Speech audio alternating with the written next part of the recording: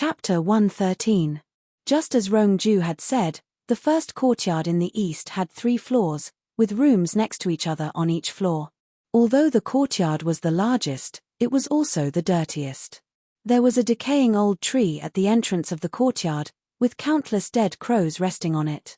Each of the crows had an eyeball in its mouth, which was rolling around crazily, scanning the surroundings for abnormalities.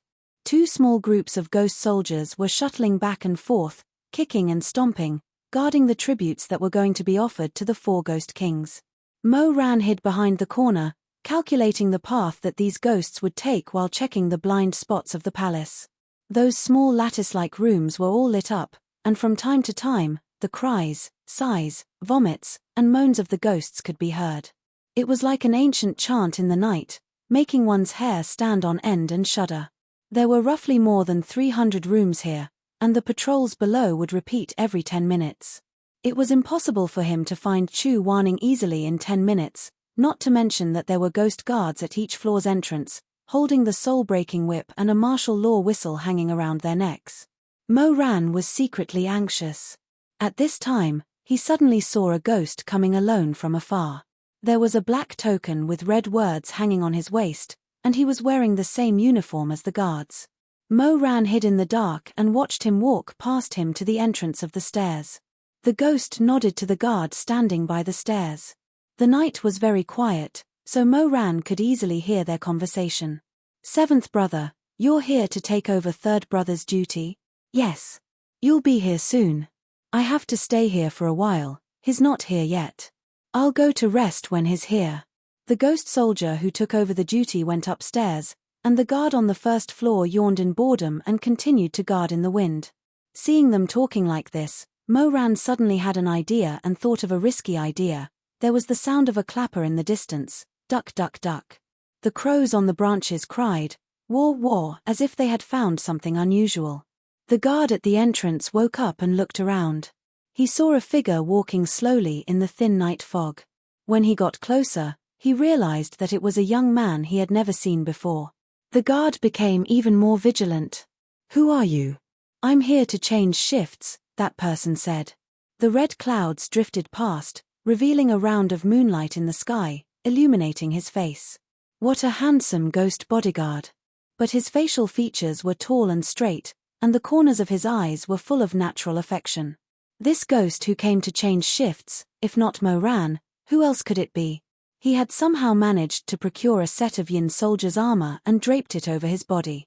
The black and red medallion hanging from his waist swayed back and forth, while the martial law whistle hung in front of his chest, emanating a cold silver glow. The guard said, "I've never seen you before." "A newcomer." The guard held out his hand skeptically. "A badge." Mo Ran removed the tag and handed it to him. His face was calm and collected, but his heart was tense to the extreme. Fortunately, the guard looked at the medallion many times and didn't find anything wrong with it. He was too lazy to care about it, so he patted his shoulder and said, "Then I'll leave the rest of the night to you. I'm going home. Senior, take care." The greeting of Senior made the ghost laugh strangely. It waved its hand and said, "Good lad. Goodbye, goodbye." "Hey. Senior, wait a minute. What's wrong?" The guard turned around. Mo Ran smiled and asked naturally, "How many people with the surname Chu are in this batch of tributes?" The ghost guard was a little wary. "Why do you ask?" "I'm helping Mr. Chu of Shunfeng Restaurant ask." Mo Ran said, "He has a distant relative who said that he also came down. But Shunfeng Restaurant couldn't find him, so I don't know if he's here." Sure enough, Chuzun's reputation was somewhat intimidating. The guard hesitated for a moment and pointed to the 2nd floor. "The 3 rooms in the innermost part all have the surname Chu. You can go and have a look." Mo Ran smiled and said, "Thank you for your advice." "You're welcome." The senior was very stupid. "It's my pleasure." After the guard finished speaking, he walked away leisurely while humming a song. When he passed by the corner, he didn't find that his real colleague who was supposed to change shifts with him had already been tied up by the binding spell and thrown into the gutter. The poor ghost's armor was stripped off, revealing only a thin layer of clothing. His eyes were full of anger, but his mouth was completely blocked, so he couldn't even make a sound. He could only sulk. Mo Ran didn't trust Rongju. Although the tributes who failed to be selected were locked up in groups in the side hall without anyone watching over them, and only a binding spell enchantment was cast on the outside, there might be ghost soldiers patrolling. With Rongju's hatred for him, he would definitely expose his whereabouts. There was no time to lose, so he had to end this quickly. Mo Ran stood there for a while, waiting for the wave of soldiers to pass by, and then immediately went straight to the second floor.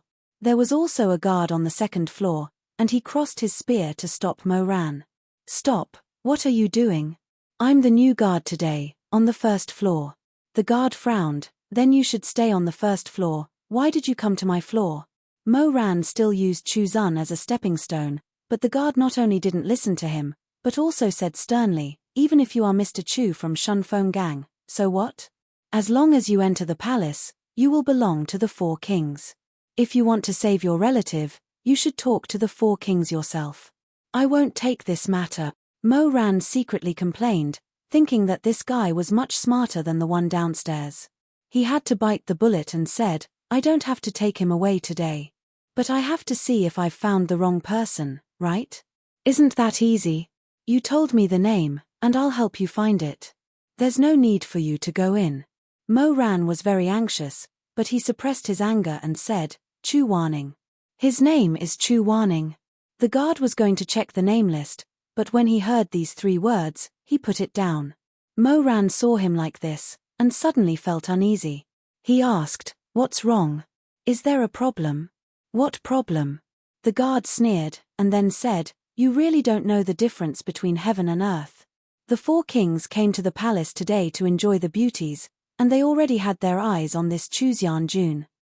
If it wasn't for the fact that this person's first 7 days haven't passed and his 3 souls haven't been fully gathered yet, he would have been presented to the Ghost Kings tonight. You want him from me? Tell me, what's the problem?"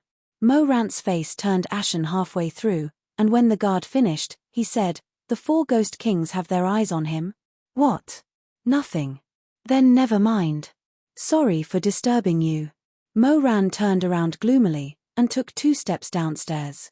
Before the guard could react, the Shunwu saw a ghost in his hand, and he suddenly turned around and strangled the guard's neck. The red light was blinding, and it flashed. The so-called Shunwu could hurt ghosts and kill gods. The guard only had time to see the scarlet-red willow leaves fluttering in front of him, and hear the young man angrily say, "You really think I don't dare to steal people from the Ghost King?" Then his mind scattered, and he fainted on the ground. Mo Ran raised his hand to cast a spell, and tied him up tightly. He also sealed his mouth, kicked him to the side, and impatiently ran to the end of the corridor. There were 3 rooms at the end, and each one was a lonely soul with the surname Chu. But Mo Ran didn't know why, but he felt something in his heart. He didn't even know why he felt this strange feeling, and he pushed open the door with a bang. Because he ran too fast, he was panting slightly, and stood in front of the second room. He was panting, and a strand of fine black hair fell in front of his eyes. He forgot to brush it away, and just stared at the inside. Rongju was right. This was a single room about the same size as the beast cage, and the 4 walls were bleak, and everything was grey like death. Only the person inside looked very warm, like a flame in the vast expanse of cold white. Not every tribute was bound. At the very least, Chu Warning wasn't. Maybe because he had been chosen by the 4 kings, the guards didn't dare to offend him, and even the floor of his room was covered with a snow-white animal skin blanket, thick and soft, like a new snow in the middle of winter. Chu Warning was sleeping soundly on the blanket. This person seemed to be brave, but in fact, he was always a little uneasy, and this was most obvious when he was sleeping. He always had a habit of curling up his body, making himself very small. It seemed like he was trying to warm himself up, but also like he was afraid of taking up someone's space. This thin person looked a little pitiful. This soul was different from the human soul, there was no blood on his face, and he was handsome. He also changed his clothes, wearing a bright red silk robe like the sunset, a wide robe with large sleeves, with dragons and phoenixes, and golden butterflies dancing. Mo Ran almost staggered forward, kneeled down beside him, and reached out a trembling hand to touch Chu Warning's face. "Warning, He didn't blurt out master, but the two words that he was used to calling him in the last period of his previous life. The blood sea of hatred, deep into the bones. Chu Wanning was carried up by him, and he was dizzy, and only woke up after a long time. When he opened his eyes, he saw himself leaning in Mo Rant's arms, and the young man's face in front of him, which was still young, had never been so concerned. He felt that this might be a dream, so he frowned, sighed for a while, and closed his eyes again. Master. Someone called him by his ear. This time, it was not Wanning. Master. Master. Chu Wanning suddenly opened his phoenix eyes. Although his expression didn't change, his fingertips betrayed him, and began to tremble slightly. In the next moment, Mo Ran grabbed his hand and put it on his face, crying and laughing, such handsome features, but under love, he became so embarrassed and lost his composure. Master. He choked, looking at him without blinking, as if he couldn't say anything, and could only keep repeating, Master. Chu Wanning was hugged tightly by him, and finally came back to his senses, subconsciously feeling that something was wrong, so he broke free from Mo Ran, got up, and glared at him. For a long time, he didn't say a word. Suddenly, he was furious. Before Mo Ran could react, Chu Wanning pulled his hand away, and then slapped Mo Ran's face, his black eyebrows raised angrily, and swords were drawn. Bastard, how did you die too? Mo Ran opened his mouth and was about to explain when he suddenly saw that under the hazy moonlight, although Chu Wanning was angry, her eyes under her long eyelashes were filled with forbearance, sadness, and unwillingness. There seemed to be boundless water that would shatter at the slightest touch. After he finished cursing, he bit his lower lip, trying to hold back those sobs that made him feel humiliated and embarrassed. Some people, when they had a wound, would want to tie their hands behind their backs and let the whole world know that they were injured. But some people were proud and arrogant. Those grievances and pain, even if it made their throats full of blood, would be swallowed, and would not tell others. If he didn't say, Mo Ran didn't know before. Now that he knew, he only felt heartache. He wanted to hug Chu Wanning. But Chu Wanning pushed him away, and said hoarsely, Get lost. Chu Wanning turned his face, a layer of coldness covering 10,000 heavy injuries. You died at such a young age, what face do you have to see me? Shizun, get out. Chu Wanning turned his face even more. Our master-disciple relationship is broken. I, Chu Wanning, do not accept trash who die in their prime. Die in their prime. Mo Ran was originally sad, but when he heard him reprimand him so seriously, he suddenly felt his heart warm, as if spring water was gurgling out. He patted his forehead with his hand and then covered his eyes. He couldn't help but smile bitterly and bitterly.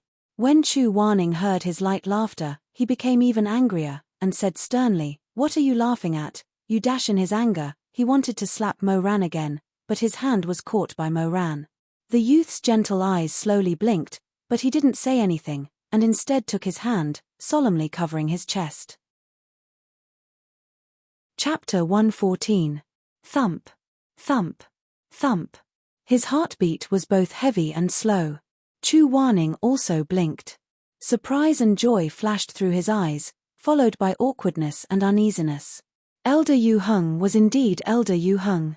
After 10 years of being as cold as a day, he was calmer than anyone else when it came to cleaning up his face. Very quickly, he restrained his excessive emotions, as if the person who was disappointed and angry at Mo Ran just now was not him. Since you're not dead, why did you come down? As soon as these words left his mouth, Chu Wanning regretted them. Looking at Mo Ran's appearance, it was true that he had come to save him. But if Mo Ran had personally said these words to him, Chu Wanning felt that his heart would have stopped beating and he would have been thrown into chaos.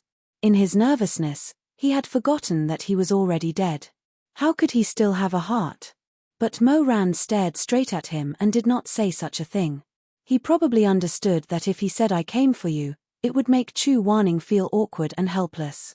So he muttered to himself for a moment, then finally pursed his lips. Instead, he lowered his eyelashes and asked gently, Shizun, guess why I came down? You came down to look for trouble. When did Shizun change his name to uneasiness? Mo Ran laughed. You didn't even tell me. Chu Wanning seemed to be pricked by his gentleness, which he had never shown before. He quickly withdrew his hand, embarrassed and angry. Nonsense, How impudent. Mo Ran finally discovered a secret. He realized that Chu Wning's anger was just a facade. This person was too awkward. He would rather cover his face with this baring and brandishing of claws and fangs, covering all the waves below, whether they were gentle, happy, bashful, or sad. So stupid. Chu Wning was stupid. He had worn a mask his entire life and did not find it tiring. He was also stupid. He had only realized it after living 2 lifetimes. But after saying these words, the atmosphere was no longer as heavy as before.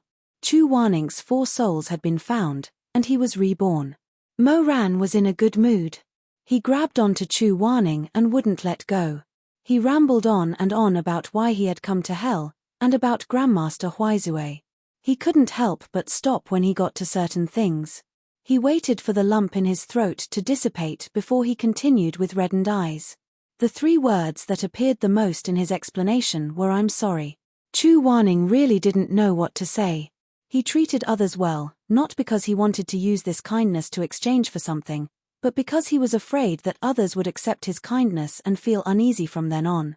In fact, he was afraid that his hot-blooded heart and lungs would be casually put aside by the other party, and would cool down.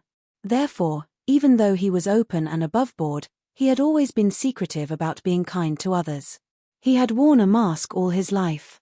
But one day, the person he liked reached out her hand and plucked the thick ink of anger from his face, as if she had plucked off his crab shell. He stood there in a daze, suddenly not knowing what to do. While he was lost in thought, Mo Ran had already knelt down in front of him, one hand still holding onto his hand, as if he was afraid that he would disappear. Chu Waning had an absurd and shameful thought for a moment. This disciple of his had always been bold and reckless, and he didn't play by the rules. He suddenly felt that Mo Ran wanted to do something when he suddenly held his hand and treated him like this. He was a little frightened by his own thoughts. His expression became gloomier and gloomier. He didn't know what kind of expression to face this, so he could only habitually remain aloof. But Mo Ran didn't do anything. He just held on to him like he was holding on to a lost treasure. This was the person he had abandoned in his previous life. Shizun. After letting go of all his hatred, he knelt in front of him. He was sincere, respectful, and even passionate. "I was wrong in the past. In the future, I will do whatever you say. I just want you to be well." Perhaps it was because of his deep affection, although Mo Ran was still smiling, his eyes were a little wet. "Come back with me." "Okay." Chu Waning didn't speak. His face was as calm as water, but his heart was burning. "Shizun." The youth's voice was very gentle, soft, and carried some lingering charm of youth. When Mo Ran hated someone, it was true hatred. But if he wanted to treat someone well, he had to treat them well from the bottom of his heart. He had always been stubborn and extreme. "Come back with me. Promise me, okay?" Chu Waning still didn't move. He only looked at him lightly, thinking about something. Mo Ran was afraid that he would be unhappy, so although he was sad, he still had a smile on his face. He tried his best not to embarrass himself and make things difficult for his Shizun. He pulled his hand and shook it, teasing him, "If Shizun is willing, just nod your head." Mo Ran was afraid that he wouldn't nod his head, so he thought about it and said, "I'll count to 3, okay? If Shizun doesn't say anything, I'll take it that you agree." Mo Ran said uneasily but gently. After a pause, he slowly counted. 1, 2, 3. But Chu Waning was like a person who had been frozen for a long time. When he was suddenly put into warm water, he didn't feel warm, but pain. In the past, no one cared about him, so he didn't feel uncomfortable when he was cold. However, once someone treated him well and wrapped him up in warmth, he finally had the right to feel pain. Suddenly, every inch of his flesh and blood hurt, and every inch of his skin was chapped and cracked. Only then did he feel the pain. His fingertips trembled slightly in Mo Ran's gradually sweaty palm. When Mo Ran saw that he didn't say anything, he became more and more nervous. He was afraid that he was disheartened and didn't want to return to the world of the living. But he didn't dare to move. He was afraid that if he moved, Chu Waning would abandon him and leave. He maintained a warm smile and said, "I counted too quickly just now. You probably weren't ready. I'll count again. 1, 2, 3. Chu warning, Mo Rant's Adam's apple moved. He was also trembling. He was almost smiling as he begged, Shizun, did you hear that? Chu warning's phoenix eyes finally seemed to have some spirit, but he still looked blank. He stared at Mo Rant's face without any expression. I'll count again slowly. I'm afraid you can't hear me. Mo Ran said, 1, 2, 3. I'll count one last time. 1, 2, 3. Really, this is the last time. 1, 2, 3. Chu Wen seemed to emotionlessly look at the person kneeling in front of her, counting 1, 2, 3, 3, 3 like a fool, as if repeating this over and over again could turn back time, make withered trees bloom, and bring old friends back to life. The disciple in front of him stubbornly counted. It was as if he was counting his sins and counting how well his Shizun had treated him. When he reached the end of the count, his voice was trembling and his smile was panicked. Shizun. Mo Ran looked up. His eyes were red, but he had already caused Chu Warning to be in such a state. He didn't want to cry in front of Chu Warning, who was sober, and make his Shizun sad. So he endured it and continued to smile as he negotiated with him in a relaxed tone. I'll count one more time. Just pay attention to me, okay? Chu Warning felt as if her heart was being stabbed by a knife by his sudden pleading. He was almost trembling as he tried to pull his hand away from Mo Rant's fingertips. But this time, Mo Ran held him tightly and wouldn't let go no matter what he said. The young man stared at him firmly and slowly without blinking. He was as stubborn as a dog. He said, 1, 2, all of a sudden, a flurry of footsteps, shouts, and curses could be heard coming from the outside. Chu Warning raised her head and gazed into the distance, only to see a sea of lanterns burning brightly downstairs. An army of Yin soldiers was rushing straight towards them. Rongju finally found the opportunity to tell. Over there. Upstairs. Upstairs. Catch that little thief. This is rebellion. This is rebellion. The world was turned upside down in panic. Torches and ghosts rolled in from afar like a tide, wanting to devour the two of them and throw them into the infernal hell, never to be reincarnated. Mo Ran didn't look back. At that moment, he held Chu Warning's hand and suddenly felt very calm. Although Chu Warning wasn't his lover, he was someone he loved, respected, loved him, and treated him well. He looked at him, his heart was calm. Chu Warning scolded him, "Are you out of your mind? What are you still standing there for?" As he spoke, he grabbed Mo Rant's hand and pulled him up from the ground. Under the flickering lights, his eyes were burning, no different from when he was alive. Chu Warning frowned and said angrily, "Let's go." Mo Ran was stunned. Us? Chu Warning was furious. Who else could it be? Mo Ran was in a daze. He trembled and closed his eyes, then opened them again. Then, he suddenly smiled. That smile was very beautiful. His eyes were still stained with mist, like a flower dipped in dew, beautiful and boundless. He finally breathed a sigh of relief and tightly held Chu Warning's fingers. 10 fingers intertwined. He pressed against Chu Warning's forehead and said softly and solemnly, 3. What 3? Let's go. Mo Ran finally turned around when he saw the endless horde of ghosts chasing after them. He exclaimed in panic, "Master, create a barrier to block them off first. Then I'll send you into the spirit guiding lamp." "It won't." "What?" Mo Ran was dumbstruck. Chu Warning's face was cold, but he was still a little embarrassed. He said angrily, "If I still had my mana, how could I be trapped in this broken cage? Come on." Chu Warning's soul was missing cultivation. Because the soul was kept in the spirit guiding lamp, it was necessary to chant an incantation without being disturbed. Although it did not take long, it was impossible in the current situation. Mo Ran could only pull Chu Warning and run. Fortunately, although Chu Warning had lost his cultivation, he still had his skills. He would not be a burden to Mo Ran. The two of them ran, and behind them was an endless stream of ghost soldiers. When they reached the entrance of the main hall, Chu Warning asked, "Do you know the way?" Mo Ran said, "No, I don't." Chu Warning. Mo Ran was not discouraged. He pointed at the tall palace wall. Go up there, you can see more clearly. Fortunately, Chu Wanning had a solid foundation in Qinggong. Even without the support of his cultivation, he could still fly over the roof and vault over the wall.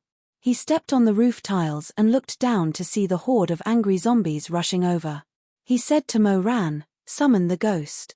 Mo Ran did as he was told. Their palms brushed against each other, and a dazzling scarlet radiance shot out like the tongue of a soaring serpent. The crimson willow leaves swayed, and the divine martial willow vines coiled around his feet. Spiritual energy over 5 miles into the Chu Kai, gather in Shongyang, and draw it down. Whoosh! Chu Wanning suddenly thought of something and added, "Don't pour in too much spiritual energy." Mo Ran was startled when he heard this, but it was too late to withdraw his power. There was a loud bang, and the moment the flying snake was flung out, heavenly fire exploded like a soaring dragon swallowing and spitting fire. It roared from Mo Ran's palm to the horde of zombies. The blazing tongue of fire almost burned the entire corridor, carrying the fire to move the starland, rising clouds out of the cauldron lake. Almost in the blink of an eye, the dozens of soldiers at the front were burned clean along with the bricks, tiles, and plant. Chu Wanning, Mo Ran, didn't I tell you to pour in less spiritual energy? Chu Wanning frowned and said angrily, "When you said that, I was all ready." Mo Ran suddenly remembered that he could not talk back to his master and had to be respectful. He resentfully shut up and said, "Master is right. Forget it." Chu Wanning flicked his sleeves, "It's my fault for speaking too late." Mo Ran was stunned. So if he wanted his master to admit defeat, he only needed to take the blame first. He blinked and could not help but laugh. Chu Wanning glanced at him. "What are you laughing at? Why are you still here?" Chapter 115. Go, go, go. Mo Ran responded. Suddenly, he thought of something and looked worried. "Shizun, I've killed so many Yin soldiers. I'm afraid the ghost realm will be finished with us." "It doesn't matter," Chu Wanning said, "the move just now won't make the opponent's soul scatter. Their souls will just be shattered, and they will gather again in a few days." Mo Ran listened carefully and saw that there were specks of soul fragments floating in the burning embers, like fireflies. Before he could look further, Chu Wanning had already pulled him and said, "Run." Behind the ruins, there was an even more furious group of soldiers running like wolves and pigs. Chu Wanning and Mo Ran ran quickly on the jade tiles. Mo Ran asked while running, "Shizun, since they won't die, they won't be able to offend the ghost realm. Why don't you let me inject more spiritual power to repel them?" Chu Wanning said coldly, "Try that move again." Although Mo Ran didn't know why he said that, he still tried it. Unexpectedly, this time, it was only a small cluster of fireworks. The ghosts seemed to be very tired, and there was no longer the momentum of swallowing the sun and moon and suppressing the mountains and rivers. The more spiritual power you inject, the more time you need to rest. Chu Wanning said, "Too much is as bad as too little. Do you remember?" "I remember." After a pause, Mo Ran said again, "Shizun. I suddenly thought of something. Guess what I thought of?" "What?" "I thought of how you taught me how to use the vine whip in the land of Peach Blossom. At that time, you were very short." Mo Ran grinned and gestured with his hand, "You didn't even reach my waist." Chu Wanning heard that and suddenly tripped. "Be careful.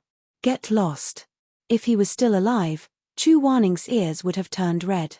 He flew into a rage out of humiliation. "You're so useless. You're comparing height with Xia Sai Ni. Why don't you compare with me?" Mo Ran smiled. He didn't want to compare himself with him. Although he had grown taller and was no longer as tall as his master back in colorful Butterfly Town, he was still on equal footing. He glanced at his Shizun from the corner of his eyes and made a mental note. He thought to himself that in a few years, when this body of his was completely developed, he would definitely pull Chu Wanning over and compare him. While the Emperor Ta was calculating, Wanya Yuheng had mixed feelings.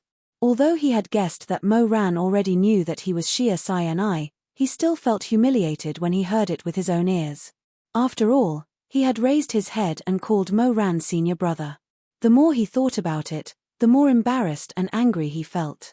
Chu Wanning ran even faster, leaving Mo Ran behind. Mo Ran knew what he was thinking, so he didn't chase after him. He only kept a distance of half a step and firmly followed behind him. They ran against the whistling night wind and looked at the man who was close by. His red clothes were like falling maple leaves and flowing clouds. The golden butterfly embroidery on his robe was vivid and lifelike. As the robe flowed, it became brighter and brighter. A trace of bittersweet satisfaction suddenly rose in his heart. At this moment, he was grateful that he could still see Chu Wen-ning, and that he could still receive Chu Wen-ning's guidance like before. In a few more years, if everything went smoothly, he could still lower half of his head.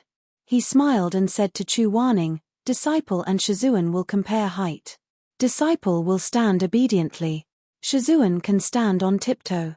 His heart was very, very warm. He only thought that the heavens really treated him well. Not everyone could have the chance to start over after making a mistake, and not everyone could be tolerant and forgiven when they were hurt. His Shizun was a person with a cold face but a warm heart. He actually took so long to find out.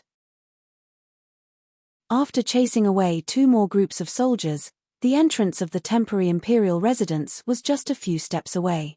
Looking back, those soldiers had been left far behind and could no longer catch up to them. Mo Ran slightly sighed in relief. However, before he could relax, he heard a sudden clap of thunder in front of him. In the midst of the thunder and fire, a huge palanquin appeared. 8 muscular warriors knelt on the palanquin and carried it steadily. A slightly fat man with long hair and wrapped in a white fur coat lay on the palanquin. He had 2 beauties in each of his arms. One was massaging his shoulders, and the other was feeding him cherry fruits. Although this pot-bellied man was a soul, he had already cultivated a physical body. Therefore, he ate the fruits like a living person, not just for the taste. The man licked his lips, pinched the beauty's chin, and kissed her. Then, he looked up at Chu Wen-ning and Mo Ran and sneered. "This is really not good. Someone actually dares to snatch the treasure that this king has taken a fancy to." As he spoke, he said leisurely, "Little immortal, who gave you the guts?" Chu Wen-ning's face was ashen, and his expression was extremely ugly. He was actually called a treasure by such a greasy and lecherous ghost in front of Mo Ran. If he still had his magical power, Heaven's Inquisition would have already shredded this bastard into pieces. Mo Ran's face was also ugly, but he knew that his current cultivation level was not enough to protect Chu Wen-ning and fight with the Ghost Kings at the same time. Therefore, he could only talk.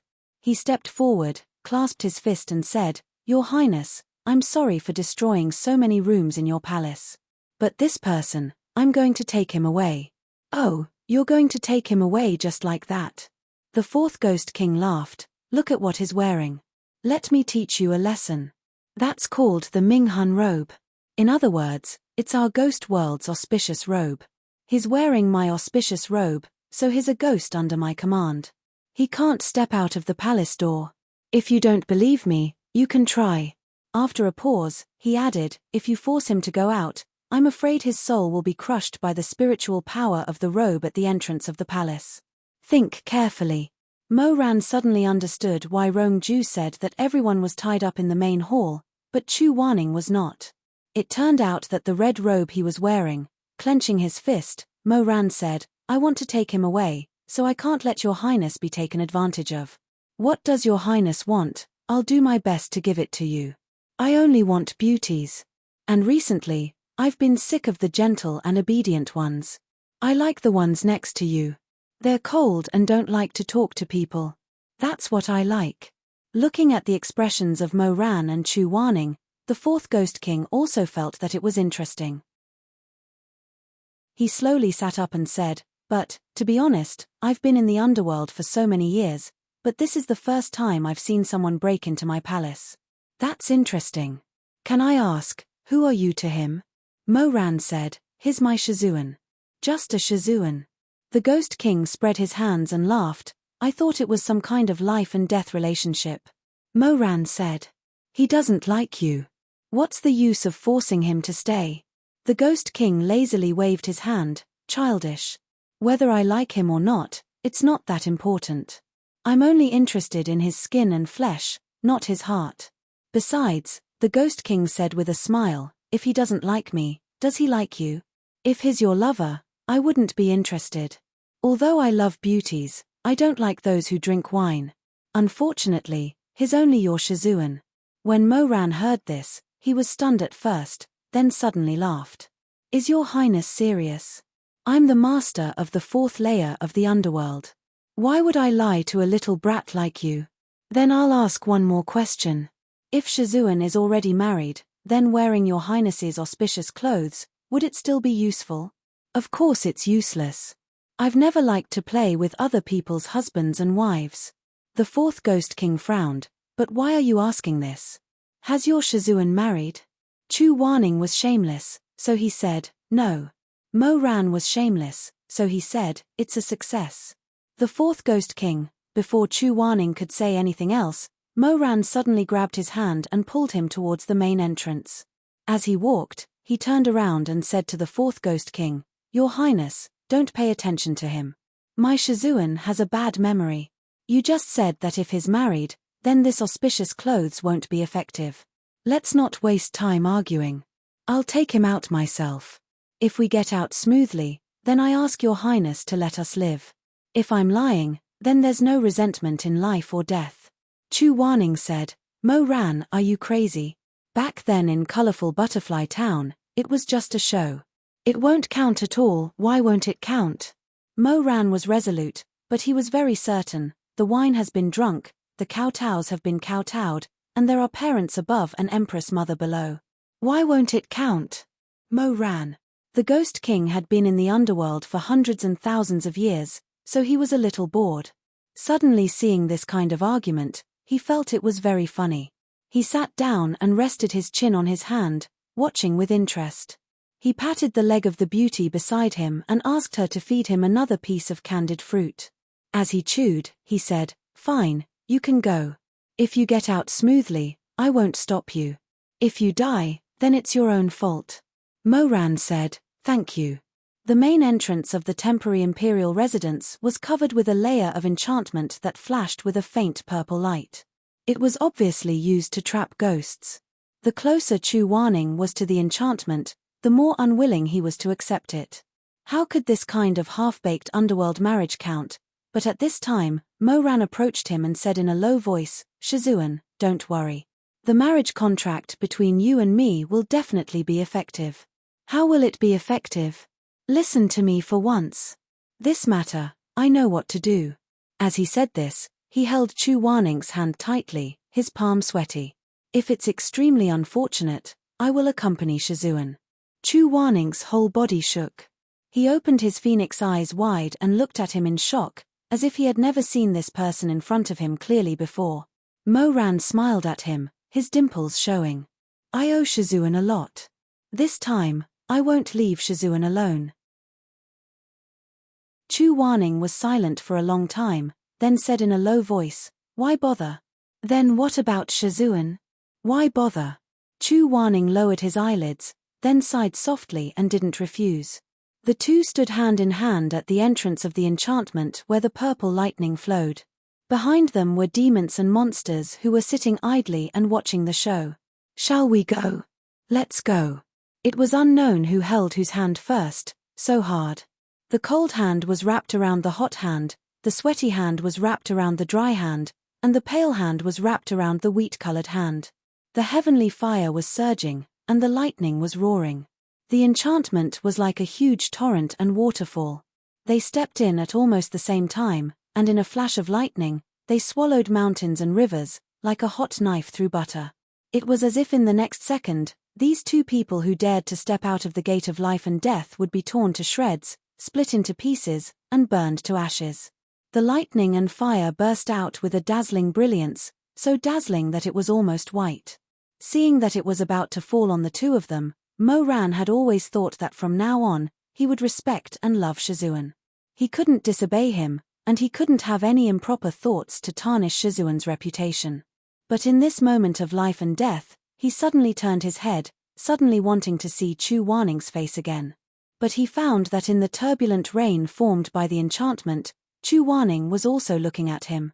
Those phoenix eyes used to be fierce, resolute, regretful, abhorrent, and patient, But at this moment, it was as if everything was about to be extinguished. Also, he didn't know if it was just his imagination. There was also affection. Mo Ran had never seen Chu Waning's eyes like this. His head buzzed with a roar, and he felt that the city walls and buildings were collapsing. Suddenly, there was a warm feeling of love in his chest, breaking through the solid grayish-black rock layer and breaking out of the ground. He didn't even have time to think about what kind of feeling it was. He only felt that his heart was boiling, and his blood was boiling. In the midst of thunder and lightning, he reached out his hand without hesitation and hugged Chu Waning tightly in his arms. His frantic heartbeat hit his trembling soul. His chest hit his chest. Before he went to the ghost realm, he didn't have the idea of dying together with Chu Waning. He always felt that the person he loved was Shamai. If he wanted to live and die together, it could only be with Shamai. But when the calamity of death really came, he couldn't help but think and held him in his arms, as if he wanted to rub the other's flesh and blood into his own flesh and hide his soul into his own soul. Chu Waning. I'll be with you. Aya. I didn't expect it to be a pair of ill-fated mandarin ducks. Suddenly, a leisurely joking voice sounded in his ears. This king actually caught the wrong ghost. Is this immortal monarch really a married soul with a master? Mo Ran suddenly opened his eyes. The thunder and lightning that should have torn them to pieces had unknowingly turned into thousands of dandelions, dancing and fluttering around them, drifting back to the snow. The four ghost kings stood up with a smile and stood not far from the palace gate. They slowly clapped their hands. I've been bored for hundreds of years, but today I've seen a good show. Chu Waning. Mo Ran hadn't returned to his senses yet. His head was still dizzy. He looked at the four ghost kings, then turned to look at the person in his arms. He suddenly realized that it was inappropriate for him to hug his master like this, so he hurriedly withdrew his hands. Chu Waning also returned to his senses from his daze. He turned his face, and it was unknown what kind of expression he had on his face. After a while, he tidied up his clothes and stood to the side without saying a word. In order to break the awkwardness, Mo Ran raised his head and asked the four ghost kings, "How was it? I didn't lie to the king, right?" No. The four ghost kings shook their heads with a smile that wasn't a smile. Day after day, how long has it been since I've seen such a lively scene? All right, since you let me see a good show, you can go on your own. This king has so many beauties, I don't lack a married soul. Mo Ran immediately felt relieved. He thought, these four kings are much more magnanimous than the ninth king that Shizun met before. Although he's a pervert, he's a man of his word and has the appearance of a king. With this thought, he pulled Chu Waning and was about to leave. Unexpectedly, at this time, the clouds in the sky drifted away. The moonlight shone on Mo Ran's body, quietly casting a thick black shadow. At first, the four kings didn't react. He was still smiling because he was happy to see such a rare scene. He turned around and signaled the beauty beside him to feed him another grape. The beauty's fingertips peeled off the dark purple skin of the grape and handed the sweet and sparkling flesh to the four kings. Just as the four kings were about to open his mouth, he suddenly felt that something was wrong. He suddenly turned around and shouted, "Stop!" His eyes were fixed on the shadow on the ground. His gaze moved up inch by inch, and finally fell on Mo Ran's face. "Look, what is that on the ground?" Mo Ran looked down and suddenly found that there was still a blurry shadow under his feet. The four kings' playful expression was swept away. He narrowed his long and narrow eyes, which flashed with the light of a vulture pouncing on its prey. "You, a living person, can actually go to hell?"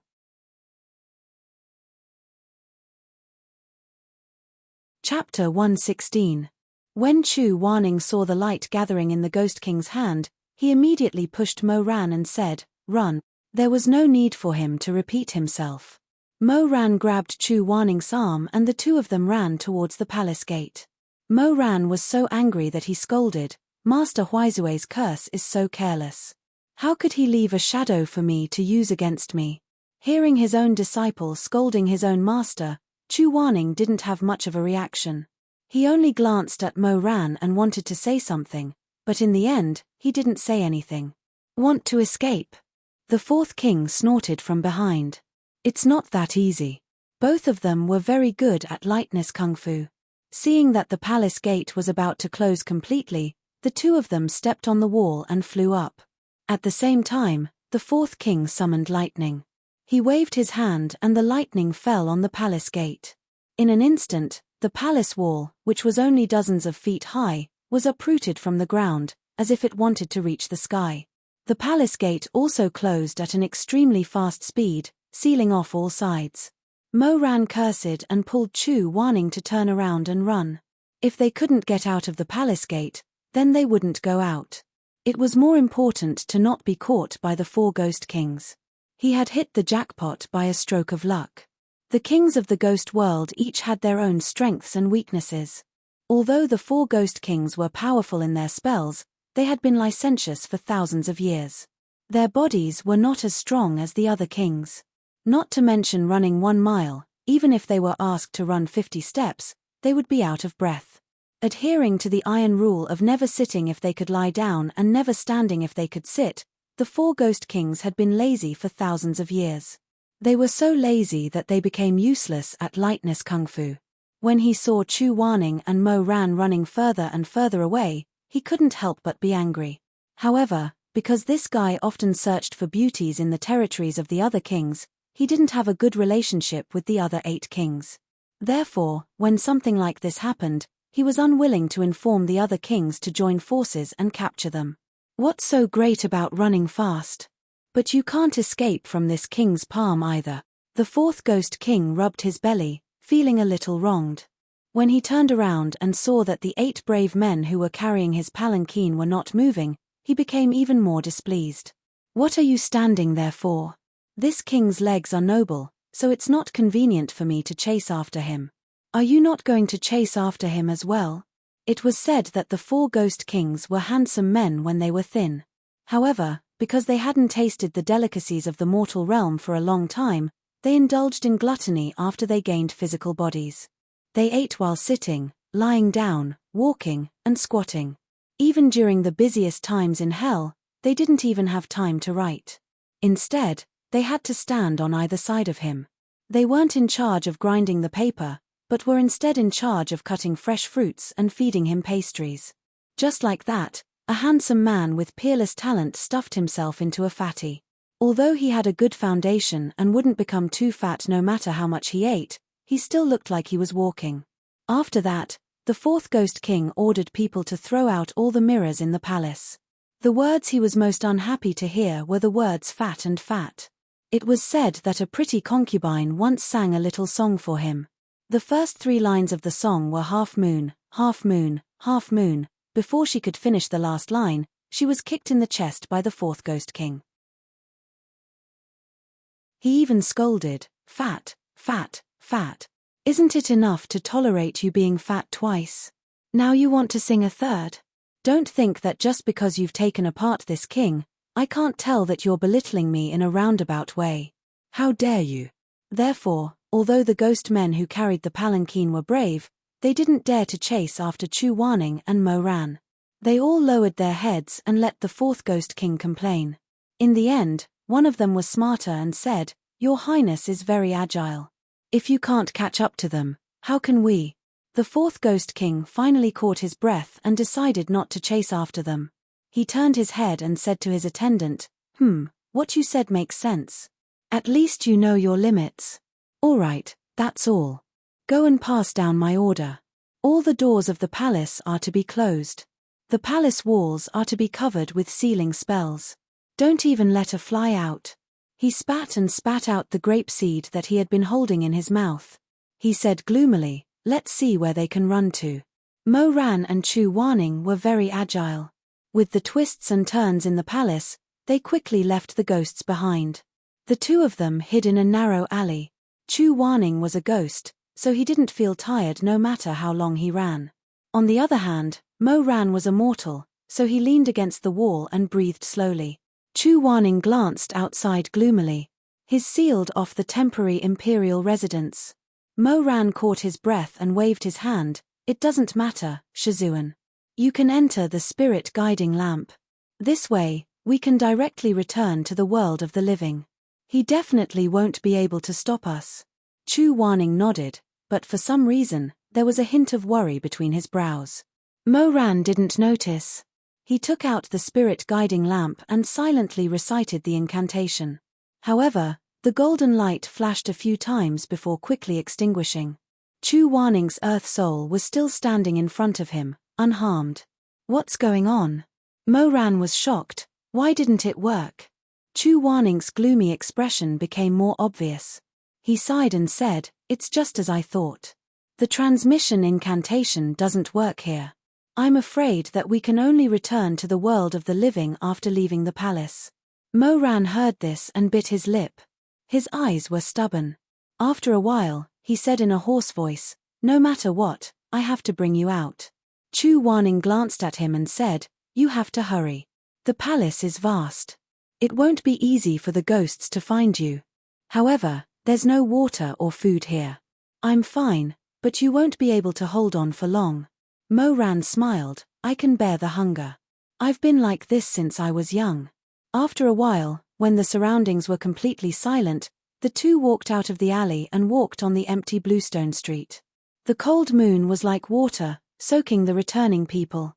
One had a shadow, the other didn't. They walked side by side. Mo Ran said, "Shizun." Earlier at the door, "I'm sorry for offending you." Chu Wanning seemed to be stunned for a moment. Then, he lowered his eyelashes and his eyes turned cold. "It's fine. The situation forced me to. My words were offensive. I'm sorry."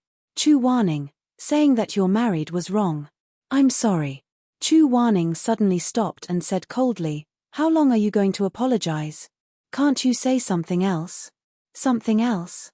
Mo Ran was stunned. He thought for a while and carefully changed his words, then, "I'm sorry." Chu Wanning flicked his sleeves and left. Poor Mo Ran didn't know that his words had made him unhappy again. But in the end, he was afraid of disturbing him and saying more would make his Shizun even more angry.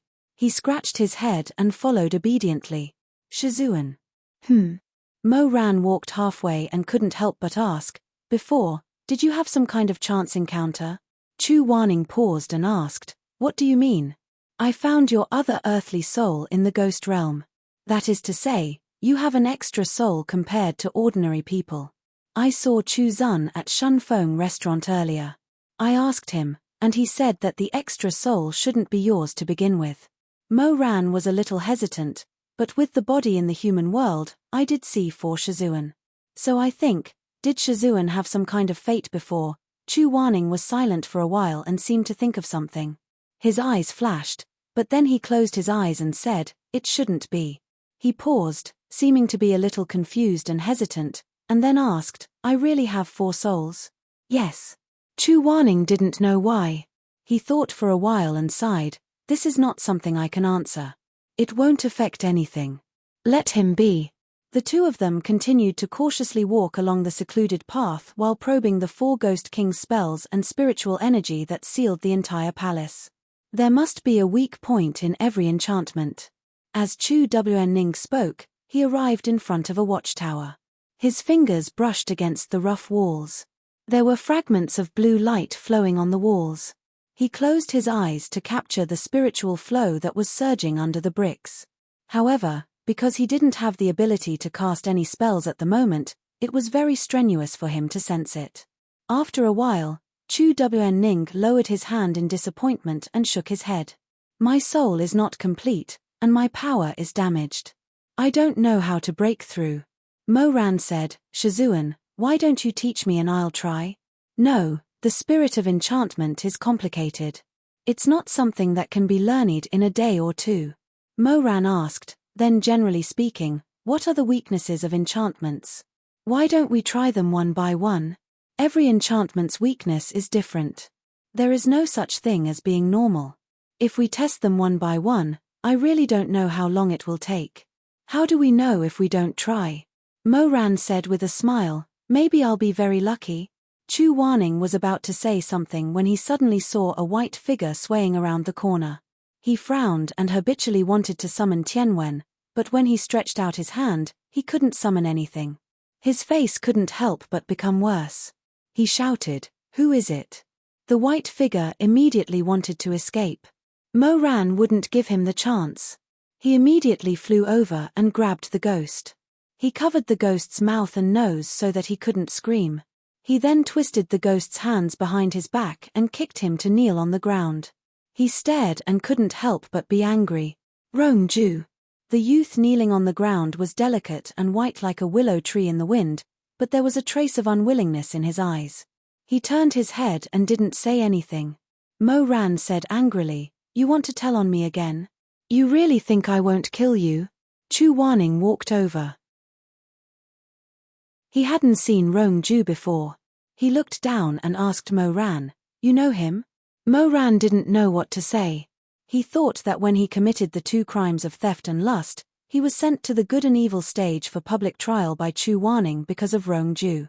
At that time, he only thought that Chu Wanning was cruel and had a deep hatred for him. But now that the old account book was laid out in front of him, he couldn't help but feel ashamed. Chu Wanning didn't feel anything strange. He only thought that this person was an old acquaintance of Mo Ran.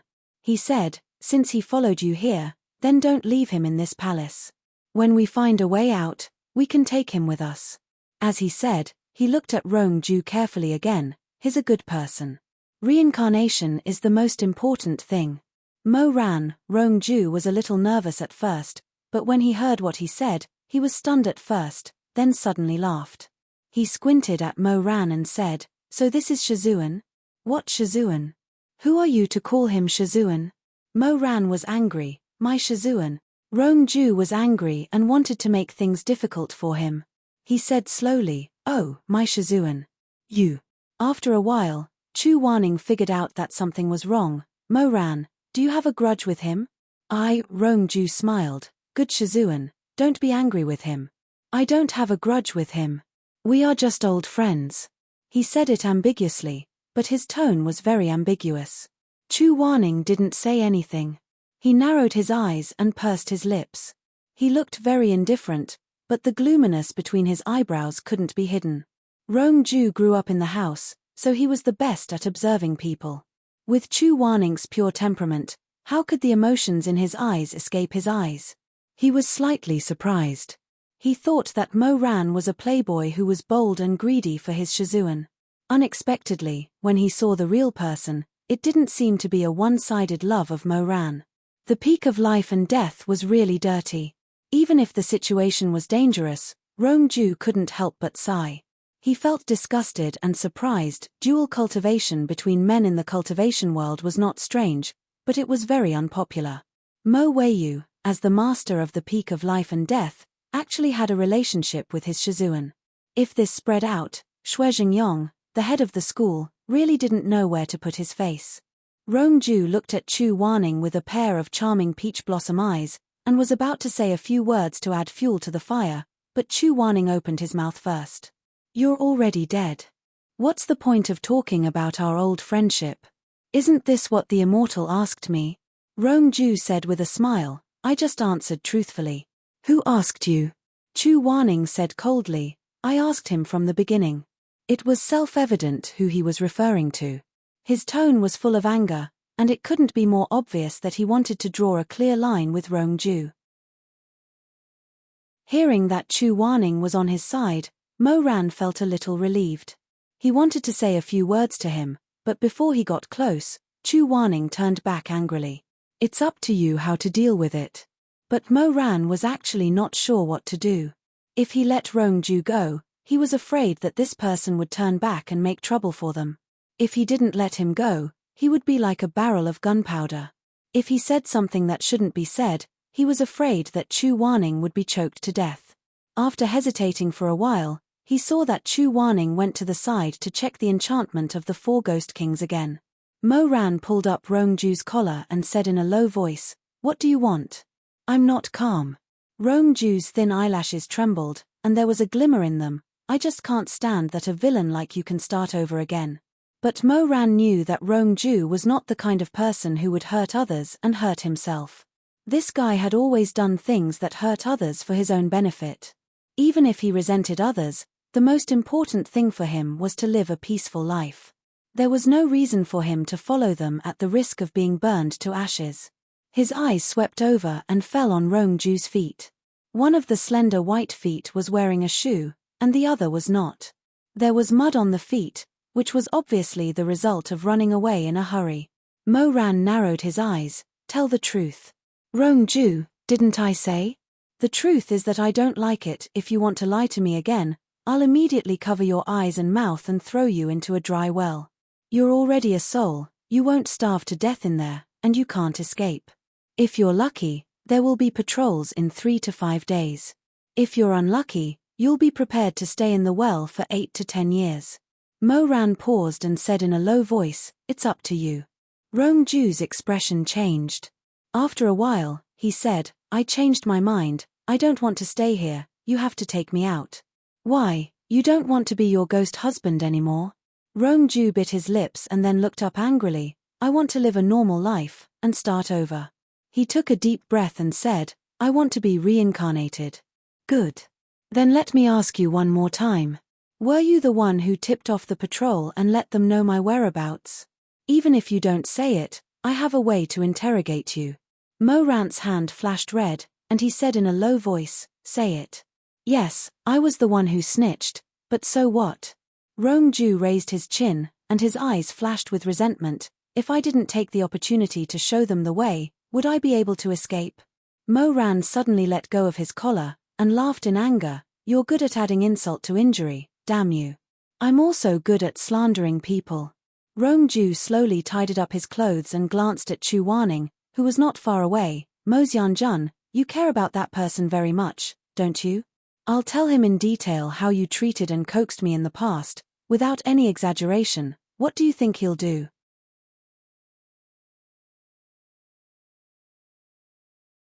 Chapter 117. What Rongju meant was that Chu Waning would definitely be upset, jealous, and unable to take it.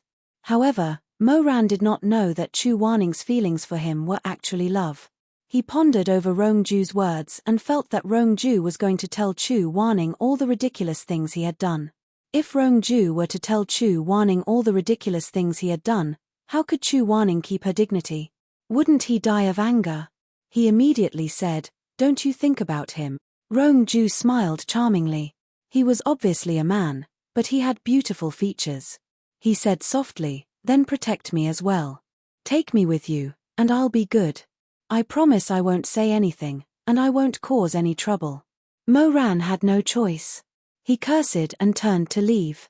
Rongju knew that he acquiesced, so he followed him happily. Mo Ran had only taken 2 steps when he suddenly turned back and pointed at Rongju with his finger. He said in a low voice, Rongju, if you don't behave yourself, I'll make sure that your soul will scatter before you even touch the well of reincarnation. Rongju looked at him flirtatiously and said, I won't offend you as long as you don't bully me. I promise I will behave. Mo Xianjun, don't you know what kind of person I am? You're my old patron. Mo Ran was disgusted by Rongju's sweet talk in his previous life. However, he could not do anything about it. He watched as Rongju walked to Chu Waning's side. He could not figure out what was going on. Was he blind?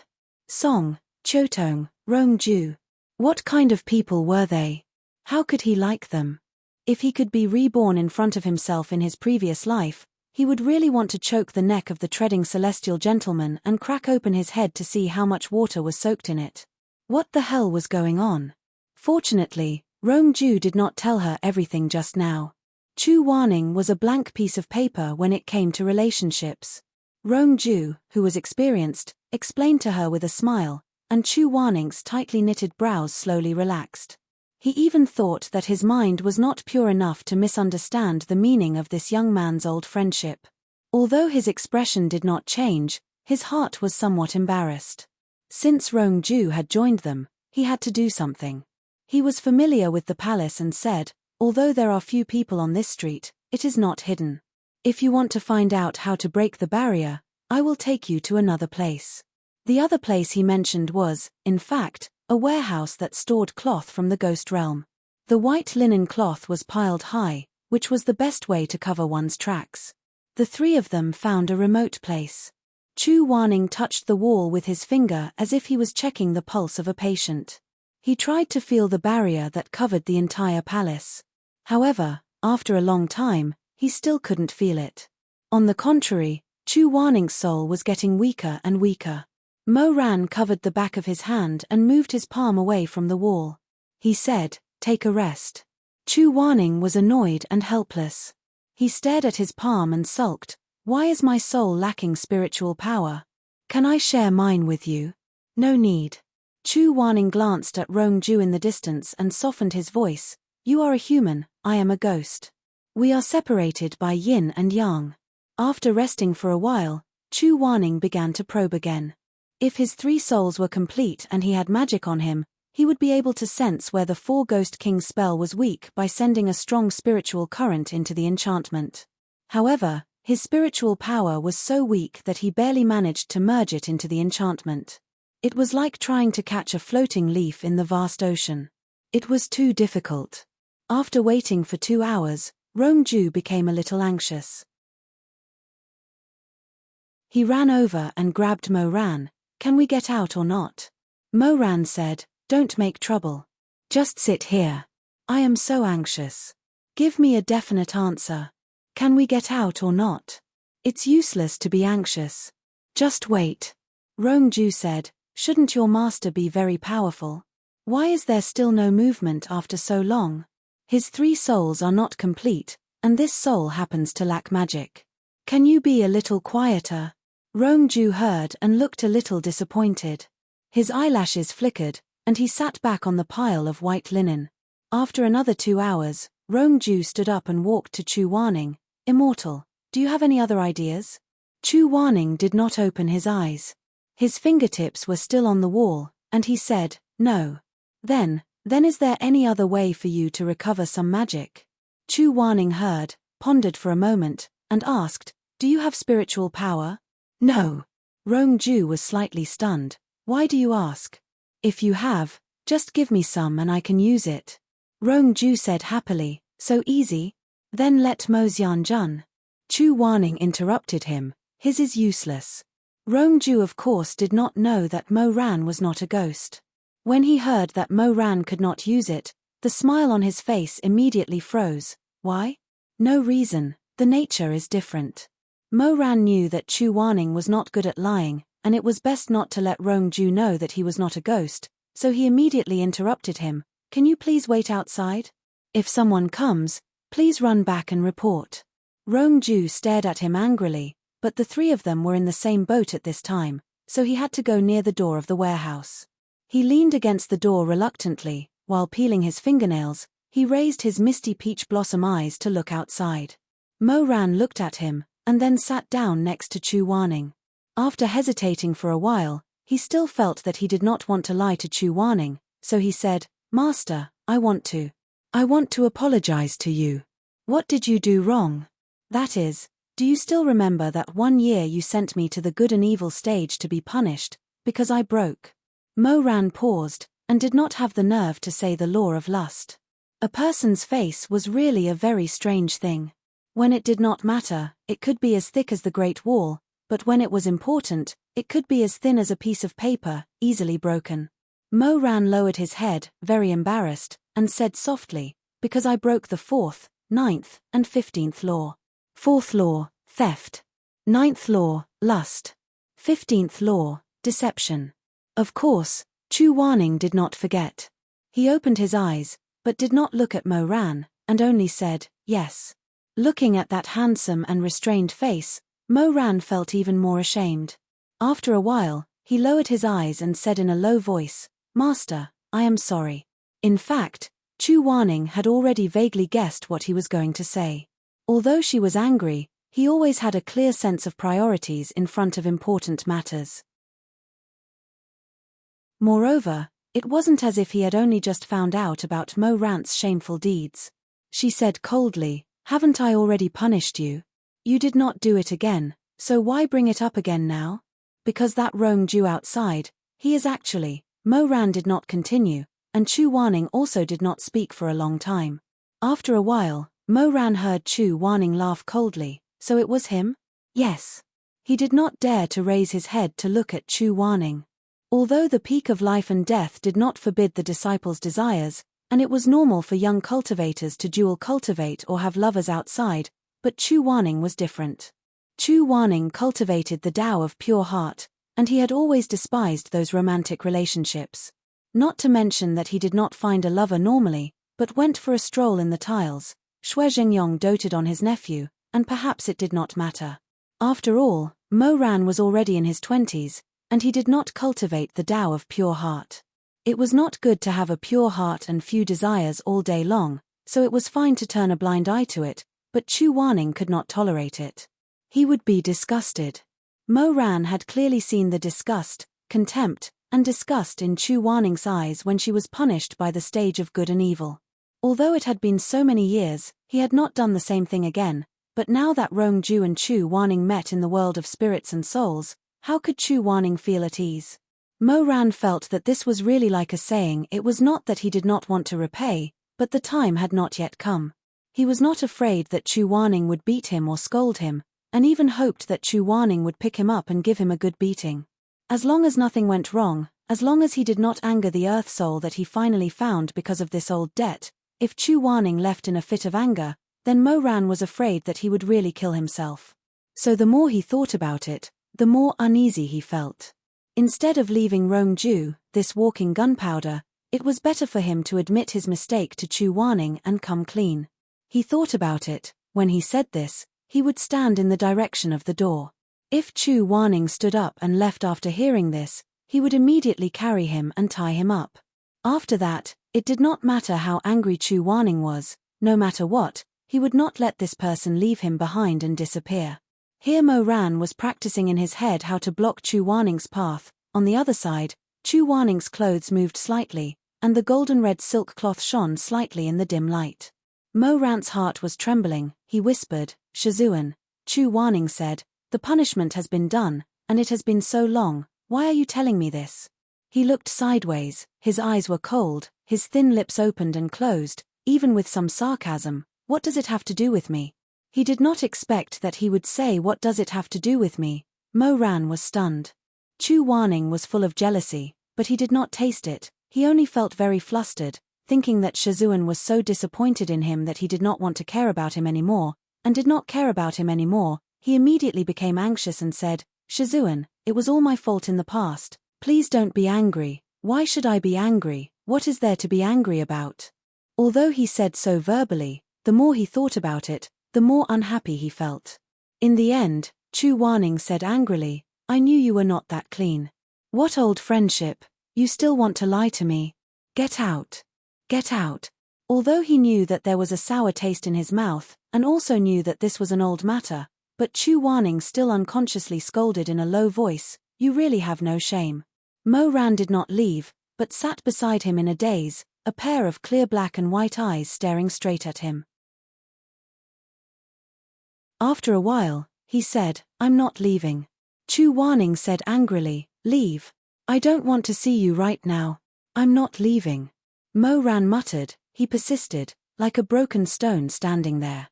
He was obviously such a hateful person, but when he looked at Chu Wanning, the rims of his eyes turned red, and in that hateful look, there was a faint trace of pity and stubbornness. "I'm afraid that if I leave, you will run away. Shizun, don't leave me behind." Chu Wanning did not know that he would think like this.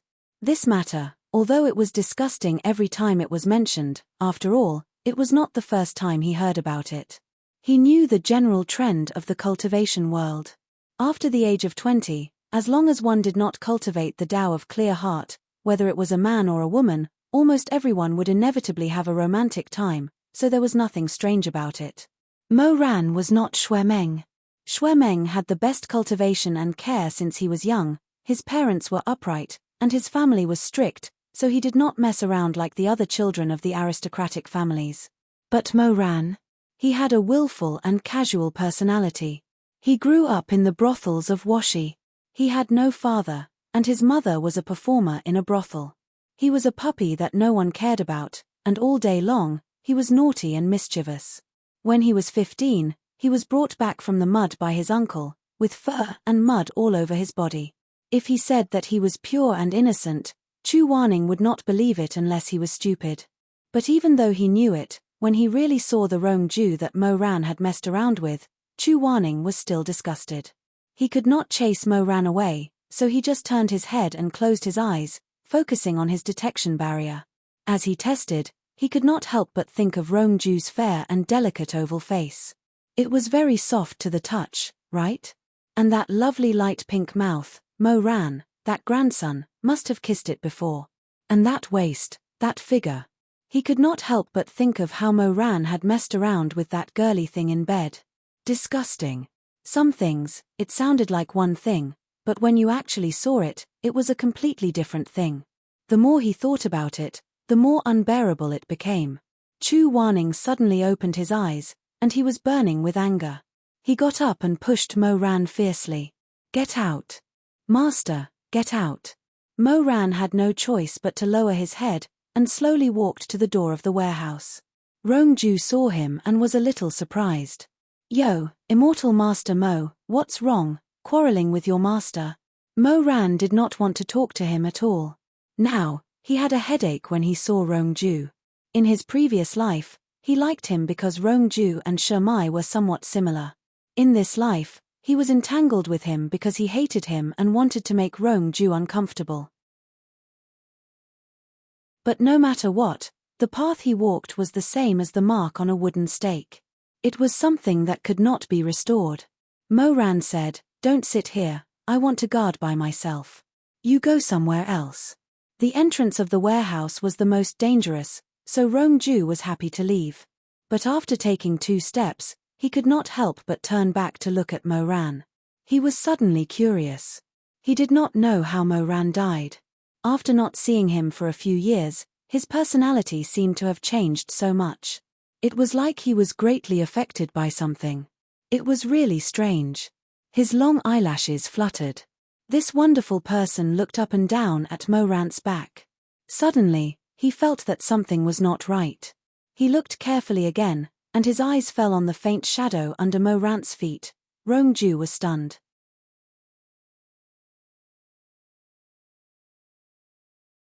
Chapter 118.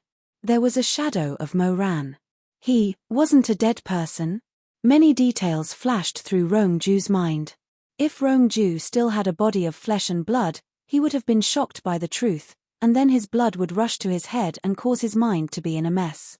Rongju stood there stiffly for a while. A person's reaction to big events was often closely related to his daily environment.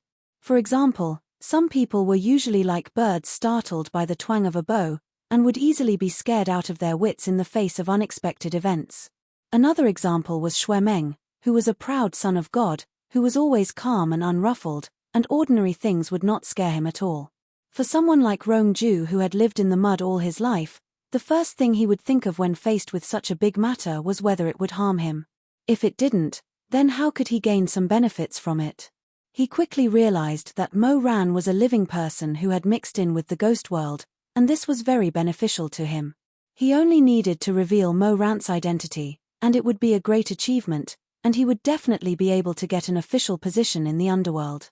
At that time, he would be able to hold his head high and be in high spirits. So what if he used his beauty to please others in life?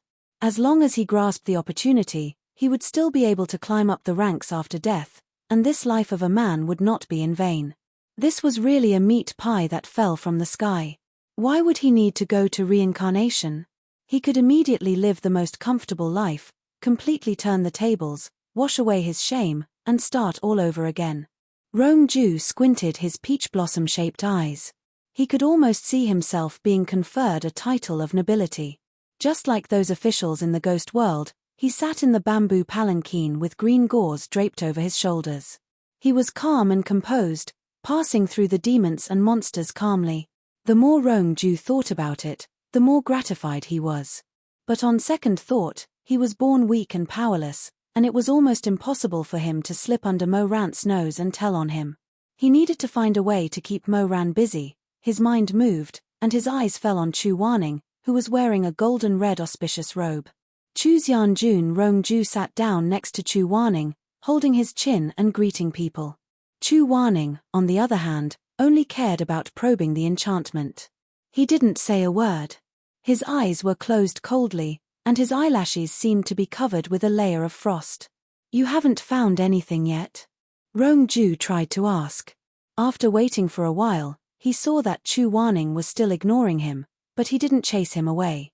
Rongju just sat there and talked for a while. Then he said softly, Chu Xianjun, actually, I didn't tell you the truth just now. I was afraid that you would look down on me and not pity me, and leave me there alone.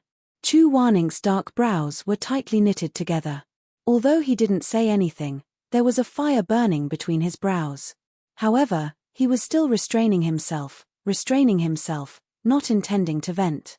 But how could this fire escape Rongju's eyes? Rongju said softly and weakly, I thought about it carefully when I was outside, and I felt that I shouldn't have lied to you. I feel very apologetic, so I came here to apologize to Immortal Monarch. His opening was really coincidental. Just like Mo Ran, he wanted to apologize. Chu Warning wasn't that disgusted at first, but when he heard Rongju's words, he finally opened his eyes gloomily. But he didn't look at Rongju. He asked coldly, which restaurant did you work in when you were alive? Rongju was stunned. You, no? He subconsciously glanced in Mo Ran's direction and thought to himself, this isn't good. That guy surnamed Mo actually didn't plan to hide it from Chu Wenning and actually confessed first.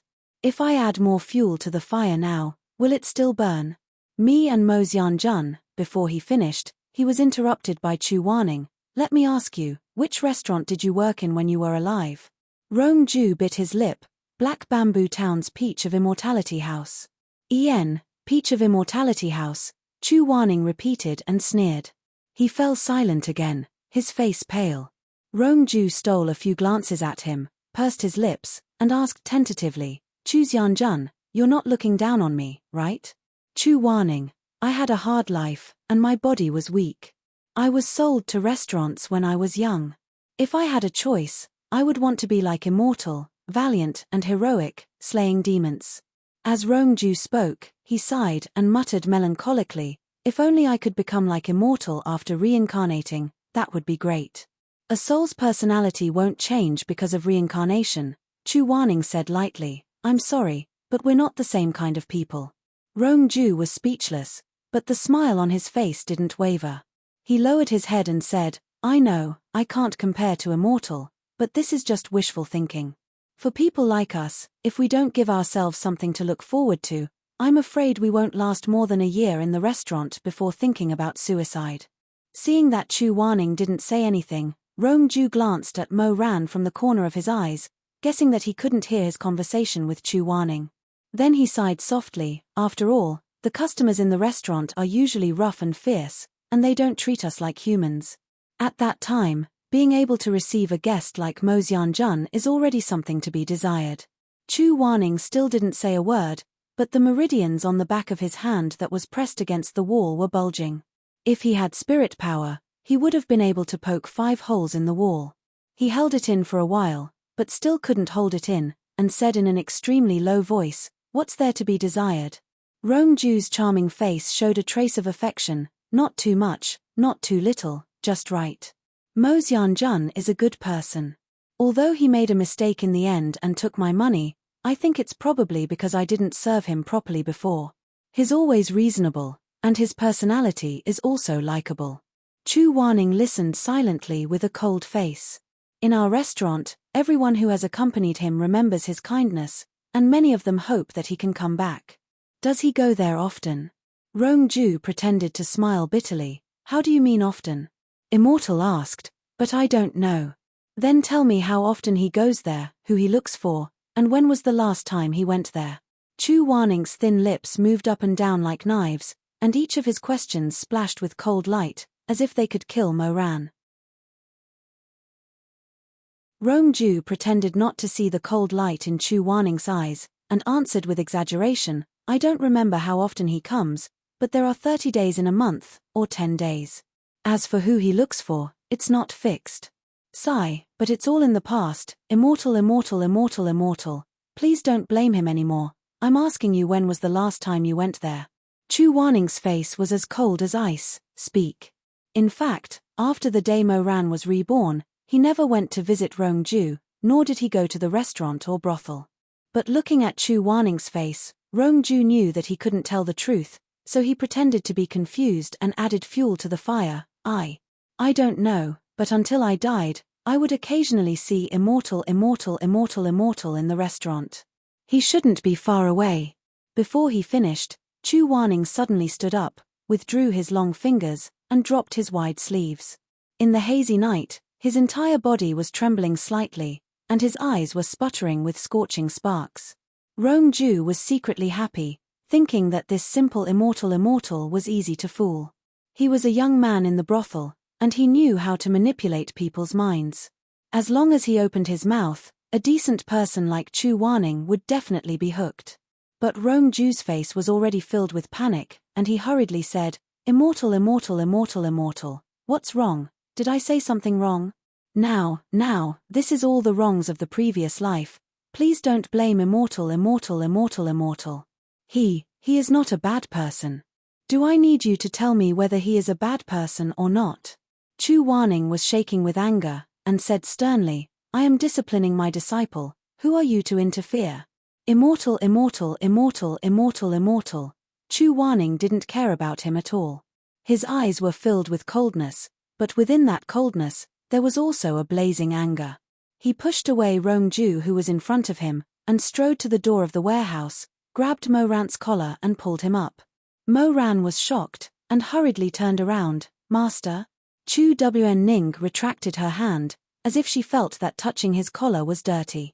He was like a cheetah waiting for an opportunity to pounce on its prey. She stared at Mo Ran's face for a long time. She was so angry that she couldn't say a word. What else could he say? The punishment from the good and evil stage did not make Mo Ran wake up. He had already admitted his mistake, but in front of him, he was pretending to be a good person. Who knew that he would secretly go to the peach-splitting house and the broken sleeve house to call for prostitutes? Mo Ran did not know that he was tricked, but he saw that Chu Waning's face was full of anger and disgust, and he was not sure if he saw wrongly, but there was also a bunch of suppressed grief. Mo Weiyu, what you said, how many words are true, and how many are false? Chu Waning's voice was hoarse, and his eyelashes were fluttering. After a long time, he said in a low voice, You really have a bad character, and it's hard to judge. This sentence was like a boulder falling into the sea, causing a huge splash. Mo Ran was shocked, and took 2 steps back, shaking his head and looking at him blankly. No, this was what Chu Waning said in his previous life because he was very disappointed in himself. Why would he say this again out of the blue? Mo Ran did not know what happened, and immediately became anxious. He wanted to speak, but was interrupted by Chu Waning.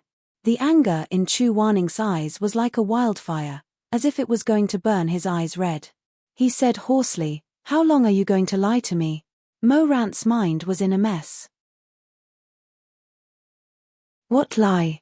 What did Chu Waning know? He had too many dirty past, and could not bring it out in public, so when he saw Chu Waning's terrifying eyes, Mo Ran did not think that it was Rongju who was behind this. Chu Waning pressed on, and Mo Weiyu kept retreating until he could no longer retreat, and his back was against the wall. Chu Waning stopped, and looked at Mo Ran's face in silence. Mo Ran heard his teacher's voice choking. Why do you want me to go back? Continue to be lied to by you, angered by you, and fooled by you? I thought you had changed for the better, Mo Ran. I thought you could be taught. I thought you had changed for the better. I thought I could teach you well. He slowly closed his eyes, and after a while, he said softly, Rotten wood cannot be carved. Teacher, get lost. Don't you understand? Chu Waning suddenly opened his eyes, which were full of coldness. Mo Weiyu, you disappoint me. How do you want me to pretend that I don't know anything, and return to the world of the living with you? Mo Ran's heart tightened, and regardless of his anger, he grabbed his wrist under his wide sleeve, shook his head, and said with tears in his eyes, Teacher, don't be angry, tell me what happened, okay? If I did anything wrong, I will change, okay? Don't drive me away. Change. Mo Ran said he would change, but did he? If he didn't meet Rongju, would he know about this? Chu Wanning was originally the calmest person, but he had a strong temper, and he was even more emotional. In addition, Rongju and Mo Ran's relationship was terrible, and Rongju acted so well, so Chu Wanning was fooled. Chu Wanning couldn't get away from Mo Ran, and in his anger, he raised his hand to summon Heaven's Inquisition, but how could he summon it? He was so angry that he was on the verge of collapse, and if he was alive, he would have vomited blood. Suddenly, a bright red light lit up, and Mo Ran called the ghost, and handed it to Chu Wanning. He knelt in front of his teacher, but his other hand was still tightly holding Chu Wanning's wrist, afraid that he would leave at any time. Mo Ran said, "Teacher, I know that I did a lot of things to make you angry, to make you sad, but after coming to the world of spirits and souls, what I said to you is all true." He raised his head, held back his tears, and looked at him. "It's all true, I didn't lie to you." Chu Wanning clenched her fists tightly. Her heart was burning with anger, but she also felt extremely uncomfortable. Mo Ran's grip on her was so strong that he could not stop trembling. He was on the verge of despair, but he refused to let go. His pain seemed to be piercing into the depths of his soul. How could he not feel it? Mo Ran said, "If teacher is unhappy, if you don't want to forgive me, then you can hit me, scold me, you can do it. If you really don't want to see me, feel that I have a bad character, and difficult to cultivate."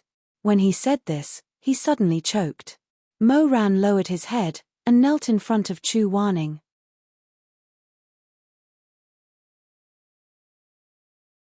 Rongju was shocked, and said, I ran because I wanted to catch the person for the fourth prince. I was the one who found the living person.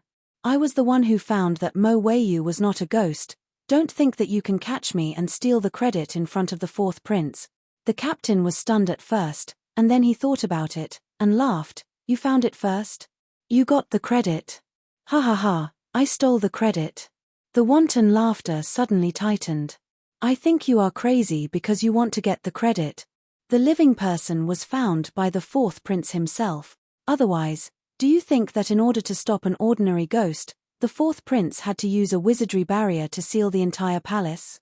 Ha, steal the credit, I think you are blind, you want to steal the credit from the fourth prince." Rongju was shocked, and he stumbled and fell to the ground.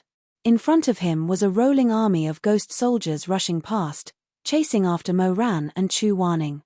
Rongju's lips trembled, and he couldn't help but murmur, "Found it long ago? The Ghost King found it long ago, by himself? I am not the first one. No credit. The scene of extravagance and riches seemed to have crashed to the ground with a loud crash, only to be trampled to pieces by the frenzied flow of Yin soldiers. Rongju was stunned for a while, and then he suddenly became crazy, struggling to rush forward. His figure was weak, like a humble mayfly that refused to accept its fate, like a moth that died because of the candle. His life had never been easy. There was only one bed, men, rich women, and guests. A small house that never saw the light of day, and it was difficult to distinguish between day and night. That was his life. It was too dark, and the night would never end. He wanted tomorrow, and he was willing to sacrifice his dignity, his body, his face, his kindness, his conscience. These were the only things he had. For a glimpse of light, he had to embrace fire. Wait for me. Chuzian Jun, save me, catch him. He defected and we will take him to the fourth prince for trial. No. Rongju's pale and bloodless fingers clawed at the ground, and his hair was disheveled in the struggle. His beautiful face looked particularly gloomy and terrifying under the gloomy moonlight. His eyes bulged, and he screamed incoherently, "No! Chuzian Jun, save me." After a while, he screamed hysterically, "I found them first. I found the living person first. It was me. You can't do this to me. Without me, you wouldn't have found them at all. You want to steal my benefits, you want to steal my credit." He was dragged away, and his crazy screams were quickly drowned out by the rumbling footsteps.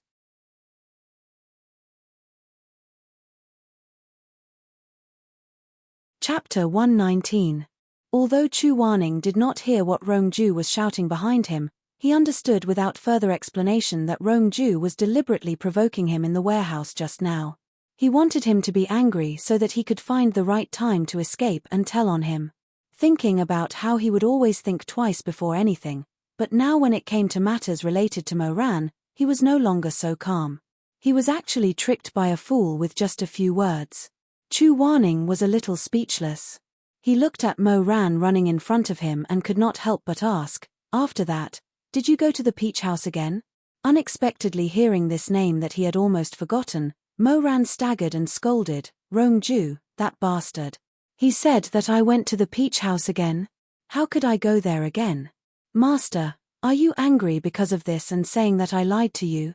After the good and evil stage, I never went to those places again. I did not lie to you. If you don't believe me, you can use the ghost to tie me up and interrogate me." "No need." Chu Wanning lowered his eyes and looked at the ghost that he was still holding tightly in his hand. He thought about how he did not ask and used the willow vine to beat Moran up. It was really, "Wait a minute, Shenwu." The ghostly flames illuminated his eyes and brows, making them look extremely bright. Chu Wanning stared at them for a moment, and her heart was already in turmoil. She tried to channel the ghostly flow into her palm, and immediately felt a powerful and abundant energy rush into her palm in an unending stream. Chu Wanning suddenly understood where to get the source of spiritual power between the living and the dead. Although they could no longer exchange spiritual power, the spiritual power of Shun Wu did not matter whether it was human, ghost, god or demon. As long as the weapon itself did not resist, then it was the same. Moran was running halfway when he suddenly felt that Chu Wanning had stopped. He immediately turned around and asked anxiously, "Master, what's wrong?" His face was still covered in blood, making him look even more pitiful when contrasted with his bright black eyes. Chu Wanning pursed his lips. He was a little embarrassed, but also a little reluctant. However, the pride in his bones made him feel that even though he had wronged Moran, this kid did indeed have a relationship with those Zhong Sanrong and Ju girls in the past. He deserved to be beaten. After thinking for a moment, Chu Wanning did not know what kind of tone he should use to face him. So, he could only continue to say without any tone or expression, "Moran, stand still and move to the side of the palace wall." "What?" Chu Wanning said lightly, "Let me show you a magic trick." Before he could understand what his master meant, he saw the ghost's red light continuously flow into Chu Wanning's remnant soul, enveloping his entire soul in a layer of scorching flames. Moran opened his eyes wide and watched Chu Wanning and the ghost for a moment. Suddenly, the flames disappeared. The man in the golden-red robe held the willow vine that was spitting flames and turned to him. "Moran, give the ghost an order." Moran already vaguely knew what he was going to do. Although he found it hard to believe, he immediately shouted, "The ghost is like me, listen to his orders." The willow vine in Chu Wanning's hand hissed and flowed, bursting into a string of sparkling red sparks. The willow leaves on the vine glowed brightly and emitted a brilliant light. Chu Wanning raised his other hand, his fingertips brushing the ghost's vine inch by inch. Wherever his fingertips passed, brilliance surged. At this time, thousands of ghost soldiers had already arrived not far in front of the two of them. Behind the two of them was the towering palace wall that was sealed by the barrier. There was no way to retreat. However, Chu Wanning did not plan to retreat. A ray of light splashed out from his eyes, forming thousands of ripples. A strong wind suddenly blew, and his robes fluttered wildly. Chu Wanning held the willow vine and fiercely whipped it in the air. In an instant, the ghost rushed out like a dragon, golden light shining brightly, illuminating the night sky. The ghost obeyed Moran's orders and no longer rejected Chu Wanning. Instead, it continuously gathered its own powerful spiritual energy into Chu Wanning's soul. Chu Wanning's eyes flashed with a dazzling light, and his voice was deep and steady, "Ghost, 10,000 coffin." Boom! In an instant, countless golden-red willow vines broke out of the ground, tearing the majestic palace into broken bricks and tiles. Thick and strong vines tightly held the ghost soldiers and ghosts, dragging them to the center of the willow vines and sealing them. Moran looked at everything in front of him in amazement, watching the divine marshal and the remnant soul respond and fuse together. Chu Wanning's robes fluttered, and his ink-black hair was like smoke. In life and in death, there was this world-shaking, blazing heroic spirit that was unstoppable. Taking advantage of this opportunity, Chu Warning suddenly rushed back and pressed his hand against the palace wall. In just a short while, he immediately found the weak point of the barrier. 9 feet up, 4 inches to the right, you use fire to attack. Mo Ran immediately jumped up as he said, and before the ghosts in the palace had time to react, he gathered the fiery curse in his palm and smashed it at the location Chu Warning pointed at. In an instant, the earth and mountains shook, and the sky-high palace walls quickly collapsed, returning to their original height and appearance. The ceiling barrier that guarded the surroundings was also instantly torn apart, collapsing into pieces. Get out! There was no need to say it a second time. Mo Ran jumped to the top of the wall, turned around, and pulled Chu Warning, who came up behind him. The two of them broke out of the palace of the 4 ghost kings, and their figures were extremely fast, disappearing into the boundless night sky in an instant. In the narrow alley, Chu Warning and Mo Ran each leaned against a wall, looking at each other, and said nothing. In the end, Mo Ran couldn't hold it in and laughed. That old ghost is probably going to die of anger. Hiss. When he grinned, the wound on his cheek hurt. Chu Warning said, "Don't laugh." Mo Ran stopped laughing. In the dim alley, his eyelashes fluttered, and his dark, gentle eyes looked at the other person. "Shizun, are you still angry with me?" If he had said, "Shizun, you've wronged me," Chu Warning might have felt uncomfortable, but he asked if he was still angry. Chu Warning hesitated for a moment, then silently changed the topic. "Hurry up and cast your spell. We escaped from the palace of the 4 ghost kings." He won't have the face to tell the other ghost kings for a while, but it might not be so if we delay for a long time. When he heard this, he knew that Chu Warning wasn't going to leave. His heart, which had been tense since just now, finally relaxed. Mo Ran couldn't help but laugh again, yes. As he laughed, it hurt again, and he couldn't help but cover his face. Chu Warning. Mo Ran took out the spirit guiding lamp and held it in his hands. He lowered his head and silently recited the incantation. After repeating it 3 times, the spirit guiding lamp suddenly emitted a dazzling brilliance, so bright that it was impossible to open one's eyes. He seemed to hear Master Huizue's chanting through the rushing water of the yellow springs, and through the tranquil forgetfulness river reeds. "When will you return? When will you return?" That voice was very faint, and it was almost impossible to distinguish. After a while, the chanting of "When will you return" seemed to be closer, and then Master Huizue's voice sounded in Mo Ran's ears. "Why are there 2 earthly spirits?" Master Huizue's hazy voice carried a trace of doubt. Mo Ran closed his eyes, and in his mind, he told everything to Huizue. That faint voice was silent for a moment, then said, "You saw Shunfeng Restaurant's Chuzun?" "Yes. Master, it's nothing." Since Master Chu said that it's normal to have 2 earthly spirits, that should be the case. Huizue said, "It's just that I've never tried to summon 2 earthly spirits from the world of spirits and souls at the same time. It will take a little longer, so I'll have to trouble almsgiver Mo to wait a little longer." Mo Ran glanced at the 4 Kings' Palace and asked, "How long will it take?" "We just came out of the 4 Kings' Palace, I don't know when they'll catch up." "It won't be too long, please be assured," almsgiver Mo Huizue said this, and his voice became even fainter. After a while, it was completely drowned out by the chanting of "When will you return?" Chu Warning couldn't hear Huizue's voice, and frowned slightly. "What's wrong?" "Master's soul is special, so the master said to wait a little longer." Mo Ran said, "This place is too close to the palace, let's walk a little further." Chu Warning nodded, and the two walked to a corner. At this time, the sky was almost bright, and the old man who had led the way before was preparing to pack up his stall. When he saw Mo Ran, he exclaimed in surprise, "Aya, you found him?" Mo Ran didn't expect to meet him again, and was stunned for a moment, then said, I found him, thank you very much, uncle." "What's there to thank? It's the little immortal's good luck." "Ari, why is your face broken?" "Oh, it was hit by the Yin soldier's soul-scattering whip." Mo Ran made up a story. "No wonder, I've said that normal things shouldn't be able to hurt ghosts, Ari. How painful must it be?" The old man thought for a moment, then put down the tray that he had cleaned up, and cooked 2 bowls of small wonton, and held it out to them. "These leftovers won't be sold today, I'll treat you to some before you leave."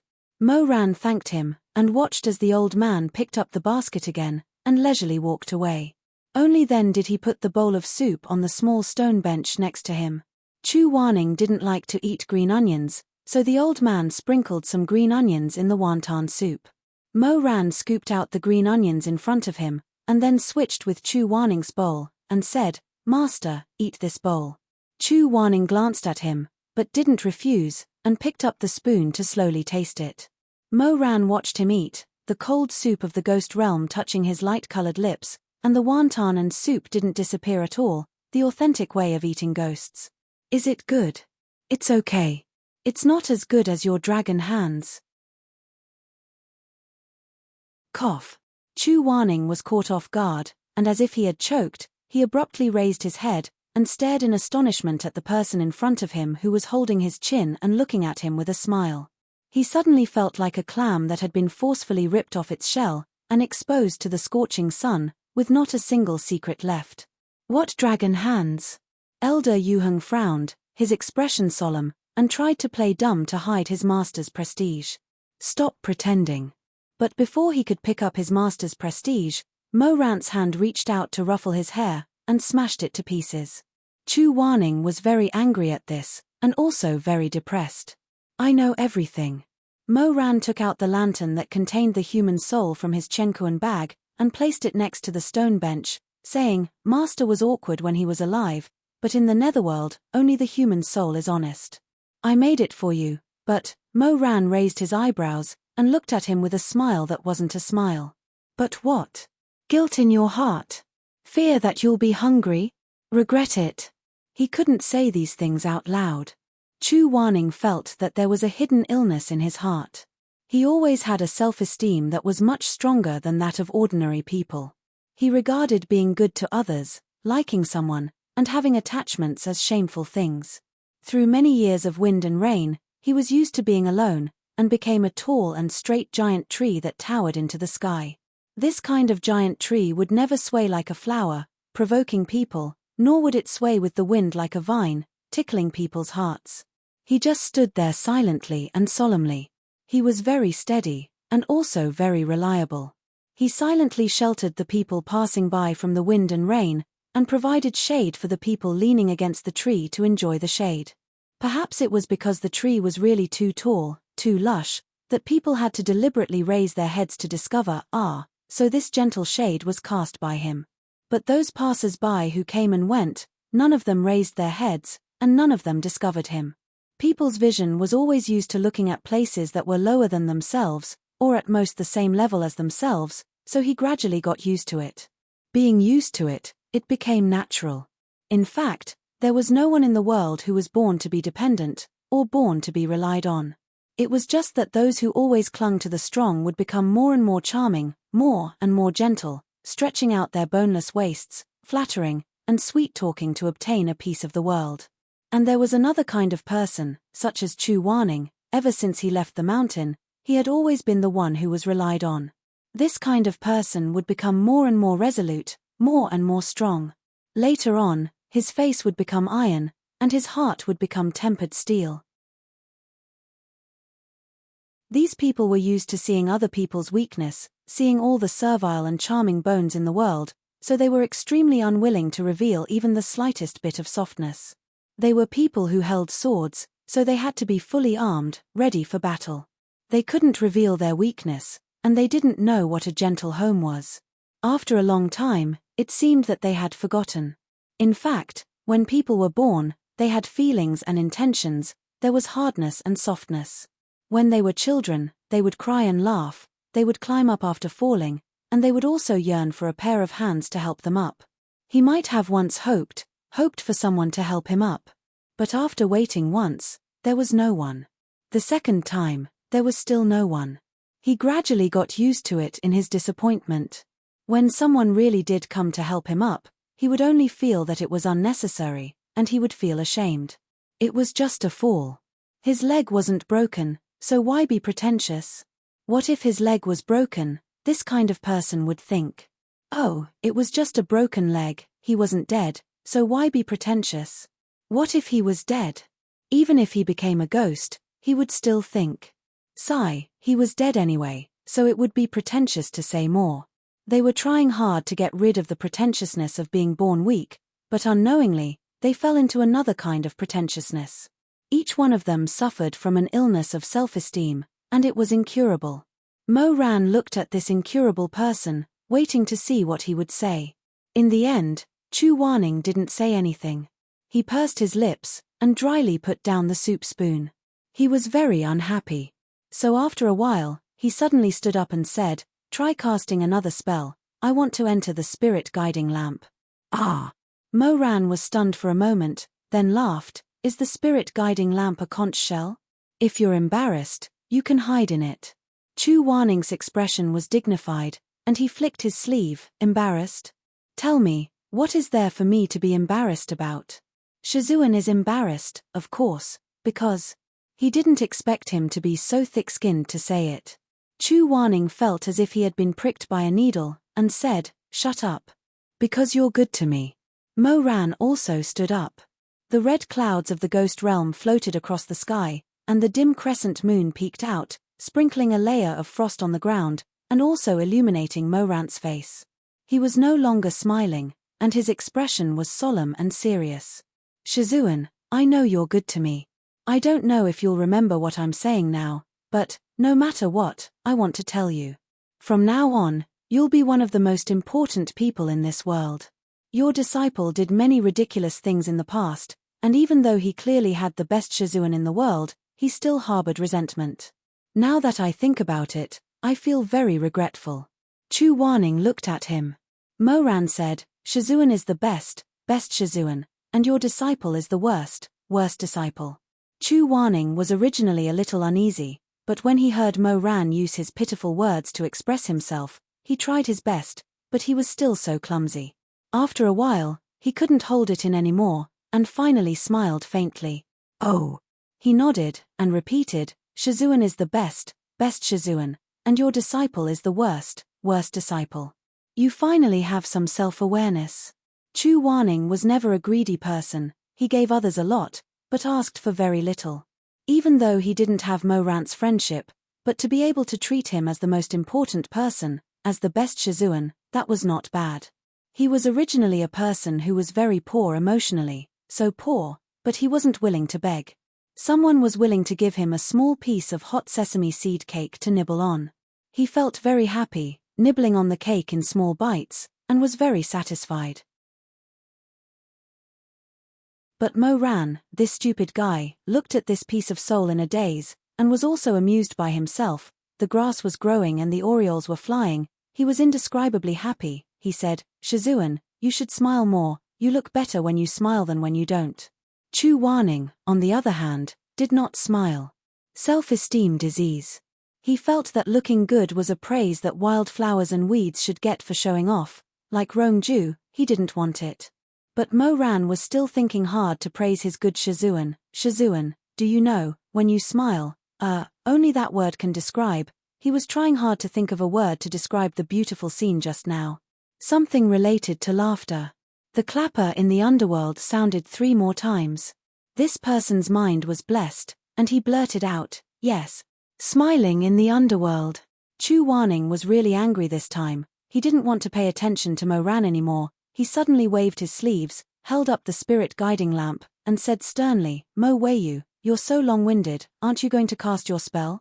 If you say one more word of nonsense, I'll go back to the palace of the 4 kings myself. It's better than returning to the human world and listening to your nonsense all day long." Mo Ran was stunned.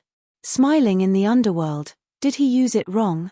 In the underworld, he had a very beautiful smile. There was nothing wrong with it. Arguing at the intersection was after all a bit too flamboyant. Mo Ran didn't know what he said wrong, but since his Shizun asked him to shut up, he would shut up. Thinking of this, Mo Ran scratched his head, and pulled Chu Wanning to a corner. At this time, the slow chanting in his mind was getting louder and louder. Mo Ran tried to ask Huizue, "Master, is it almost done?" There was a moment of silence, and then there was the sound of a wooden fish. Huizue's voice seemed to be right next to his ear. It became very clear. "It's almost done." As soon as Huizue's voice fell, bits of golden light floated out from Chu Wanning's second soul. The soul standing in front of him became fainter and fainter as the golden light dispersed, until it suddenly turned into thousands of fireflies, flowing into the soul lamp like a river of stars. Mo Ran heard the master's chanting. It came through the rushing and vigorous water of the yellow springs, and through the quiet and serene Wang River reeds. When will you return? When will you return? All the bitterness was gradually washed away by this long Buddhist voice, which was close to a sigh. Mo Ran hugged the soul lamp, only to feel his body become lighter and lighter, more and more illusory. Dong. There was a crisp sound of a wooden fish. Like a sharp blade, it suddenly shattered this absent-minded chanting. Mo Ran suddenly opened his eyes, as if he was awakened. Everything in the world of spirits and souls dissipated, as if it was just a dream not long ago. He found himself lying on a bamboo raft. The bamboo raft stopped at the bridge of helplessness at the peak of life and death. Under the bamboo raft, there was an endless flow of water surging, splashing waves. The sky was crab blue, but it was stained with a thin layer of red. Bamboo leaves fluttered on both sides of the river. Thousands of leaves and thousands of sounds were fresh and tender. Dawn seemed to be coming. He blinked absent-mindedly. Suddenly, he found that the soul lamp in his arms was gone. He was so shocked that he sat up abruptly. "Master, don't shout," someone said lightly. Mo Ran gasped, like a person who had experienced a nightmare. He turned his pale face and saw Huizue sitting on the shore, knocking on the wooden fish on the bluestone and lifting his eyelids. "Even if you shout, he can't hear you now." The soul guiding lamp was placed next to the wooden fish, overflowing with colorful light and sparkling with golden splendor. Chu Waning's soul power was indescribably beautiful. Huizue picked up the soul guiding lamp, stood up from the rock, and nodded at Mo Ran. "Young benefactor Mo, you did very well." Mo Ran got up with a grunt and jumped from the bamboo raft to the shore. He pulled Huizue and asked anxiously, "Great Master, let's go to Shuangtian Palace to find Master's mortal body, right? Hurry, hurry, I'm afraid that if we're late, his soul will disperse again." Huizue couldn't help but laugh. How can it disperse so easily? Then, he added, "Don't be anxious. This penniless monk has already sent benefactor Xue to speak to your sect master. Chu Waning's mortal body should have been moved to the Red Lotus Waterside Pavilion.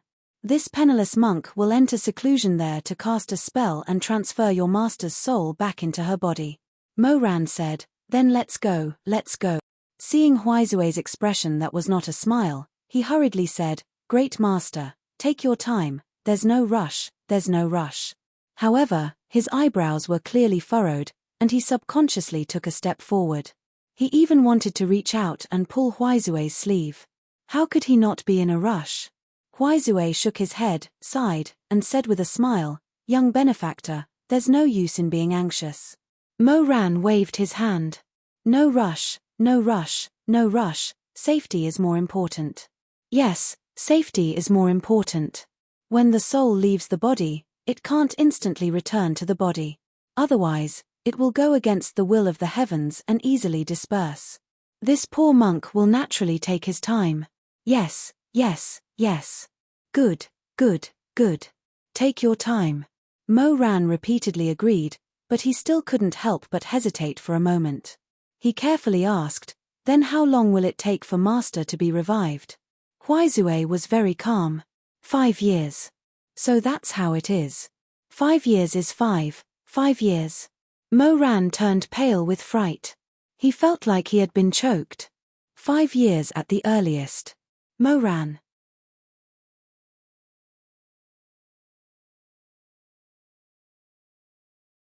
Chapter 120. The morning sun had just broken and the red clouds filled the sky. Although it was still early, a large group of disciples had already gathered outside the Red Lotus Pavilion. They were all dressed in white robes and stood on both sides of the road with their heads lowered. Dong, dong, dong, the morning bell rang from the Tongtian Tower. In the distance, a few people were slowly approaching with a coffin. The leaders were Xue Zhengyong and Elder Tanlang. Behind them were Mo Ran and Xue Meng. Shamai and a monk in an old kasaya stood on the left and right. They stepped on the slippery limestone road and gradually walked over from the thin fog. The monk held a lantern in his hand. Although the sky was already bright, The lantern's radiance did not diminish in the daytime. The golden brilliance was like summer flowers, bright and dazzling. All the disciples lowered their heads and concentrated on controlling their breathing. They had already heard that Master Huizue of Wubei Temple had come specially for Elder Yu Heng. They assumed that this ordinary-looking monk was him. For this legendary figure, the younger generation's reverence suppressed their curiosity. On the long mountain road, no one dared to look carefully. They only heard the sound of a cane and saw a pair of monk's shoes entwined with hemp grass pass by. The master floated away, leaving everyone standing solemnly. The coffin was steadily carried. Because it was resurrection and not burial, no one cried. When they reached the Red Lotus Pavilion, Huizue looked around and said, "Put it beside the lotus pond. There's plenty of spiritual energy there and it's easy to cast spells." "Okay, we'll listen to the master." Shui Zhengyong led the others and placed the ice coffin there. "Master, if there's anything else you need, just tell me. You saved Yu Heng, which means you saved half of my life. I'll do my best to help you." "Thank you for your kindness, Master Shui," Huizue said. "I don't have anything to ask for now. If I do in the future, it won't be too late to tell you." "Okay, then don't be so polite." Huizue put his palms together and bowed to Shui Zhengyong with a faint smile. Then, he turned around and looked at the others. "This humble monk needs 5 years to bring Elder Chu back to life. In order to avoid disturbances, from today onwards, the Red Lotus Pavilion will be closed to all guests. 5 years later, on the day of Elder Chu's resurrection, it will reopen." Although Shui Meng had already heard about this before, when he heard Huizue say that Shizun wouldn't wake up until 5 years later, he couldn't help but tear up. He silently lowered his head. "Benefactors, if you wish to part ways with Elder Chu, please go to the coffin. After today, it will be over 1,000 days before we can meet again." Everyone went in order. First, it was Shui Zhengyong and the elders. One by one, they stood in front of the coffin and bid farewell. Shui Zhengyong said, "I hope we can meet again soon." Tanlang said, "Wake up early." Xuanji said, "I wish you all the best." Lutsuan sighed and said, "I'm a little envious of you. 5 years of time is frozen, so you don't look old anymore." The rest of the elders also had their own words. Soon, it was Shui Meng's turn. Shui Meng wanted to hold it in, but he was used to being impulsive and couldn't hold it in. In the end, tears fell from his eyes beside Chu Waning's coffin. He wiped his tears vigorously and said with a choked voice, "Shizun, even if you're not here, I'll practice my sword well. In the future, I won't embarrass you at the Spiritual Mountain Conference. When you wake up, I'll tell you my good ranking. Under my Shizun, there is no disciple who loses in words." Shui Zhengyong walked over and patted him on the shoulder. Shui Meng didn't hug his father as usual. Instead, he sniffled and stubbornly turned away. He didn't want to be a hedonistic youth who only relied on his father in front of his Shizun. Then it was Shamai's turn. Shamai's eyes were also wet. He didn't say anything. He lowered his head and looked at Chu Wanning for a while, then silently retreated to the side. After he left, a pale pink begonia flower was gently placed in the coffin. The hand that placed the flower still had the shape of a youth, but it was already very slender. Mo Ran stood beside the coffin. The wind gently blew across the lake, bringing in the fragrance of lotus flowers. The strands of hair by his forehead were a little messy from the wind, but he raised his hand to tidy up Chu Wanning's face. Mo Ran pursed his lips. He seemed to have a lot to say, but in the end, he only said softly in a hoarse voice, "I'll wait for you." "Wait for you for what?" He didn't say. He felt that he should want to say "wait for you to wake up," but it seemed that this sentence wasn't enough. It was as if there was no way to express the emotions that filled and squeezed his heart. It was as if there was boiling magma gathering in the bottom of his heart. The magma could not find an accurate exit, so it rampaged in his heart, causing him panic and pain. He felt that one day, his heart would burst. When that time came, the lava would flow out of control, and he would be melted into ashes in that raging sea. But now, he still wasn't sure what this passionate feeling was. So he only said, "I'll wait for you." The Red Lotus Pavilion finally closed. An enormous barrier fell. It was like a door that separated life and death, isolating everyone outside. From then on, the fragrance of the summer lotus and the silence of the winter snow. For a full 5 years, no one else could enjoy the scenery in the pavilion. Bamboo leaves rustled, begonia flowers fell, stretching from the outside of the red lotus pavilion to the front of the mountain gate. All the disciples knelt down. Mo ran, Shuemeng, and Shimai knelt at the very front of this endless river.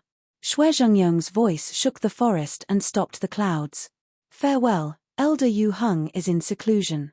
All the disciples bowed their heads and said in low voices, Farewell, Elder Yu Hung is in seclusion. The voices of thousands of people converged into a stream, suddenly exploding in this smoky peak of life and death. It startled the crows, causing them to cry out in disgust. They circled the treetops but didn't dare to approach. The rumbling voices were like muffled thunder, crushing the rolling clouds and piercing the heavens. Farewell, Shizun is in seclusion. Mo Ran said softly. He kowtowed. Guarding the monarch for 5 years. After Yu Hang was in seclusion, his 3 direct disciples weren't willing to temporarily be under the tutelage of the other elders. They cultivated bitterly on their own. Shimai and Shuemeng stayed on the mountain because of their aptitudes and mantras, while Mo Ran chose to go on a long journey. However, the reason why he made this choice was not only because he was suited for training, but also because he had been reborn. Many things were different from the past. Putting aside the changes on Chu Waning's side, what he was most worried about was the fake Gauchen. He had a faint guess that the person hiding behind the scenes might have been reborn as well. After all, this person's mastery of the exquisite chess game could be said to be 80 to 90%. In his previous life, until he committed suicide, there wasn't a second person in the world who could use this forbidden technique to such an extent. Investigating the person's identity wasn't his forte. After the battle at Colorful Butterfly Town, the entire cultivation world was watching carefully, waiting for the old glutton in the dark to reveal his fox tail. This matter didn't require him to interfere too much. Mo Ran knew that he wasn't smart, but his spiritual energy was dense and his cultivation talent was amazing. Since there was destined to be another battle in the future, what he could do was to quickly return to the powerful strength he had before his rebirth. In his previous life, he was the destroyer. In this life, he wanted to be the protector. Not long after Chu Waning went into seclusion, Mo Ran stood in front of the mountain gate of the Peak of Life and Death. He carried a backpack and was about to leave. There weren't many people who came to send him off. They were Shuezhengyong, Madame Wang, and Shimai. Shuezhengyong patted his shoulder and said awkwardly, Menga didn't come, he said. Mo Ran smiled. He said he wanted to practice his sword in the forest and didn't have time to send me off. Shuezhengyong was even more embarrassed. He couldn't help but scold, that little rascal is really insensible. Mo Ran smiled. He wants to be the champion in the Soul Mountain Conference, so it's natural for him to practice diligently. We'll have to rely on him to save face for Master. Shuezhengyong looked at Mo Ran hesitantly and said, the Soul Mountain Conference is the pinnacle of the competition for orthodox immortal techniques. Ran is going to travel the world this time. Although he'll have a lot of strength, I'm afraid the conference won't recognize the mixed martial arts of the 3 religions and 9 sects. If we miss it because of this, it'll be a pity. Mo Ran said, my cousin is there. Don't you want to get a ranking? Mo Ran really laughed this time. Ranking? In his previous life, because he did something wrong at the Soul Mountain Conference, he was punished with confinement and didn't attend. He had resentment in his heart. But now, it seemed that this small matter was nothing. He was a person who had experienced many life and death separations. In the flood of calamities, he was unwilling to accept it to desire, from desire to resentment, from resentment to relief, and from relief to guilt. Now, what Mo Ran wanted was no longer good wine and beautiful women, worshipping for thousands of generations, revenge, resentment, and the thrill of killing. He had seen the endless prosperity of the clouds and was already tired of it. He didn't want to go back. He only felt that it was very cold there, and no one was by his side. They were all people who had been Emperor Ta. They had once called the wind and called the rain at the peak of Mount Tai and seen all the flowers in the world. They didn't care about the applause and cheers of the Soul Mountain. As for the ranking, whoever wanted to be ranked could be ranked. I still want to do something else. Moran laughed. Shuemeng is a young master. A young master has a young master's way of living, but I'm a ruffian. A ruffian has his days. Madame Wang couldn't help but pity him. Silly child, what are you saying? You and Meng are the same. There's no difference between a young master and a ruffian. Moran laughed, but there was some bitterness. Born rich and born lowly, even if he was lucky enough to reach the peak of life and death, he had spent the previous 10 years muddling along. How could it be the same? But seeing Madame Wang's gentle and caring expression, he naturally couldn't say anything. He nodded and said, "Auntie is right. I didn't say it well." Madame Wang smiled and shook her head. She gave him a small pouch with Du Ruohua embroidered on it. She said, "You're traveling outside and there's no one to take care of you. Take this pouch. There's a lot of medicine in it. It's all made by me. It's better than what you can buy in a normal shop. Keep it carefully and don't drop it." Moran was very grateful. "Thank you very much, Auntie." Shamai said, "I don't have anything else to give you. I only have this jade pendant. Wear it. It's used to nourish your spiritual core." Moran took it and looked at it. Indeed, the white jade was like congealed fat and was warm to the touch. It was actually an extremely rare item. He hurriedly stuffed the jade pendant back into Shamai's hand. "I can't take this away.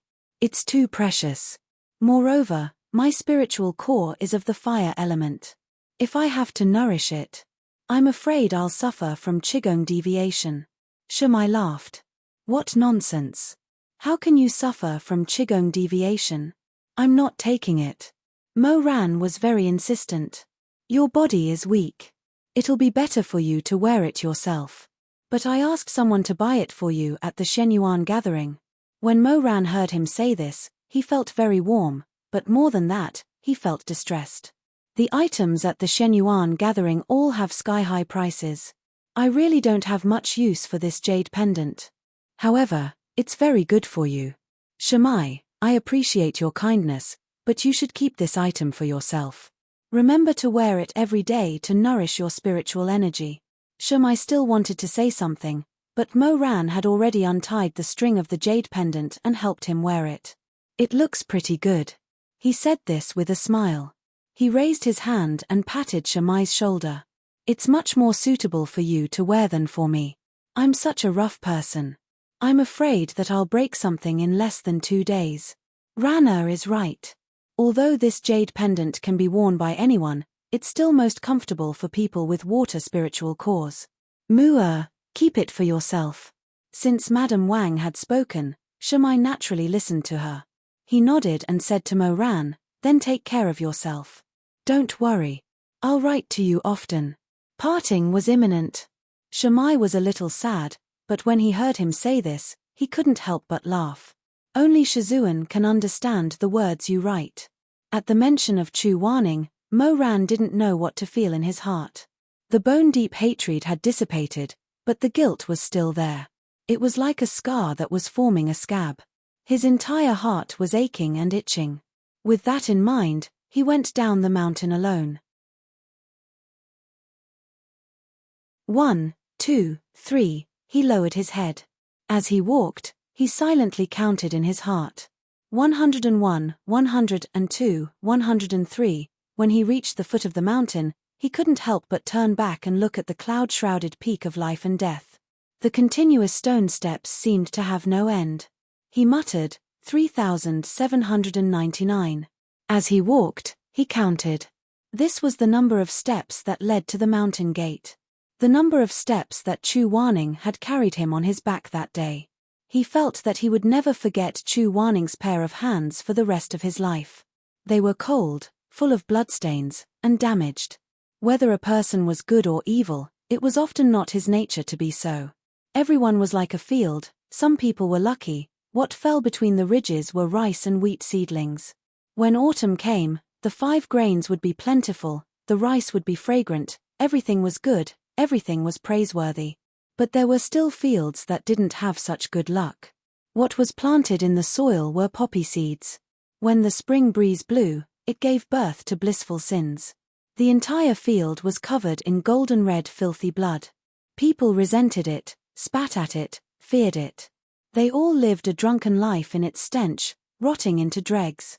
In the end, righteous and benevolent people gathered together and threw a fire into the field.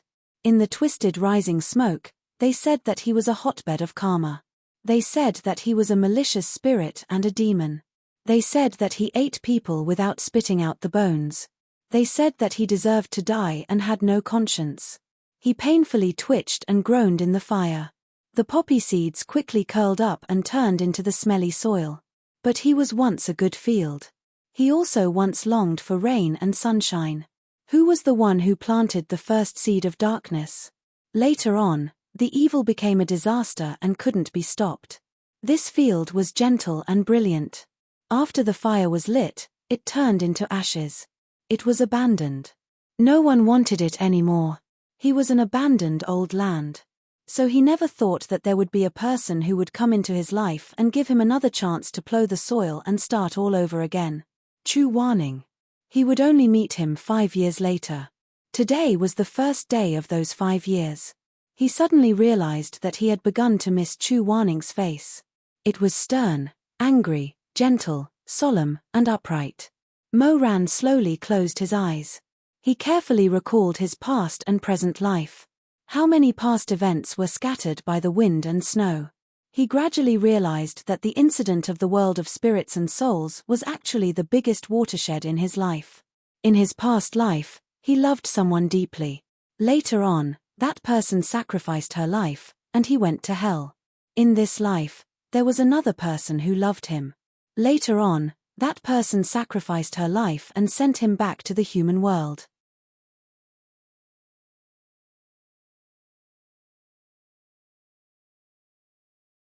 Chapter 121. On the 8th day after Mo Ran left, Xue Jingyong received his first letter. The handwriting on the flower washing paper was crooked. Xue Jingyong tried to straighten it, but it was to no avail. "Uncle, don't worry. I am at the flowering crossing today. Everything is fine. There were evil spirits here a few days ago, but fortunately there were no casualties. I have already dealt with the water spirits. Now the crossing is very peaceful. I took 500 silver notes from the boatman and attached it with the letter. Greetings to Auntie and Master. On the 120th day, the 22nd letter. Uncle, don't worry. Due to a coincidence, I recently obtained a top-grade spirit stone. If it is embedded in Xue Meng's Longcheng scimitar, it will become a peerless weapon. Although it cannot be mentioned in the same breath as Xunwu, it is still very rare. Greetings to Auntie and Master. On the 130th day, the 24th letter. Uncle, don't worry. I have been cultivating in the Snow Valley.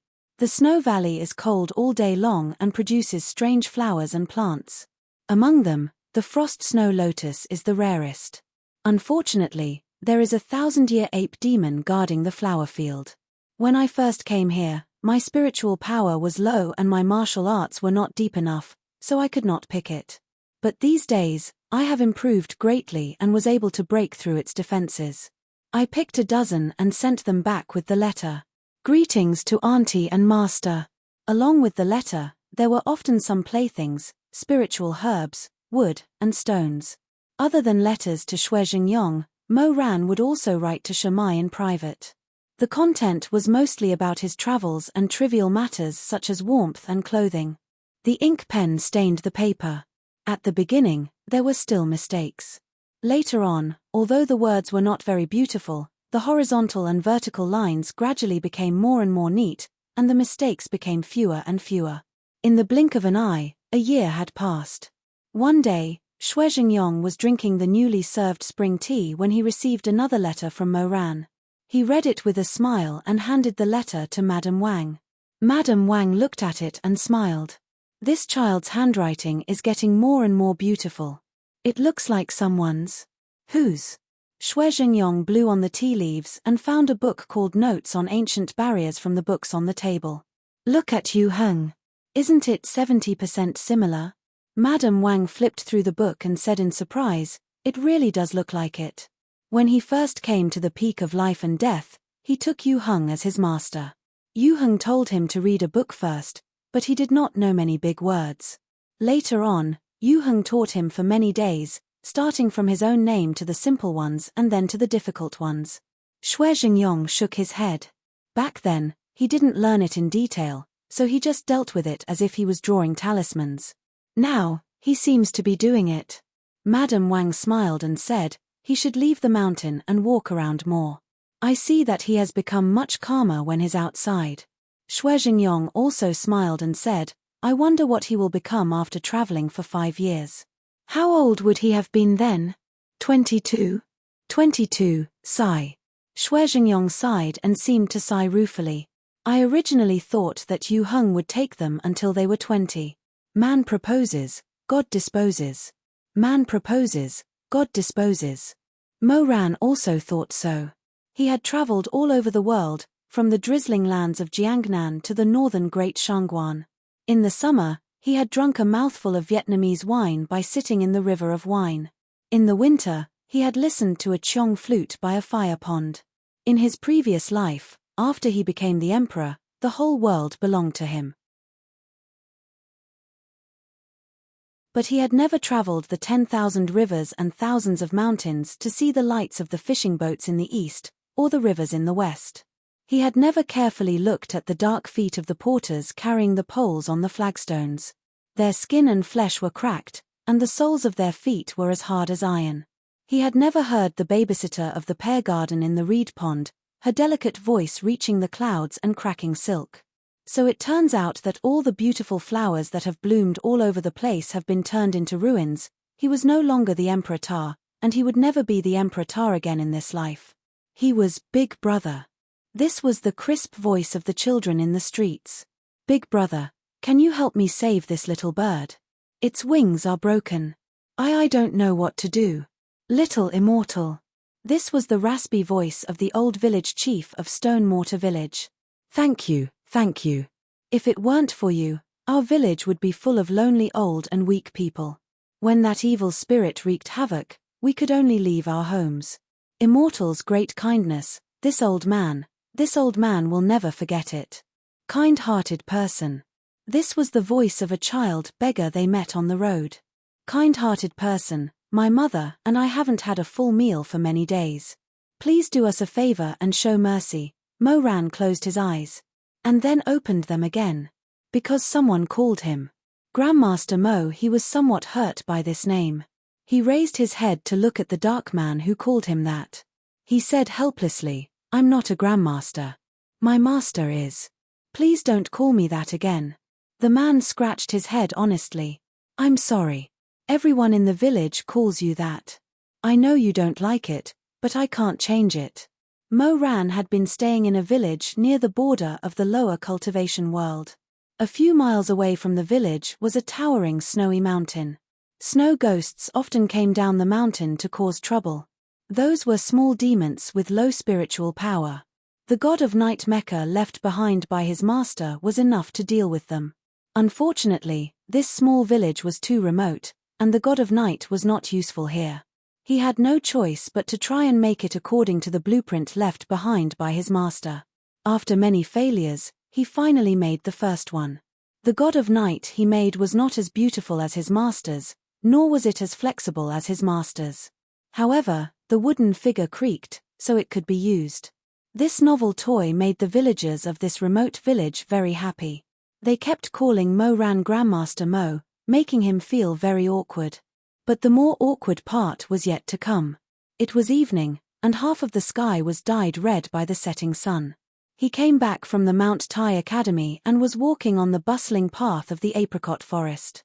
Suddenly, someone shouted, Grandmaster Chu. Hearing this name, Mo Ran didn't even have time to think. He immediately turned around, and then he found himself very funny. There were so many sorcerers with the surname Chu in the world, but he just listened to the wind and thought that his master had woken up early. How could it be? He shook his head with a smile. When he was about to turn around, he suddenly heard another shout, "Grandmaster Chu!" Mo Ran held a stack of books and narrowed his eyes to look in the crowd. Suddenly, he saw someone waving at him. Unfortunately, it was too far away for him to see the person's face clearly. He could only roughly see the person's clothes and figure. It was a young man in a blue Taoist robe, carrying a bow and a wolf dog beside him. The person quickly approached, but when Mo ran and he could see each other's facial features clearly, both of them were stunned. "You are Mo Ran." He reacted before the other person. Holding a stack of books, it was inconvenient for him to carry his luggage, so he simply nodded. His eyes curiously paused for a moment on the young man's face. "I didn't expect to meet young Master Nangong here. What a coincidence." The person who called him Grandmaster Chu was Confucian Wind sect's legitimate son, Nangong Sai. Because this guy died early, Mo Ran had never seen him face to face in his previous life. But Chu Wanning was different. Chu Wanning was once a guest of Confucian Wind sect, so Nangong Sai must be familiar with him. Mo Ran looked him up and down. His eyes paused for a moment on the quiver in Nangong Sai's hand. It was a very old cloth quiver, embroidered with camellia flowers. Because too much time had passed, the flower pattern had faded, and the bright petals were slightly yellow. It was like the fragrance embroidered on cloth could not last long, and would eventually wither one day. Nangong Sai's whole body was bright and beautiful, but this quiver was very worn out. It was so worn that one could clearly see the traces of stitching. Mo Ran knew that this quiver was a precious thing to him, but in this world, who didn't have 2 or 3 treasures that they cherished? No matter how glorious a person was, there would still be a memory that would accompany them for a long time. No one was as simple and heartless as they looked. Nangong Sai frowned. "Mo Ran. I remember. Grandmaster Chu's disciple?" "Yes." Since it was like this, Nangong Sai's attitude became slightly better. He said, "I'm sorry, just now I was too far away. Looking at your appearance, I thought it was Grandmaster Chu who came out early, but I didn't know." Mo Ran moved his gaze away from the quiver. He did not tactfully ask, but calmly replied, "Just now when I heard you shout like that, I also thought it was Shizun who came out early, but I didn't know." Nangong Sai laughed. Perhaps it was because of his noble birth, but even when he laughed, there was still a bit of arrogance in his handsome face. Moreover, his arrogance was different from Xuemeng's. Xuemeng was arrogant because of his talent, but Nangong Sai seemed to have a bit more hostility, a bit of arrogance, and a bit of irritable temper. But he was born very well. This kind of hostility did not make him scary, but instead made him more wild. Mo Ran could not help but think in his heart, Nangong Sai, he really was a free and unrestrained wild horse. He was still lost in thought when he heard Nangong Sai say, "Previously when the ghost world split, Grandmaster Chu unfortunately met with misfortune. I was sad for a long time, but fortunately, with the guidance of the Great Master, I was able to bring Grandmaster Chu back to life. When he wakes up, I will definitely pay a visit to the peak of life and death. Then I will wait for young Master's arrival." Nangong Sai waved his hand. Suddenly, he saw the book in Mo Ran's hand. He asked curiously, "Brother Mo, what are you doing?" "Reading." Nangong Sai originally thought that when he said reading, he would be reading some obscure and profound texts. Unexpectedly, when he looked carefully, he found that they were classics like Wandering Freely and the Book of Rites. At first, he was stunned, but then he said, "These are all basic texts. I memorized them when I was young. What's the use of reading these?" Mo Ran didn't feel ashamed. His eyes were calm as he said, "When I was young, I didn't even know how to write my own name." Cough. Nangong Sai was a bit embarrassed. "You enrolled in an academy to study?" "Yes. These days, I happen to be collecting some spirit stones for cultivation on Mount Tai. I saw that Xinglin Academy started a new lecture. I had nothing to do, so I came to listen." Nangong Sai nodded. Seeing that it was getting late, he said, "It seems that Brother Mo hasn't had dinner yet. Since you're in Confucian Wind sect's territory and you're Grandmaster Chu's disciple, I naturally have to play host. It just so happens that my companion is waiting for me in a restaurant nearby. How about we have a drink together?" Mo Ran thought about it and felt that he had nothing to do anyway, so he said, it would be impolite to decline. Dance floor. It's one of the most famous restaurants in Lini. Have you heard of it? Nangong Sai asked while walking. Why haven't I heard of it? Mo Ran laughed. It's one of the best restaurants in the upper cultivation world. Young Master Nangong, you really know how to pick a place. I didn't pick this place. Oh, then why? Nangong Sai said, my companion picked it. As someone who had lived a lifetime, Mo Ran was more or less clear about the intricate relationships of Confucian Wind sect. Although he didn't say anything, he was somewhat surprised in his heart. He thought to himself, Yi Wangshi is also here? However, he followed Nangong Sai up the stairs, opened the beaded curtain of the side room, and stepped inside. The person inside almost made him choke. He saw Song Chiotong, dressed in light and simple clothes, sitting gracefully by the window. Outside, the peach blossoms were blooming brightly. When she heard the sound, she turned her head. The golden hair ornament on her temples flickered, making her skin look even more creamy. Her lips were vermilion red. Mo Ran subconsciously retracted half of his foot that had entered. He was thinking, is it too late to tell Nangong Sai that I don't like Shandong food, especially 9-turn fat intestines?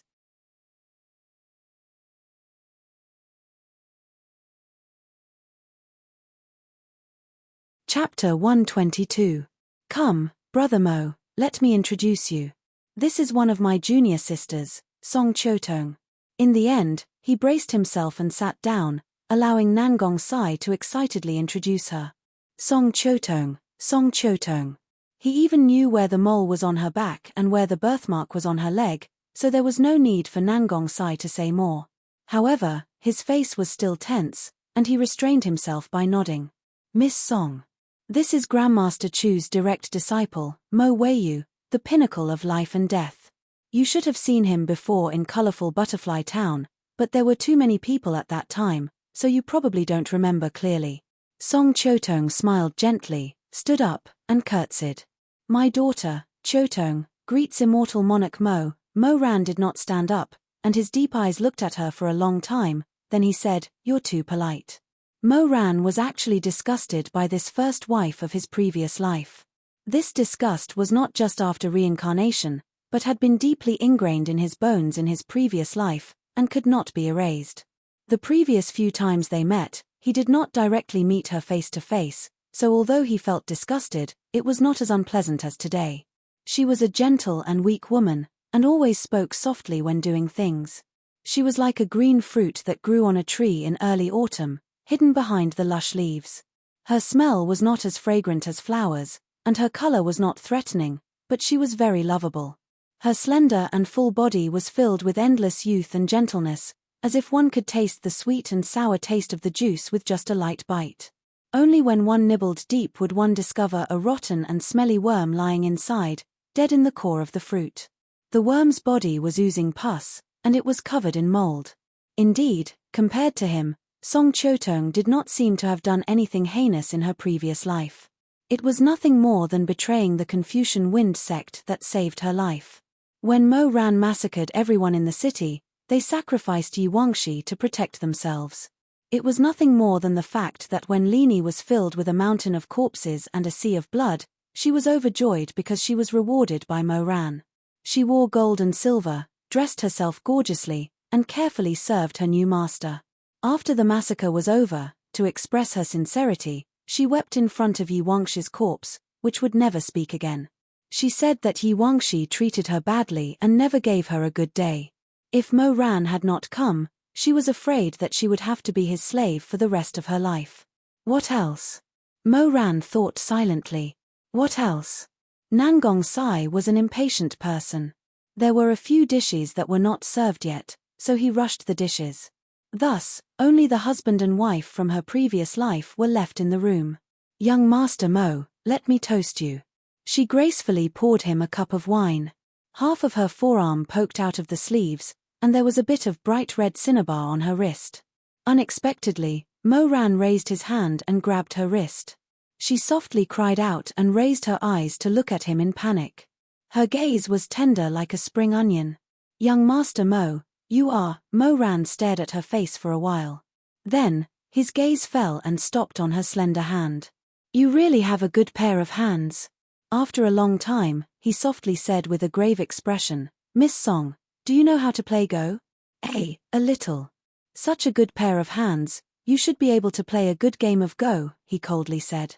From outside came the sound of Nangong Sai's footsteps and his domesticated wolf dog barking at the door. Excuse me. Mo Ran let go of Song Chotong's slender wrist. Then, he took a handkerchief and carefully wiped his fingers. Outside, the sun was shining brightly. Here, the spring night pavilion was having a banquet. Mo Ran's expression was as usual, as if nothing had happened. Although Song Chotong was despised for no reason, she had always been able to endure. During the banquet, she even stood up and poured Mo Ran a cup of wine. He did not drink the wine she poured for him, so he never touched the cup again. Nangong Sai said, Brother Mo, the Spiritual Mountain Conference is coming soon. You are Grandmaster Chu's disciple. You can't let him lose face. Are you ready? I'm not going. You're not serious, are you? I'm serious. Mo Ran smiled. It's enough for my cousin to go. All the sects in the world are rushing to Spiritual Mountain. I'm afraid of the bustle, so I don't want to go. Nangong Sai did not seem to believe him. He narrowed his brown eyes, his expression like a hawk. But Mo Ran's eyes were open, looking at him without reservation. The hawk stared at the rock for a while and found that the rock was really just a rock.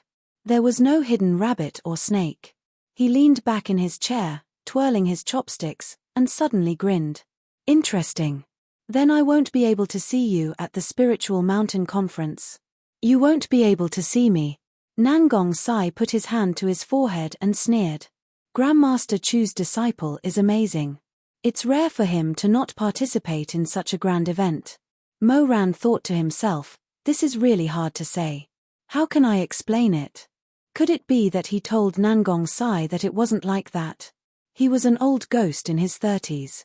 If he let the celestial treading monarch play with a group of inexperienced children and sat in a circle on the stage, the group of sect masters who were either killed or beaten by him in his previous life still had to raise a small sign for him and give him small points. That's ridiculous. He coughed and said, It's not that I don't want to participate. It's just that I'm not good at orthodox techniques. If I go, I'm afraid I'll embarrass my master. Young Master Nangong is so good, you have the ability to be conceited. Don't mock me. If Shuemeng, an innocent and naive little bird, heard these words, she would probably be very happy, thinking that Mo Ran had found the right feather. However, Nangong Sai was born in the Confucian Wind sect, which was a complex and complicated place, and had lost his mother since he was young. His life was not that simple, so when he heard Mo Ran's compliment, he just smiled and did not become complacent. He gulped down a few mouthfuls of wine, his Adam's apple bobbing up and down.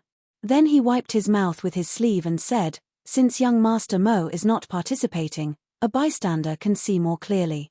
Why don't you guess who will be the champion of this conference? Mo Ran thought, King asked the right person. Who knew better than him who would be the champion? Apart from that fake North Star who was most likely reborn, Mo Weiyu was the only one in the world who knew the result of the Spiritual Mountain Sword Conference all those years ago. The winner was Nangong Sai. Suddenly, the beaded curtain of the private room was pulled aside. A face shrouded in shadows appeared in the flickering light. Before the two men in the room could react, Chotong suddenly stood up as if he had been pricked by a needle. His face was full of pity and fear. He lowered his head and said apologetically, Yi, young Master Yi. The newcomer was tall and straight, wearing black clothes embroidered with dark gold. He wore a gauntlet, and his waist was extremely thin. His features were 3 parts elegant and 7 parts handsome. Who else could it be but Yi Wangxi? I didn't call you. Yi Wangxi didn't even look at her. He pushed aside the beaded curtain and walked into the room. His gaze was fixed on the same person. He seemed very cold, but there was a different kind of light in his eyes. Nangong Sai, I was calling you. If you can hear me, raise your head. Nangong Sai didn't raise his head. Instead, he said to Chotong, "Why are you standing up? Sit down." "No, young Master Nangong. My seniority is low. I'll just stand." Nangong Sai suddenly became furious and shouted, "Sit down." Song Chotong shivered. He held the edge of the table and hesitated. Yi Wangshi didn't want to be in such a deadlock. He said coldly, "Listen to him." "Thank you, young Master Yi." Yi Wangshi ignored Chotong and said, "Nangong Sai, when are you going to stop? The sect leader is going crazy. Get up and come back with me. That's for the best. I'll treat him as crazy, and he'll treat me as dead. There's nothing to talk about when we go back. Before he retracts his order, I won't take half a step back into the Confucian Wind sect." Nangong Sai paused after each word. "Young Master Yi, please go back." Yi Wangshi clenched his fists. His entire body was trembling. Mo Ran watched from the side. He felt that at any moment, he would flip the table and grab Nangong Sai and drag him away. But in the end, Yi Wangshi was a gentleman. He forcibly suppressed his monstrous anger. "Nangong Sai." He was silent for a moment. Then, he opened his mouth. His voice was hoarse, and he looked tired. "Do you really want to go to this extent? So what if I do?" Yi Wangshi closed his eyes. He sighed slightly, then slowly opened them. He stood in front of the table. At this time, he finally turned his head to look at Mo Ran. It was said that dirty linen should not be aired in public. Naturally, he did not want others to know about the matters of the sect. Mo Ran tactfully stood up. He bowed to Yi Wangshi and said, "I just remembered that I still have an appointment to go to the ready-made clothing store tonight. If I'm late, I'll make the shopkeeper wait for a long time. I'll take my leave first." Yi Wangshi nodded to him. "Many thanks, young Master Mo. No need to thank me. You two have a good chat." Mo Ran walked past Yi Wangshi. When they brushed shoulders, he intentionally or unintentionally glanced at him. When he got closer, he discovered that although Yi Wangshi was still as tall and straight as a pine tree, and his temperament was steady and deep, the corners of his eyes were slightly red. It seemed that before he came, he had just cried. Mo Ran suddenly felt that Yi Wangshi's forbearance was somewhat similar to Chu Waning's. In a moment, his blood boiled. He could not help but turn to Nangong Sai and say, "Young Master Nangong, although I don't know what dispute you have with young Master Yi, I feel that he treats you very well. If you're willing, you should have a good chat with him. Don't keep things to yourself." Nangong Sai did not appreciate his kindness. He was in a fit of anger. He did not care about their relationship and coldly said, "It's none of your business." This short-lived ghost. Mo Ran left. Before he reached the ground floor, he heard Nangong Sai's angry shouts from the side room. That wolf-like youth was using his sharp teeth to tear apart Yi Wangshi's spirit.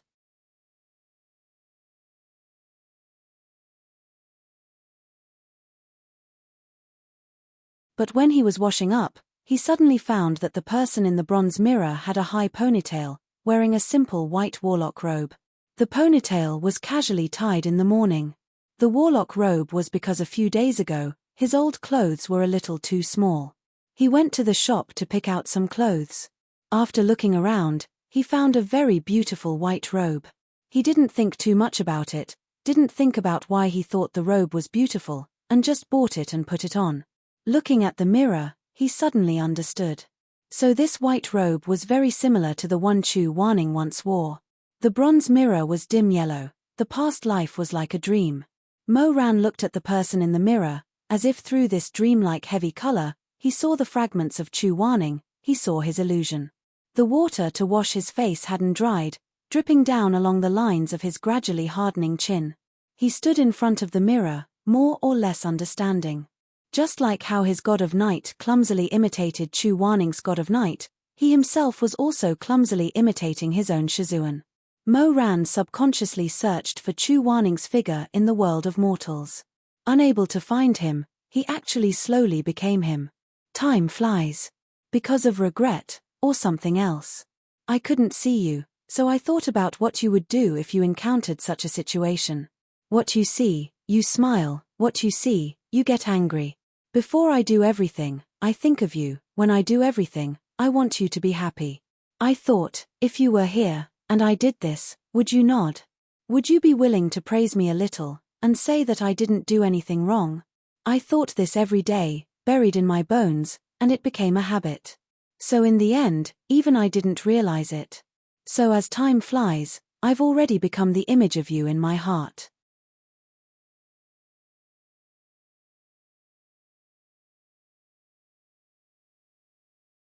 Chapter 123. Daoist Priest Zhao, Daoist Priest Li, did you see the announcement? The dark horse that appeared at this year's Spiritual Mountain Conference is truly amazing. In the Pearl Beach Tea House, several rogue cultivators were holding a plate of peanuts and a pot of hot tea. They were discussing the news of Jianghu that was even hotter than the hot tea. Of course I saw it long ago. The winner is actually the peak of life and death. The lower cultivation world's sects have angered the upper cultivation world's old remnants to death. Especially the Confucian Wind sect. Ayo, I'm afraid their ancestors' coffins won't be able to hold on for long. The winner is called Xue Fenghuang, right? Ah! Ha ha ha ha, Xue Fenghuang? Old Zhao, you're making me laugh to death. Fenghuang is his nickname. His surname is Xue, his name is Meng, and his courtesy name is Ziming.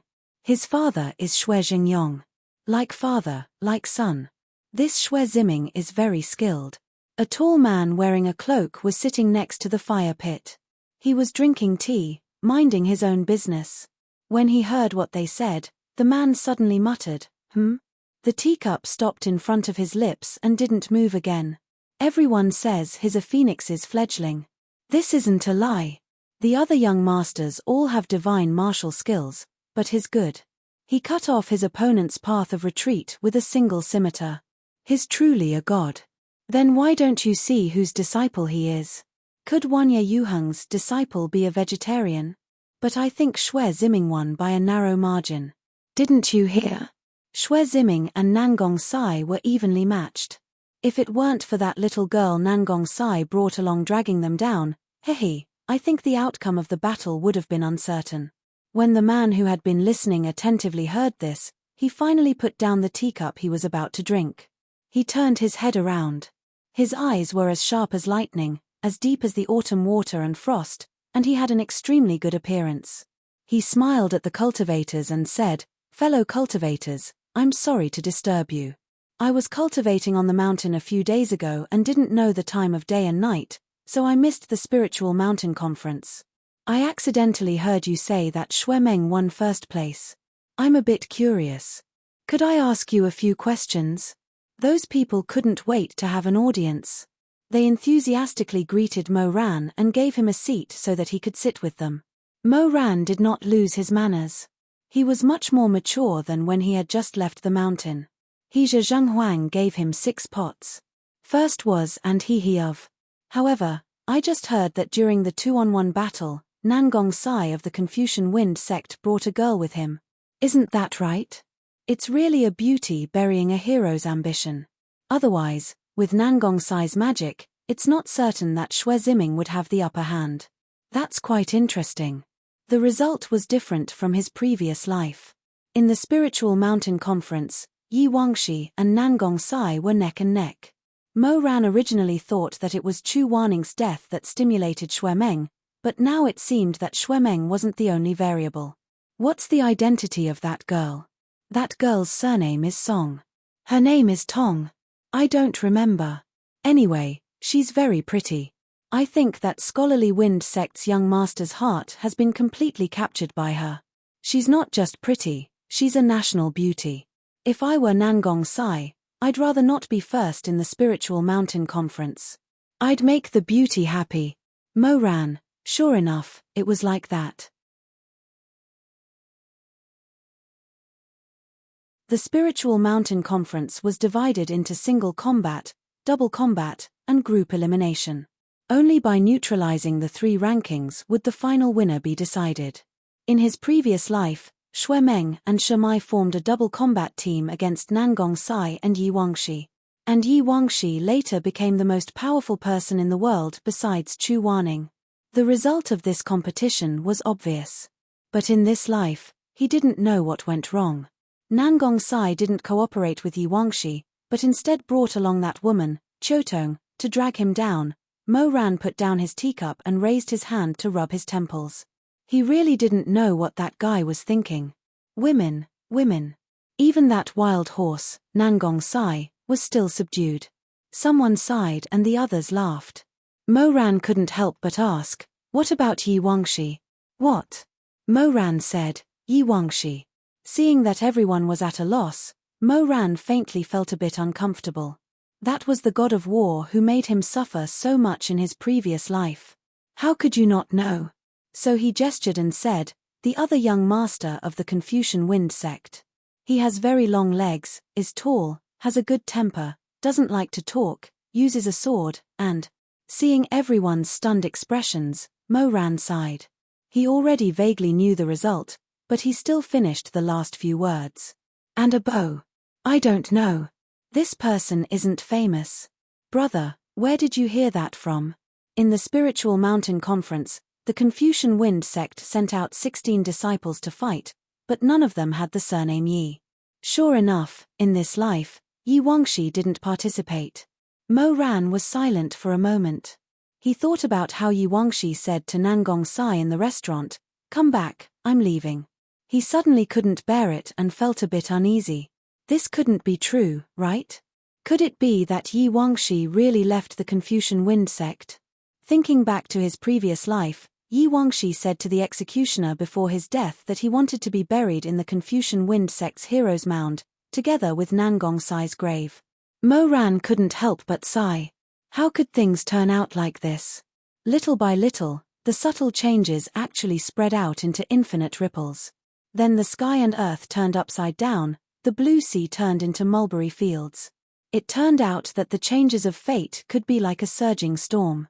Boiling blood and bitter tears had to be sacrificed in exchange for the return of the prodigal son, the former enmity completely erased.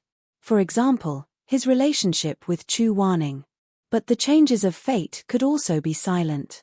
For example, Yi Wangshi's relationship with Nangong Sai. Perhaps it was because that day at the inn, Nangong Sai took Yi Wangshi and the others into shelter. That night, Nangong Sai was thirsty, so he got up and went downstairs to ask for a pot of tea. He just happened to run into the delicate and pitiful Song Chotong. Perhaps Song Chotong poured him a cup of water, or perhaps it was because her legs were inconvenient, so she carelessly tripped when she went upstairs. Who knows? Or perhaps it was because he drank recklessly, so some of the water dripped onto his broad chest. She cautiously handed him a handkerchief. At that time, the clouds were light and the wind was light. Perhaps Nangong Sai only said a simple thank you. But none of them knew that in reality, the Big Dipper rotated and their lives changed because of a handkerchief, a cup of water, and a thank you. But the people involved didn't hear the loud noise of fate. Nangong Sai yawned as he went upstairs. Song Chotong stood there looking at him. Yi Wangshi lit the candles in his room, reading an unfinished book. In his previous life, Mo Ran didn't know the immensity of heaven and earth. He thought that he was all-knowing and had already understood the cycle of life and death. Only now did he know that they were all duckweeds in the world. One night, the wind blew them away, one night, the rain drifted them away. The people on the shore only needed to throw a stone to shatter the blue spirit. How lucky was he? He drifted far away and was still able to return to Chu Waning's side. He was still able to show filial piety in front of his Shizun.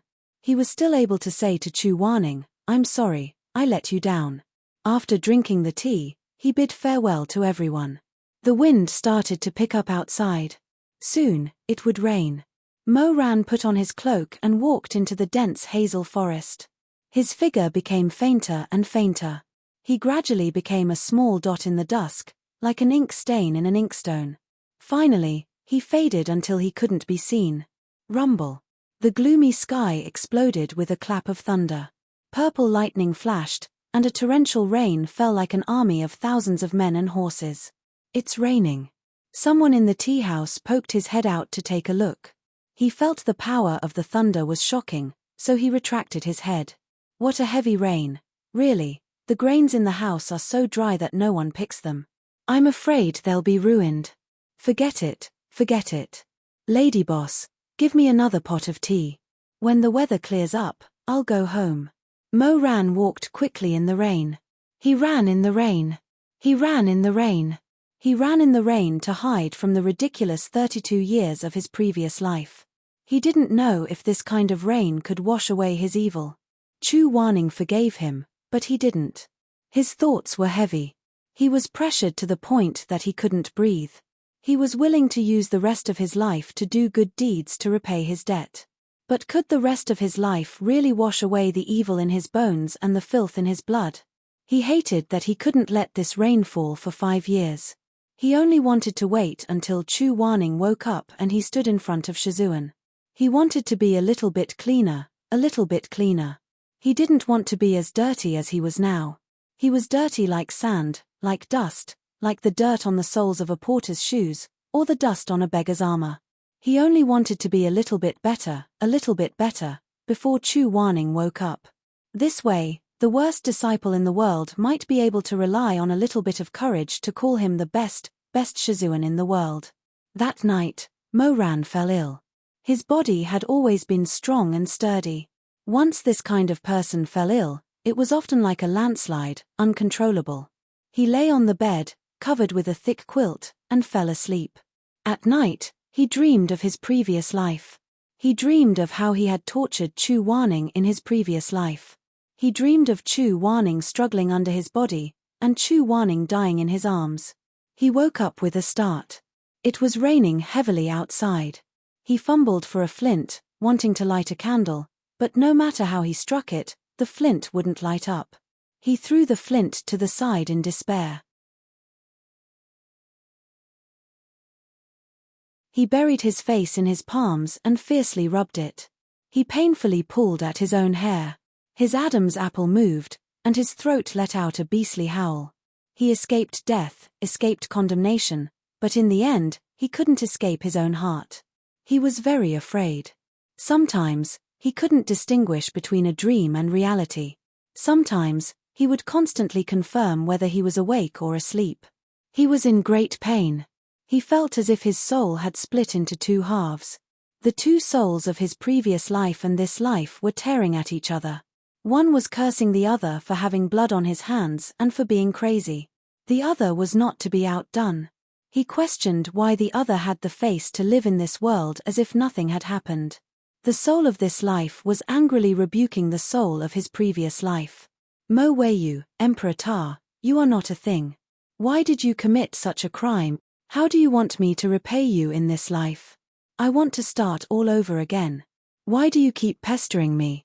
In my dreams, when I am drunk, when the lights are dim, every time I am unprepared, you jump out and curse me with a twisted face. You curse me that I will never be reincarnated. You curse me that evil people will have their retribution. You curse me that this is all a dream, that one day it will shatter again. You curse me that one day I will wake up and find myself still lying in the Witch Mountain Palace. You wantonly laughed and said that no one will cherish me in this life. The only person who is willing to die for me is because I killed him. But is that person me? No, not me. It is you, Emperor Ta. It is you, Mo Weiyu. I am not like you. I am not like you. I don't have blood on my hands. I can start all over again. The other half of the soul was also screaming. It opened its sharp mouth and its face was twisted. Aren't you sorry? Aren't you wrong? Then why don't you die? Why don't you use your blood to pay tribute to the people you hurt in your previous life? Bastard. Hypocrite. How are you different from me? I am Mo Weiyu, aren't you? You carry the sins of your previous life, you carry the memories of your previous life, you will never be able to get rid of me. I am you, I am your nightmare, I am your inner demon, I am the gods and Buddhas who are praying to your disgusting soul. Start all over again. Why? What kind of face do you have? What right do you have to start all over again? You have kept the world in the dark, you have kept the people who love you in the dark. You have done all these good deeds just to erase that little bit of guilt in your heart. Ha! Mo Weiyu. Do you dare to let them know what kind of person you were in your previous life? Do you dare to let Chu Wanning know that in your previous life, it was you? The knife stabbed into his neck, let him bleed out, Let him live a life worse than death. It was you. Let the world starve, and let the world be filled with whales. It was you. Ha ha ha ha, evil creature. I am you, you are me, you can't escape, I am you, Mo Wei. Do you dare to say no? Mo Ran was forced to the brink of madness. He went to the bedside to feel for the flint. He tried to light up the candle, to disperse the sinister night. But even the candle did not want him. The candle did not want to save him. He was thrown into the darkness. His trembling hand rubbed the flint again and again, and again, and again. Nothing, nothing. He finally collapsed on the bed and began to cry. He kept apologizing. In the night, his bed seemed to be surrounded by people. Those moving figures were all cursing him, all demanding his life, all telling him that he was evil in his previous life, evil in the next. Mo Ran did not know what to do. He suddenly became very helpless. He could only keep saying, I'm sorry. I'm sorry. But no one paid him any attention. No one would forgive him. His forehead was boiling. His heart was burning. Suddenly, he seemed to hear someone sigh softly. In the midst of demons and monsters, he opened his eyes. He saw that Chu Wanning had come. Chu Wanning was still the same as before, white clothes trailing on the ground, wide-sleeved robes, handsome features like before. He came to him and went to his bed. Mo Ran choked and said, Shizun, am I not worthy to see you again? Chu Wanning did not speak. He only picked up the flint and slowly lit the candle that Mo Ran had never lit before. Wherever Shizun was, there was fire. Wherever Chu Wanning was, there was light. He stood in front of the candle, his long eyelashes drooping. He raised his eyes, quietly looked at Mo Ran, and then smiled, a very faint smile. He said, Sleep, Mo Ran, look, the light is on. Don't be afraid. Mo Ran's heart felt like it had been hit by a blunt object. He felt like his head was about to split open. He felt that these words were very familiar, as if he had heard them before. But he could not remember. Chu Wanning brushed aside his sleeves and sat down on the edge of his bed. The cold rain poured into the night, but the room was warm. The night was gone. Chu Wanning said, I'll stay with you. When he heard these words, his heart was bitter and painful. It was almost twisted into a ball. Shizun, don't go. He pulled on Chu Wanning's hand under his wide sleeve. Okay. If you leave, the sky will be dark. Mo Ran cried. He felt a little embarrassed. He raised his other hand, covering his eyes. I beg you, don't leave me. I beg you. I really don't want to be the emperor anymore. Shizun, don't leave me. Mo Ran, I beg you. Perhaps it was because of the fever that made his head feel a little dizzy. He was particularly fragile. Or perhaps it was because he faintly knew that this was actually a dream. He knew that when he woke up, Chu Wanning would disappear, so he kept muttering, I beg you, don't leave me. That night, outside the window, there were iron horses and ice rivers. Countless resentful spirits knocked on the window, as if they wanted to enter the room to take his life. But in Mo Ran's dream, Chu Wanning lit the lamp, that little bit of weak light dispelling the endless cold. Chu Wanning said, Okay, I won't leave. Won't leave. Won't leave. Mo Ran wanted to open his mouth and thank him, but a whimper came out of his throat. When a dog wants to carefully please, it has a bit of grievance. You all said you wouldn't leave, that you wouldn't leave me behind. When he was about to fall into the dream, Mo Ran half opened his eyes, suddenly muttering in a daze, but in the end, you all didn't want me. No one wants me. I've been an abandoned dog for half my life. Everyone adopted me for a few days, and then abandoned me. I'm so tired. Really. Shizun. I'm really so tired. I can't take it anymore. I can't walk. Just like a homeless stray dog, its fur was dirty, its claws were broken. In order to survive, it had to compete with beggars and wild cats for food. After being bullied for a long time, it didn't trust anyone. When it saw someone squatting in front of it, the domestic dog might think that they were going to feed it, but the abandoned dog would only think that they were going to throw stones at it. He walked in a panic, walking in fear and trepidation, grimacing at everyone. This was his fate. Shizun, if one day, you don't want me anymore, just kill me, don't leave me behind. He choked and said softly. The feeling of being abandoned again and again is too uncomfortable. I'd rather die. He was really muddled by the fever. In the end, he didn't know where he was, and he gradually couldn't remember who the person who appeared in the dream was. Mother. Before he fell asleep, he said one last sentence. It's dark, I'm so scared. I want to go home.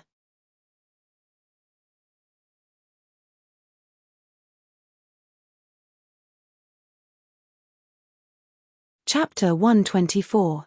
Flowers bloomed and withered. Regardless of whether it was dawn or dusk, the barrier outside the Red Lotus Pavilion glowed with light. The people inside couldn't come out, and the people outside couldn't come in. 5 years passed in the blink of an eye. The human world was like a revolving lantern, changing every day, every night, every month. In the tea house, in the history books, those years eventually became lines of small words and paragraphs of storytelling. Looking back on the past, looking back, in the first year of Chu Waning's closed-door cultivation, his disciple Mo Ran went down the mountain. Xue Meng and Shi Mai stayed at the Life and Death Summit to cultivate on their own. In this year, Mo Ran's handwriting looked better than before. Xue Meng broke through the 9th level of Nirvana Blade. Shi Mai went to the Lone Moon's Night Medicine sect at the end of the year and learned a lot. During this time, Mo Ran went to Izhou's salt merchant Chang family to visit young Master Chang. However, he found out that young Master Chang had died a few days ago. Mo Ran found out that young Master Chang was colluding with the fake Gauchen. He wanted to find out more, but the fake Gauchen had already killed him and burned his corpse to ashes. The trail was cut short. In the second year of Chu Waning's closed-door cultivation, the cultivation world held a Soul Mountain conference. Xue Meng won first place, followed by Mai Hanxue and Nangong Sai. Shi Mai practiced medicine in the lower cultivation world, while Mo Ran went to the north of Jiangnan, eliminating evil and doing good deeds. After that, he returned to the mountains to cultivate. In the third year of Chu Waning's closed-door cultivation, it was the year of the dead and the yin qi was abundant. During the bloody battle in Colored Butterfly Town, the barrier weakened and demons appeared. Wild ghosts cried at night. Xue Meng led the Life and Death Summit disciples to suppress them. Although the evil ghosts did not cover the sky, the lower cultivation world was still in a difficult situation. In order to protect themselves, the 9 major sects each sent out 100 disciples to guard the border between the upper and lower cultivators. They built a wall to prevent ghosts and monsters from crossing to the east. Those poor and homeless people were all kept outside the city walls. The city was guarded against ghosts and people for thousands of miles. Therefore, the sea inside the wall was clear, while the land outside the wall was littered with corpses. Xue Zhengyong tried to negotiate with the upper cultivation world many times, but to no avail. Back then, at the Rainbow Butterfly Town's Life and Death Summit, the disciples' blood that had been spilled had all gone down the drain. At the end of the year, Mo Ran, who was cultivating in seclusion in the mountains, received a letter from his uncle. He learned that there was chaos in Shu and he returned to the secular world. Chu Waning was in seclusion for the 4th year. Mo Ran and Xue Meng fought side by side. At the pinnacle of life and death, the 2 young masters led everyone in the lower cultivation world and swept away the evil bandits. In the end, at the old colorful butterfly town, Xue Ziming had killed more than 1,000 demons and evils, driving away all kinds of ghosts. Mo Weiyu mended the crack in the sky, sealing the evil specters with her own power. After this battle, the upper cultivation world removed the city defense and allowed the people in the lower cultivation world to enter. Xue Meng and Mo Ran, on the other hand, were extremely famous. The former's prestige as a phoenix's fledgling was unparalleled, while the latter's world spiritist techniques were extremely similar to Chu Waning's when he mended the heavens and earth fissure. In the blink of an eye, time passed.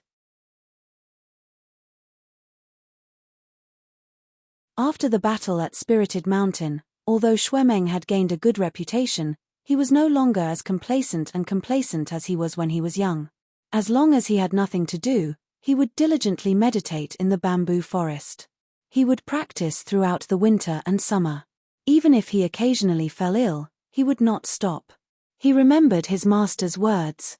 Even if he did not have the divine martial skill, he was still a divine martial skill.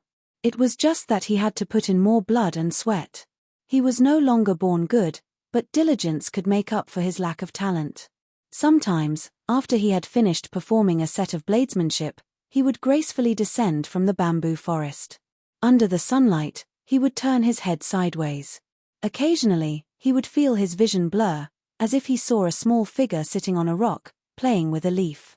He could not help but remember that day when a smaller Chu Warning watched him practice the knife in the forest. The music was melodious, and he advised him when to rush and when to slow down. Shuemeng tilted his head and recalled carefully. It was as if the music was right next to his ears. So he closed his eyes and concentrated. When he opened them again, he saw a withered bamboo falling. Suddenly, the knife flashed in his eyes. The sound of a dragon's roar rang. The shadow of the knife stretched and relaxed. When it started, it was as fast as lightning. When it stopped, it was as slow as falling snow. When Long Cheng retreated, he stood up straight. The withered leaf had been cut into thousands of pieces and silently fell to the ground beside his boots. When he lowered his head, he still seemed to be a young man with a tender face who could not keep his cool. When he looked up again, his eyebrows were tall and straight. His gaze was clear but steady. It was as if a rapid stream had finally returned to the lake and became calm and vast. It had been 5 years. Shuemeng held the knife and used a white cloth to wipe the frost blade. Just as he was about to put the knife back into its scabbard, he suddenly heard hurried footsteps in the distance. A disciple rushed over and kept shouting, young master, what's wrong?" Shuemeng frowned. "Why are you in such a hurry? You don't have any manners." "What happened?" "Red Lotus Waterside Pavilion." That person ran until he was out of breath. His face was bright red as he gasped for breath. "Huizue, Grandmaster Huizue is gone. Elder Yu Hung is awake." With a clang, the battle-hardened weapon Long Cheng fell to the ground due to its master's carelessness. Shuemeng's handsome and fair face instantly paled. Then, it immediately flushed red. His lips opened and closed. In the end, he did not even remember to pick up his own weapon. He ran as if he was flying towards the southern peak, the peak of life and death. Midway, he almost tripped over a rock and staggered. Shizun. Shue Ziming, who had just lectured others without any manners, lost all of his manners in the blink of an eye.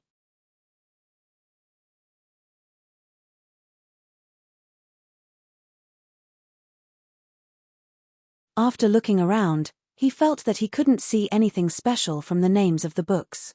He crouched down and asked the stall owner, "Uncle, do you have books that talk about the changes in the cultivation world in recent years? Give me a few."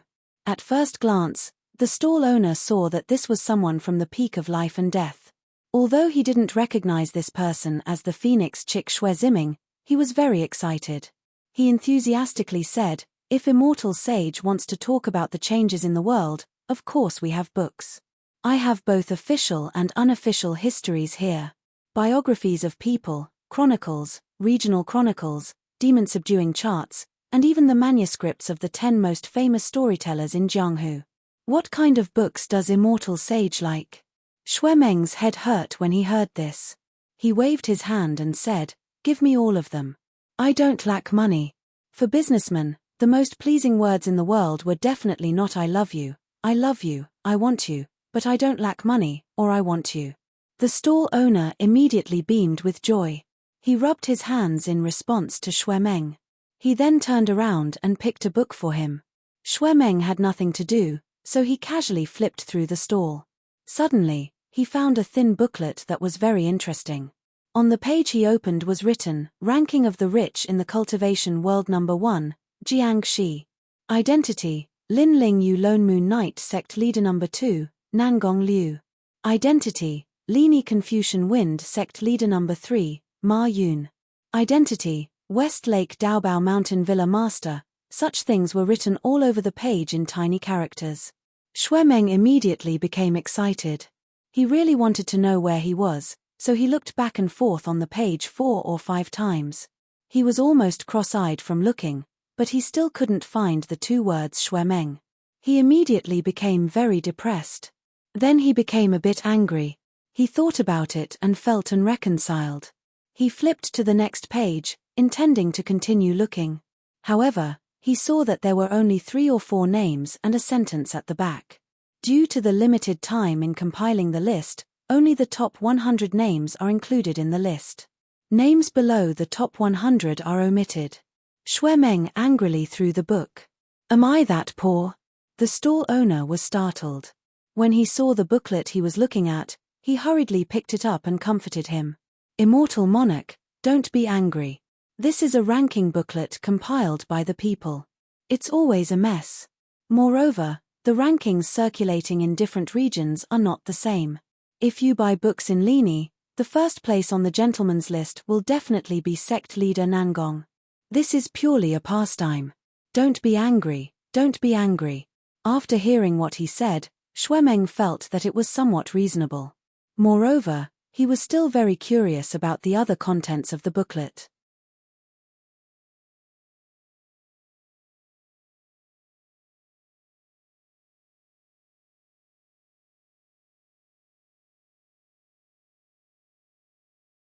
Chapter 125.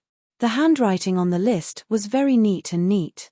It was written as follows: first, Nangong Sai identity, Scholarly Wind Sect's Young Master; second, Shuemeng identity, Young Master of the Peak of Life and Death. Shuemeng.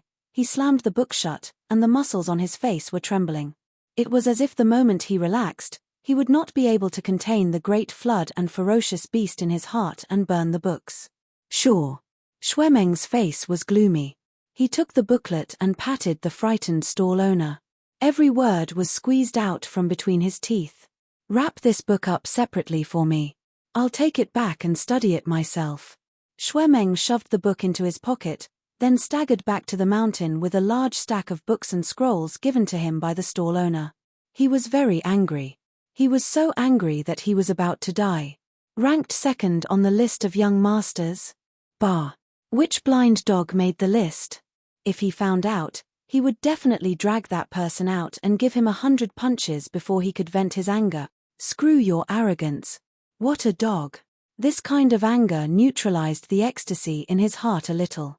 When they returned to the Red Lotus Pavilion, Shuemeng's mood finally returned to normal. He didn't explode at the slightest provocation. Although he was still very agitated, because he had just been angry, after a while, his mind was still clear and not muddled. At this moment, 2 high-ranking disciples were standing guard outside the waterside pavilion.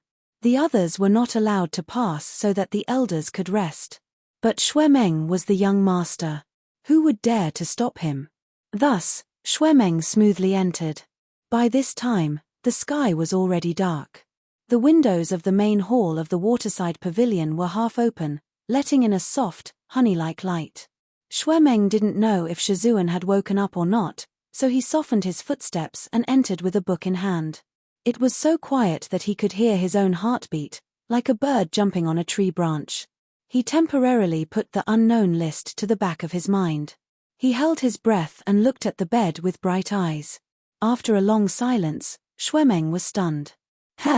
Why was there no one on the bed? Just as he was about to take a closer look, a cold hand suddenly landed on his shoulder. A voice dripping with cold water vapor faintly sounded behind him. "Your Excellency, why have you barged into the Red Lotus Pavilion?" Shuemeng stiffly turned his head and saw a pale face. The light was dim, and before he could see clearly, he was so scared that he screamed, raised his arm, and slashed at the other person. Who would have thought that the opponent's speed was faster than his? His movements were as swift as a gust of wind and lightning. Suddenly he hacked Shuemeng's neck, and then he kicked Shuemeng's abdomen. Shuemeng was forced to kneel down, and the books in his arms scattered all over the floor. He was in a very sorry state. Shuemeng was originally just startled, but when he was forced to kneel by that person, he was truly shocked. It had to be known that he was no longer the same as before. After 5 years of diligent cultivation, even Nangong Sai was not his opponent. But this person, who he couldn't even see clearly, only used 2 moves to suppress him. Who was it? His head buzzed and blood rushed to his skull. However, at this time, he heard that person say in an extremely cold voice, "I've been in closed-door cultivation for 5 years. Now anyone dares to come to my place. Whose disciple are you? Where's your master? Didn't he teach you the rules? As soon as his voice fell, Shuemeng threw himself over and tightly hugged him. Master! Master! Chu warning, Shuemeng raised his head. He originally wanted to hold it in, but in the end he couldn't. Tears flowed down his face. He couldn't help but choke with sobs as he said, Master, it's me. Look, it's me. It turned out that Chu Warning had just woken up and went out to take a bath. Because of this, his body and hands were still cold and slightly damp. He stood in the same place. Although the light was dim, he could see clearly now that it was quiet. The person kneeling in front of him was a youth around 20 years of age. His skin was very white, which contrasted with his dark and thick eyebrows. The distance between his eyes and the arch of his eyebrows was slightly closer than normal people's, so his facial features were deep and his eyes were full of emotions. As for his lips, they were full and smooth, and the shape of his lips was beautiful. With this kind of face, even when he was angry, there was a hint of pampering. In fact, it was very easy for someone with this kind of appearance to be associated with the word seductive, but he wasn't. The most charming part of a person's face was their eyes. Shuemeng's eyes were like strong wine, always sparkling with a spicy, passionate, and unbridled light. They were very threatening. With these two pools of wine, even if they were filled with ice-white and soft jade flasks, no one would be able to recognize them wrongly. After all, 5 years had passed. When Chu Warning died, Shuemeng was only 16 years old. Now, he was 21 years old. 16 or 17 years old was the time when a man would change the most. 1 year, his appearance would change, and half a year, his figure would change. Chu Warning had missed 5 years, so when he suddenly saw him, he didn't recognize him immediately. Shuemeng. After a long while, Chu Warning stared at him and slowly called out. It seemed like he was calling him, but it also seemed like he was telling himself. This was Shuemeng. Shuemeng was no longer the immature youth in his memory. He had grown up, his shoulders were very wide, and his height was also. Chu Warning calmly pulled him up. Why are you kneeling? Get up. There wasn't much difference in height between them. Time passed exceptionally quickly on a young person. In just a few strokes, a child was carved into a mature appearance. When he first woke up, the first person Chu Warning saw was Shuezhengyong. He didn't feel how long 5 years was, but now that he saw Shuemeng, he suddenly understood. As it turned out, many people and things had changed in the blink of an eye. Shizun, at the Seoul Mountain Conference, Shuemeng finally calmed down a little. He pulled Chu Warning aside and said, I took first place. Chu Warning first glanced at him, and then the corners of his mouth curved into a smile. That's only natural. Shuemeng blushed and said, I fought with Nangong Sai. He had a divine weapon, I didn't, As he spoke, he felt that his intention of asking for credit was too obvious. He was actually a little embarrassed, so he lowered his head and rubbed the corner of his clothes. I didn't lose face for Shizun. Chu Warning smiled faintly and nodded.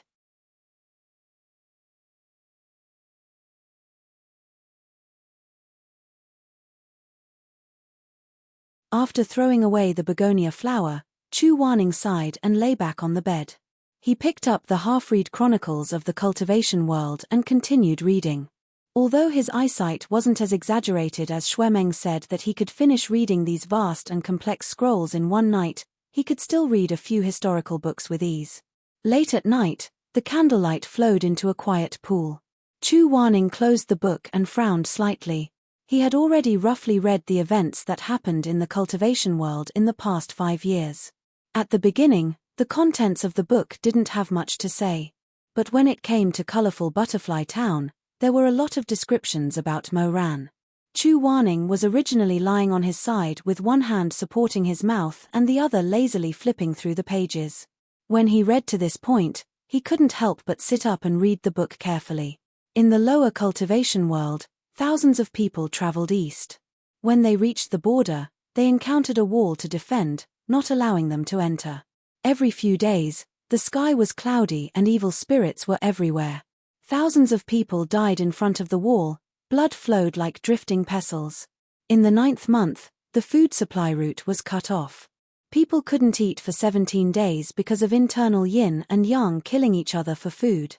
What was written here was that in the lower cultivation world, many people wanted to escape to the upper cultivation world to take refuge, but they were refused. In the end, they had no food in their stomachs, so they killed each other to survive. That foul wind and bloody rain that filled the sky had now become a few words on the paper. When Chu Wanning read it, he felt very uncomfortable. At the peak of life and death, young Master Meng and young Master Ran were the immortals. Their swords came out of Shu. Under the Longcheng saber, more than 1,000 evil spirits were killed. Xue Meng became famous. Mo Ran patched up the sky alone, eliminating evil spirits in the underworld. His boundary technique, Chu Wanning, was not inferior. The world was shocked. Although Chu Wanning knew that the heavenly fissure described here wasn't as serious as it was in the past, he was still a little surprised. He opened his eyes slightly. He was able to patch up the fissure with his own strength.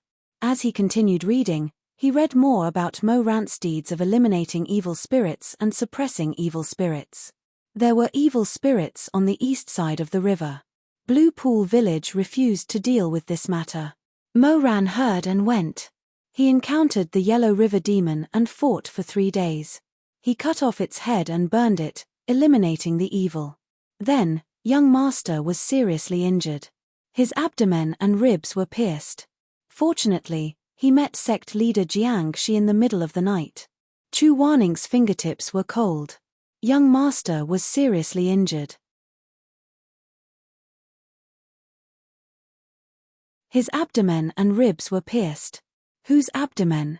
Whose ribs? Mo Ran's. He was clearly someone who would never misread a sentence, but he didn't want to believe it at this time. He repeated it 4 or 5 times, and on the 6th time, he put his finger on it and read it word by word. Mo Ran heard and went. He fought for 3 days. Chu Wanning seemed to see the back of a black-clothed Xiao Sa, his boots stepping on the huge waves of the Yellow River, one hand behind his back, the other holding the shining divine weapon Willow Vine. He cut off its head and burned it, eliminating the evil. However, the young Master was seriously injured. His hands clenched tightly on the paper, his knuckles turning jade-like. He saw Mo Ran pull out the Willow Vine amidst the stormy waves. He let out a long roar like he had seen a ghost and cut off the BA's head. In an instant, blood splattered everywhere. At the same time, the BA's sharp claws pierced into Mo Ran's abdomen. The behemoth that had lost its head swayed and finally fell to the ground, its huge body cutting off the flow of the Yellow River. Mo Ran also fell to the riverside. He could no longer stand, and his clothes were instantly soaked in blood. Chu Wanning slowly closed his eyes. For a long, long time, he didn't open them. Only his fluttering eyelashes were slightly moist. After that, without exception, those books all called Mo Ran Grandmaster Mo. When Chu Wanning saw these 3 words, he only felt that they were indescribably strange and unfamiliar. He couldn't connect the smiling, lazy teenager in his memory with the title Grandmaster Mo. He had missed too many things about Mo Ran. He suddenly wondered if he would still be able to recognize this disciple if that person returned tomorrow. A disciple with many scars would become Grandmaster Mo's disciple. As he thought about it, he couldn't help but feel a vague sense of uneasiness. He really wanted to see Mo Ran, but he also didn't dare to see Mo Ran. With such anxiety, Chu Wanning finally fell asleep in the latter half of the night. Even though she had died once, she still did not know how to take care of herself. She lay in a pile of files without a blanket. He was really quite weak, and his energy had yet to fully recover. In addition, not many people dared to trespass into the Red Lotus Pavilion, so no one woke him up. He fell into a deep sleep, and when Chu Wanning woke up, it was already the evening of the next day. Chu Wanning opened the window and looked at the setting sun outside. He fell into a long silence. The red clouds reflected the surface of the lake. A wild crane flew leisurely over the horizon, and a tired bird returned to its nest. It was already evening. He actually lay in bed for a day and a night. Chu Wanning's face was ashen. He put his hand on the window frame and with a pa sound, he almost broke the wooden frame. The banquet that the High Lord specially prepared for him was about to begin, but he was still sleepy, his clothes were untidy, and his hair was messy. What should he do? What to do? What to do? He was secretly anxious. Yu Heng. At this time, Xue Jingyong actually came up the mountain. He pushed open the door and saw Chu Wanning sitting on the bed with an unfathomable expression. He couldn't help but be stunned. "Why aren't you up yet?" "I'm up," Chu Wanning said. If it weren't for the strands of hair on his forehead sticking up, his appearance would have been very dignified. "What's the matter, High Lord? You actually need to come here personally." Nothing. I just didn't see you come down for a day, so I was a little worried." Xue Jingyong rubbed his hands. "Since you're up, wash up and go to the Meng Po lobby to eat." When Master Huizue left, he specifically said that you can only eat after 24 hours. You haven't eaten since you woke up yesterday, and now it's 24 hours. I had people prepare many dishes that you like. Crab meats, lion's head, osmanthus, and lotus root.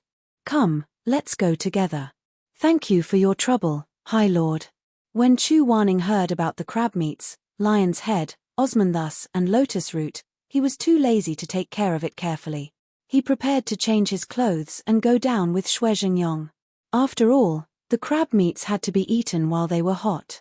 They would be tasteless if they were cold. Of course. Xue Jingyong watched him get off the bed and put on his shoes. He rubbed his hands for a while, then suddenly thought of something and said, "Oh, right, there's one more thing. Chu Wanning wasn't good at taking care of life. After sleeping for 5 years, he was even more sluggish. He put on his left and right socks upside down. After a long time, he realized that something was wrong and quietly changed back. He focused on putting on his socks, so he didn't raise his head and said lightly, 'What?' Xue Jingyong smiled. Rana sent an urgent letter this morning saying that he'll definitely rush back tonight. He even brought you a congratulatory gift. This child is getting more sensible as he grows up." Hey, Yu Heng, why did you take off your socks?" "Nothing, this is from yesterday." Chu Wanning said, "It's a bit dirty, so I changed to a clean one." "Then why didn't you change just now?" "I didn't remember just now." Xue Jingyong was very straightforward and didn't think about it. He just looked around and sighed. "Speaking of which, Yu Heng, you're not young anymore. I think it's time for you to find a Dao companion. Look at your room." When Master Huizue left, it was neat and tidy. But when you woke up, it's not even lively yet. There's only a piece of paper here and a robe there. Do you want me to help you keep an eye out? Please go out, Lord. Huh. Chu Wanning's face was gloomy, and he didn't have a good temper. "I'll change." "Haha, okay, go out then. But about the Dao companion." Chu Wanning suddenly looked up. His eyes were like an ice lake, and he stared at Xue Jingyong, who didn't have good eyesight. Xue Jingyong finally understood and laughed dryly. "I'm just asking. Yu Heng's condition isn't good enough for you." Chu Wanning lowered his eyelids and looked like he was rolling his eyes at Xue Jingyong. Xue Jingyong sighed and said helplessly, "Did I say something wrong?" "I know you're picky," Chu Wanning said lightly, "I just don't have the time." "How is that picky?" "Since you're not picky, then tell me, what kind of woman would catch your eye? As for me, I don't want to force you, but at least I can help you keep an eye out." Chu Wanning found him annoying and couldn't be bothered to talk to him, so he said perfunctorily, "Living people. Women. Lord, please keep an eye out. I won't see you out." With that, he pushed Xue Jingyong out the door. Xue Jingyong was unwilling. After going through a life and death situation, he was sincerely concerned about Chu Wanning's marriage.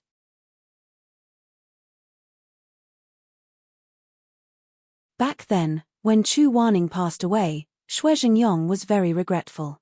He thought that if Chu Wanning had left behind a child like his brother, he would at least have something to think about. He would have someone to take care of and make up for it. However, Chu Wanning didn't have any children or brothers. He was a lone wolf.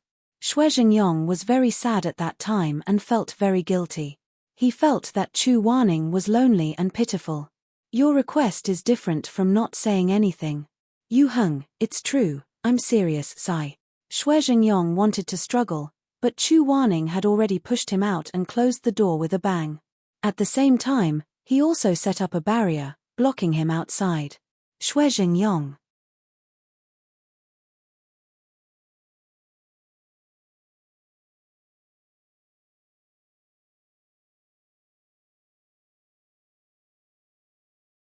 Chapter 126. Elder Yu Heng's exit from seclusion was naturally worthy of the entire sect's celebration. However, Xue Jingyong knew that Chu Wanning did not like crowds and was not good with words. Thus, he had already arranged everything that needed to be said and done beforehand. Chu Wanning had originally been afraid that the banquet would be somewhat awkward, but later found that his worries were completely unnecessary. Although Xue Jingyong was a burly man, he had a clever mind and understood the situation very well. In front of all the elders and many disciples, he said a few heartfelt words. However, he did not say much and did not appear to be emotional. Instead, it was very moving. Only Elder Lutsuan was less perceptive and shouted with a smile. Yu Heng, today is a festive day. Why are you still so cold? You should say a few words as well. There are some new disciples here who have never seen your face. Xue Jingyong blocked for him. Lutsuan, I've already helped Yu Heng say what he wanted to say. Why do you have to drag him to say more nonsense? That's not the same. He should at least say a few words. But it's fine. Xue Jingyong still wanted to say something but was interrupted by a cold and deep voice. Since there are new disciples, I will say a few words. As Chu Wanning spoke, he stood up from his seat. He looked around the Meng Po lobby and saw that several thousand people were looking at him. However, Mo Ran had not arrived yet. Chu Wanning thought for a moment and said, "The South Peak's Red Lotus Pavilion has many mechanical weapons. In order to prevent accidental injuries, I ask all new disciples not to trespass if there is no reason." Everyone sank into silence. Lutsuan could not help but ask, "Are you done?" "I'm done." As Chu Wanning spoke, he lowered his eyes and lowered his head. He flicked his sleeves and sat down. Everyone sank into an even longer silence. Most of the new disciples were pondering. They thought to themselves, was coming back from the dead 5 years after death an experience that a mortal would have? No matter what, he should talk about his feelings in his heart, or thank his savior, or something like that. But why did this person seem to be reading out a dogma and end it with just one sentence? This was too insincere. The older disciples could not help but chuckle. A few of them whispered to their companions beside them, "It's Elder Yu Heng. He hasn't changed. He still speaks as little as ever." "Phut, that's right. She has a bad temper and is impatient. Apart from her pretty face, she can't do anything else." Since there were so many people around and Chu Wanning couldn't hear them, someone joked. Everyone looked at each other and smiled. Then, they turned to look at the white-robed man sitting next to Xue Jingyong. The banquet began. In addition to spicy Sichuan dishes, there were many exquisite pastries and Jiangnan dishes that were deftly arranged. The table was bustling with noise and excitement. Xue Jingyong also opened about 100 jars of the best pear blossom white wine and distributed it to each table. The amber-colored wine was poured to the brim. Chu Wanning was eating her fourth lion's head with crab powder when suddenly a large bowl with a big mouth was placed right in front of her eyes. "Yu Heng, drink a cup. This is a bowl. Aya, who cares if it's a cup or a bowl, drink it. It's your favorite pear blossom wine." Xue Jingyong's thick eyebrows were dyed bright with happiness. "When it comes to your alcohol tolerance, I, Xue Jingyong, am the first to admit defeat. You really can't get drunk after 1,000 cup. You can't get drunk after 10,000 cups. Come, come, come. Let me toast you with this first cup." Chu Wanning smiled. He raised the big bowl and clinked it with Xue Jingyong's. "Since the great lord says so, I'll drink this first cup." He finished it in one gulp and flipped the bowl over for Xue Jingyong to see.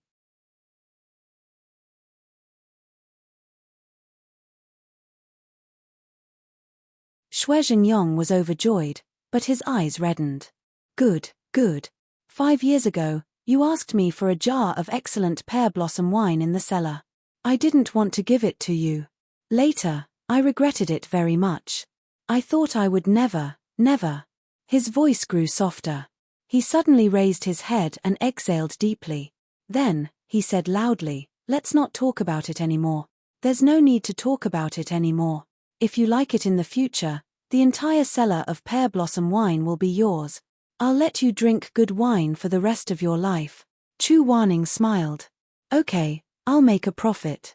While they were talking, Shuemeng was talking to someone in a corner for a long time.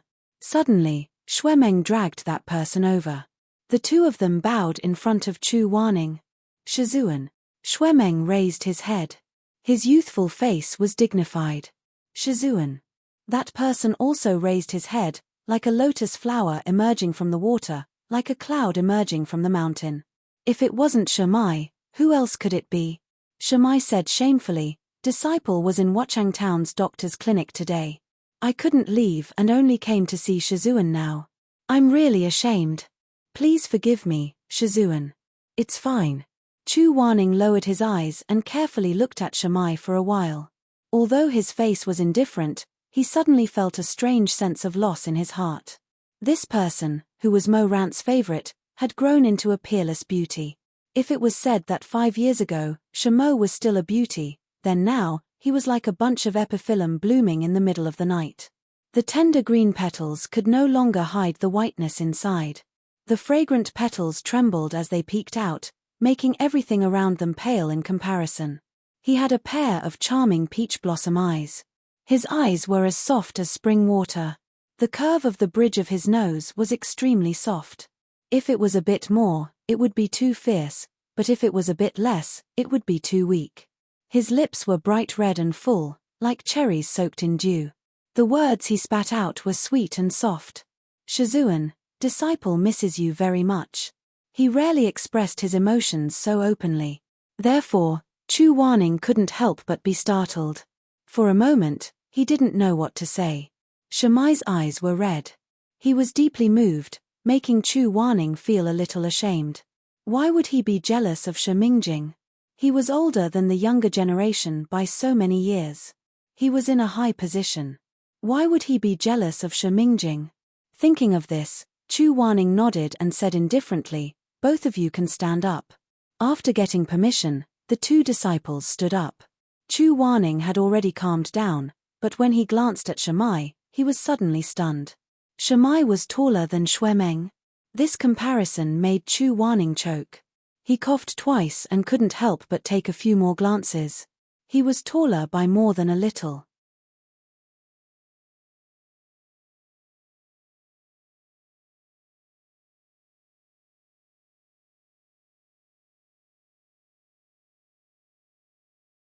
Chu Wanning, he really didn't know how to talk to this father and son pair. Thus, he lowered his head to look at the box again. Suddenly, he saw an even smaller wooden box lying among the pile of things. "This is." He took it out and opened it.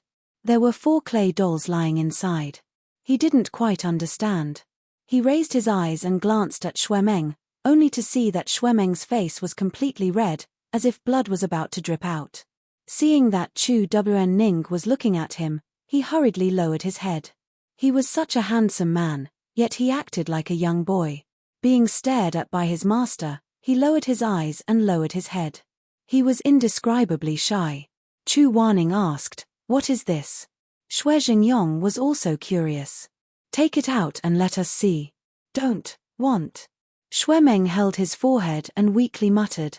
However, his father had already happily laid out the 4 little clay figurines. The 4 clay dolls were extremely ugly. Other than the fact that one of them was slightly taller and the other 3 were slightly shorter, it was almost impossible to tell the difference between them. This kind of work was clearly done by Shuemeng. It should be known that Shuemeng originally wanted to learn mecha techniques from Chu Wanning. In the end, after learning for a day, Chu Wanning made him change to knife techniques. There was no other reason than this brat not being able to accomplish anything in the entire afternoon at the Red Lotus Pavilion. Instead, he took a file and almost tore apart the mecha room. It was really hard for him to make clay dolls with such a pure heart. Xue Jingyong picked up one of the clay dolls and turned it around to look at it. He didn't understand it and asked his son, "What are you making?" Shuemeng stubbornly said, I just made it for fun. It's nothing. These black clay dolls really don't look good. The taller one is much prettier. It's painted white, muttered Shue Jingyong as he rubbed the doll's head with his thumb. Shuemeng said, "Don't touch it." But it was too late. The doll spoke. "Uncle, don't touch it." Shue Jingyong, Chu warning. Shuemeng slapped himself and covered his eyes with his arm, unwilling to look. Shue Jingyong reacted after a long time. He laughed loudly. "Hey, Meng did you make Ran It's too ugly, ha ha ha ha." Shuemeng angrily said, "That's because he's ugly to begin with. Look at how I made Shizun. It's so pretty."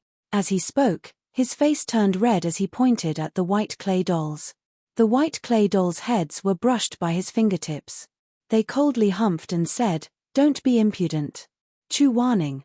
Ha ha ha ha ha. Shue Jingyong laughed until tears were about to flow out of his eyes. This is good, this is good. You even put some Lingyan cotton in it, right? This little thing imitates Yu Heng's tone. It's quite similar.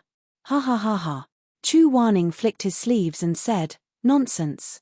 However, he still gently took back the 4 clay figurines and put them back into the box, placing them beside him.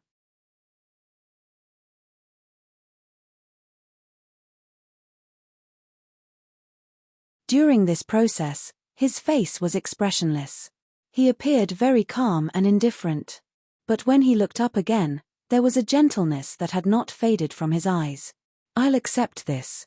Take the rest back. You can use these things too. Master doesn't lack them. But, young master, Shizun wants you to take them back. Just take them back." Shimai smiled and softly persuaded him. He lowered his voice and said, "Anyway, isn't this box of clay dolls the most the young master wants to give?" Shuemeng's head was practically smoking. He angrily glared at Shimai and kicked his feet. He bit his lip and didn't say anything.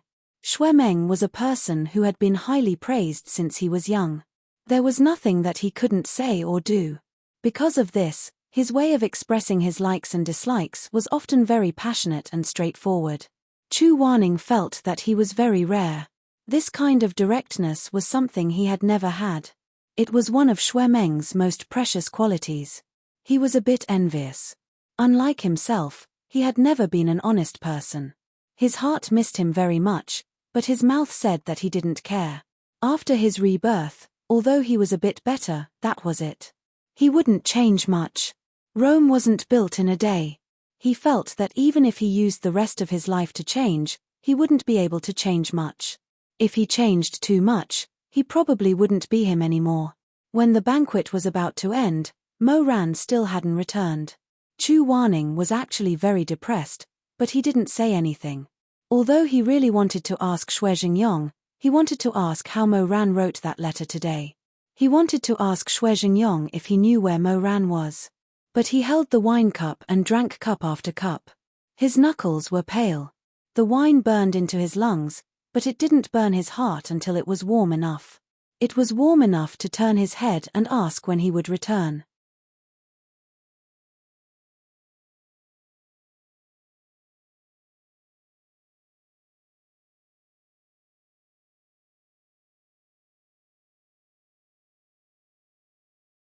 Chapter 127. Chu Warning did not ask, and Shue Jingyong did not mention it either. The supremacy at the peak of life and death drank a little too much. He was dizzy and could not speak properly. He suddenly came closer and stared at Chu Warning. "Chu Warning, you're not happy." "No." "You're angry." "No." Chu Warning said. "Who made you unhappy?" Chu Warning, ask. If he asked, he would feel much better. Maybe Mo Ran did not say that he would definitely come back tonight. Maybe he said that he would try his best to come back tonight, but Shue Jingyong made a mistake when he repeated it, or Shue Jingyong remembered it wrongly. Chu Warning looked outside the door. The night was dark. The banquet was about to end, and the banquet was going to be cold. On the first day he came out of seclusion, Mo Ran did not come back. All the disciples at the peak of life and death were there. Even those he did not know the names of, or even those he had never seen before, were there.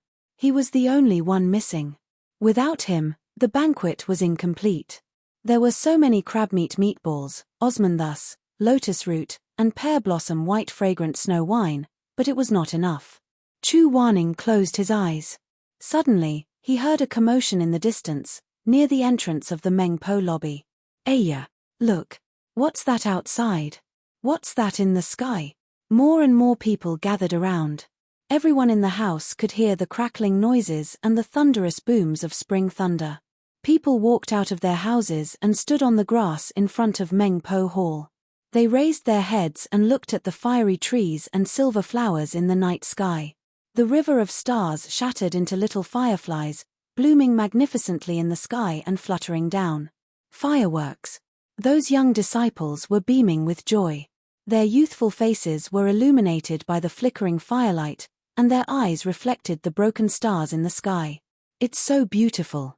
I've never seen such huge fireworks before, not even during the New Year. Chu Wanning also slowly walked out of the hall. He was not in a good mood. Even though Xue Zhengyong had prepared such a splendid fireworks festival, he was still unable to get rid of the heaviness in his heart even though he was grateful. Whoosh! A sharp whistle pierced the clouds and penetrated the moon. He raised his head slightly, and a beam of golden-red flowing light shot into the sky like an arrow. So pretty. If that person was also here, bang! When that dazzling star rose to the same height as the Wu Go, it suddenly exploded. Millions of sparkling and translucent golden lights converged into a stream. Thus, the Milky Way lost its color and the Moon Palace lost its light. The fireworks were like a tree of begonia, blowing down like snow, like the sparkling waves of a vast river. Chu Wanning slowly closed her eyes amidst the dazzling lights and lively atmosphere. Disciple Mo Ran congratulates Master for coming out of seclusion. Suddenly, someone spoke from behind him. Every word was clear and sharp. Chu Wanning suddenly trembled, as if there was a thorn in his back, as if there was a charcoal fire in his throat. His heartbeat lost its speed, and his blood flowed freely. He couldn't breathe, and suddenly turned his head. Behind him stood a few disciples who had just walked out of the Mengpo lobby. They were all looking at the sky in astonishment. Someone recited. Gradually, there was more than one person reciting. Everyone felt that it was a novelty. Those young disciples, male and female, stood alone or in groups of 3 or 5. They all looked at the splendid night sky and recited this sentence. Disciple Mo Ran congratulates Master for coming out of seclusion. Every word was gentle like the tide, like the ravings of a dream. Every sentence was firm like a boulder, like a thousand-catty mountain. Chu Wanning suddenly raised his head.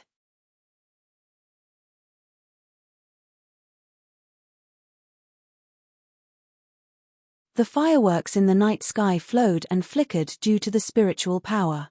They formed this sentence in such a splendid and huge formation. The fireworks condensed into a grand tide that could be seen from hundreds of miles away. The colorful stars seemed to be separated by thousands of mountains and thousands of mountains, separated by the past, rushing towards him in this never-ending night. That person's joy, sorrow, longing, and guilt also rushed towards him in this never-ending night. He felt that he had suddenly become a driftwood in the sea. The seawater was him in the underworld, in front of the Ghost King Palace. When Mo Ran suddenly hugged him, his eyes were warm, passionate, and resolute. He had nowhere to run. His surroundings were filled with that person's murmurs, that person's laughter, that person's deep feelings. Chu Wanning didn't want to care about what kind of deep feelings it was, whether it was the master and disciple relationship or something else. It was enough as long as there were feelings. Mo Ran still didn't make it back in time before the banquet ended. Even if he traveled day and night, even if he didn't stop, he still had a long way to go. Fortunately, he still had the communication fireworks made by Xuanji Elder in his backpack. He was afraid that something would happen to him outside, so he used it in an emergency. It was a work of art. It could condense spiritual power to write on a piece of paper, put it in a scroll and ignite it. Then the written words would be released into a huge firework. Even if it was far away, it could still be seen at the peak of life and death. This firework was very expensive and extremely difficult to make, but Mo Ran didn't care at all.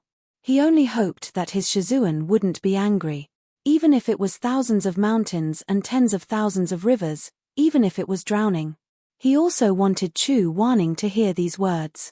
Disciple Mo Ran congratulates Shizun on coming out of seclusion. 4 hours later, the banquet ended. When he returned to the Red Lotus Pavilion, it was already late at night. Chu Wanning smelled of alcohol and felt uncomfortable. He wanted to take a bath, but the weather had already turned cold. The lotus pond in the Red Lotus Pavilion was too cold. He took a bath yesterday and almost froze his body. He thought for a while, then went back to his room to get a change of clothes and a wooden basin. He then walked to the wonderful sound pool. The wonderful sound pool was a bathhouse shared by the entire sect. He had only taken a bath here a few months ago when he had just arrived at the peak of life and death. It was already very late at this time. Not many people would take a bath here. Chu Wanning raised his hand and lifted the thin curtain of the bath. He walked in. Many places in the peak of life and death had been renovated, but the wonderful sound pool hadn't. It was surrounded by high tiled walls. After entering the door, he first had to pass through a winding corridor with floating gauze curtains.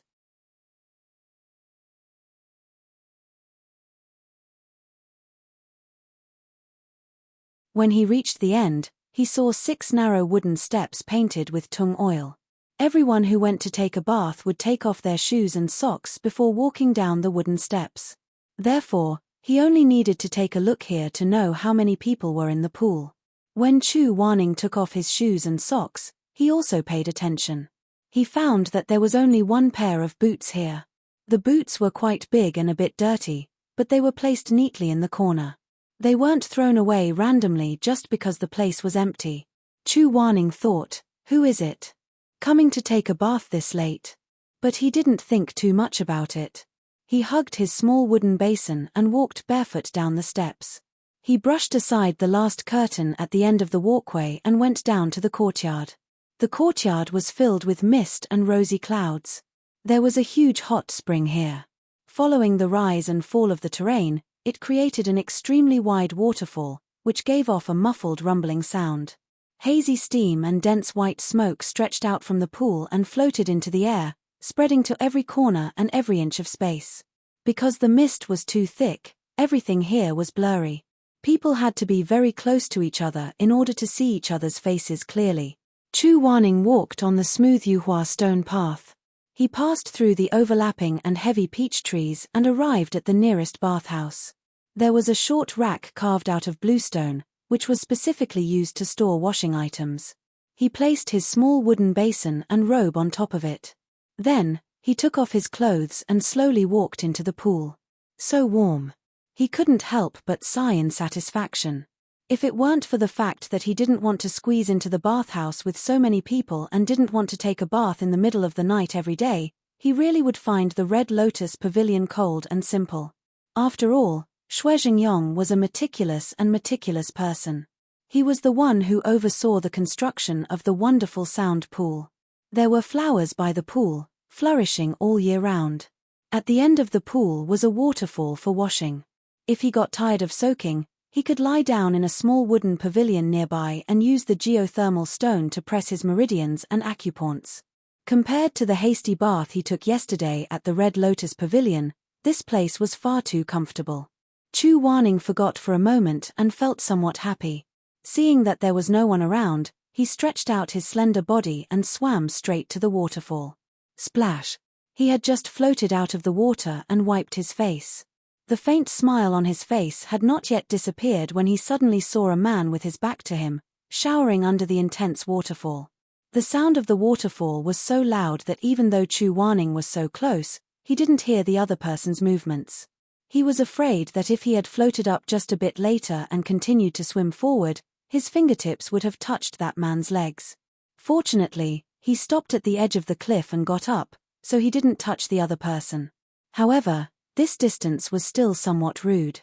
He was almost standing behind that man. The man was very tall, much taller than Chu Wanning. His skin was tanned to a honey-colored, appearing very wild. His shoulders were broad and straight, and his shoulder blades moved with the movement of his arms. They were like golden mountains, containing an unstoppable force. His muscles weren't exaggerated, but they were firm and well proportioned. The water splashed against his body. Some of the water strands converged into streams on the wide open field, while others splashed in all directions. Some seemed to be infatuated with his body, willingly turning into a thin layer of water that covered his body, inseparable from him.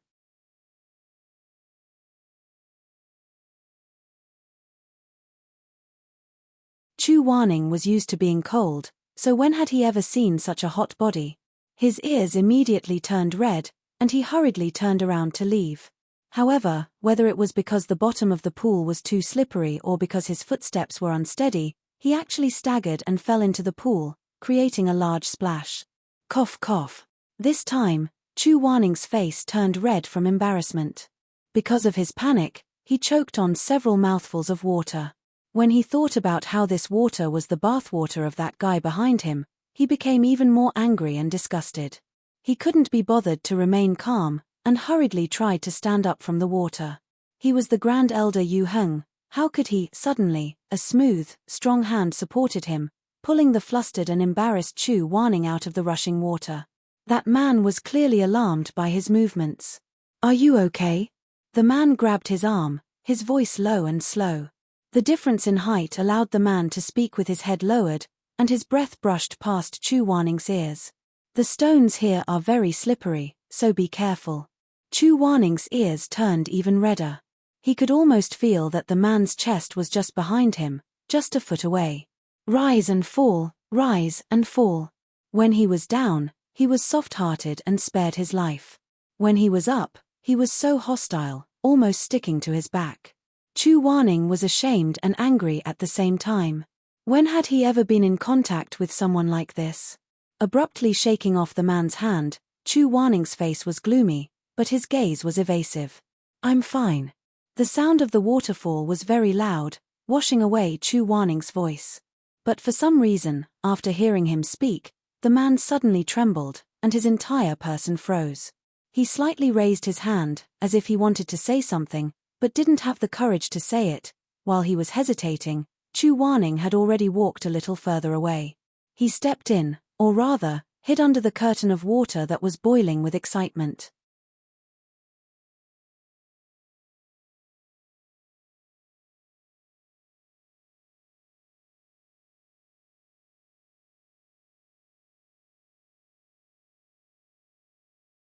Chapter 128. Chu Wanning's heart was beating very fast, and his face was a little red from anger. From the corner of his eyes, he saw that the man was still standing in the same place like a mountain. His body seemed to be a little stiff. Chu Wanning didn't look at him directly, but he could feel that the man's naked and undisguised gaze was staring straight at him. It was like a sword that had just been taken out of the sword pool and was still shockingly hot. When it pierced through the waterfall, the water was vaporized by the sword and stabbed into his body.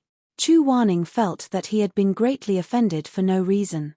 His expression became more and more ugly. He bit his lips and hid deeper into the waterfall. Unexpectedly, the man was an idiot. Chu Wenning hid inside, and like a marionette, he followed her and took a step forward. Chu Wanning was furious. This made him think that there were always a few perverted demons at the peak of life and death. In the past, there was even a woman who didn't sleep at night. She climbed to the roof of the Red Lotus Pavilion and secretly waited to watch him bathe. This memory made his scalp tingle. The arm that was grabbed by the man seemed to have goosebumps. Fortunately, he hid in the deepest part of the waterfall and ate the water droplets for a long time. Finally, the man seemed to have let him go. He returned to the waterfall and continued to bathe. Chu Wanning suppressed the anger in his heart. He didn't want to stay in the waterfall any longer. He planned to finish bathing and leave as soon as possible. He reached for the towel on his shoulder, only to find that the towel, as well as the locust soap that was wrapped in it, had fallen into the water because of the earth-shattering fall just now. It had probably melted by now. Go ashore to get it. Walk naked under the man's nose. Chu Wanning's face was not red now. His face was green. His thin lips were tightly pursed. He felt very humiliated. He didn't want to go. So he crossed his arms like a fool, leaned back against the rock, and continued to bathe himself in the deepest part of the waterfall. Chu Wanning, the man. Suddenly, from afar, that person raised his voice and asked hesitantly, "Do you want honey? And the incense? We can't just keep charging like this, right?" Chu Wanning closed his eyes but still didn't go out. He said coldly, "Throw it over." That person didn't throw it over, as if he felt that it was too rude and disrespectful to treat a stranger this way. Chu Wanning waited for a while under the waterfall. Then, she saw a peach leaf carrying a locust and 2 incense sticks floating towards her. She used her spiritual energy to slowly float towards her. Chu Wanning picked up the things and looked at them carefully. He was stunned. There was nothing wrong with Chinese soap, as everyone used the same ones. However, the person who used the incense had chosen the 2 scents of plum blossom and begonia, which were his favorite. He couldn't help but take another look at the tall figure hidden in the distance through the sparkling water curtain. The man asked him, "Do you want these 2 kinds?" Chu Wanning said, "Not bad." The man did not speak again. The 2 of them were far apart, each with their own thoughts. They washed in silence. Chu Wanning washed and felt a little more comfortable. Then, he carefully stood out from the depths of the waterfall. After all, the place where he was originally standing was too fast, and the rush made him uncomfortable. However, as soon as he came out, the man looked in his direction again. It was fine if he looked over, but Chu Wanning always felt that this guy's gaze was strange. It was as if he had something to say to her, but he was hesitating whether he should go forward. He stared at Chu Wanning until she felt goosebumps all over her body. After washing for a while, Chu Wanning couldn't stand it anymore, so he decided to leave first.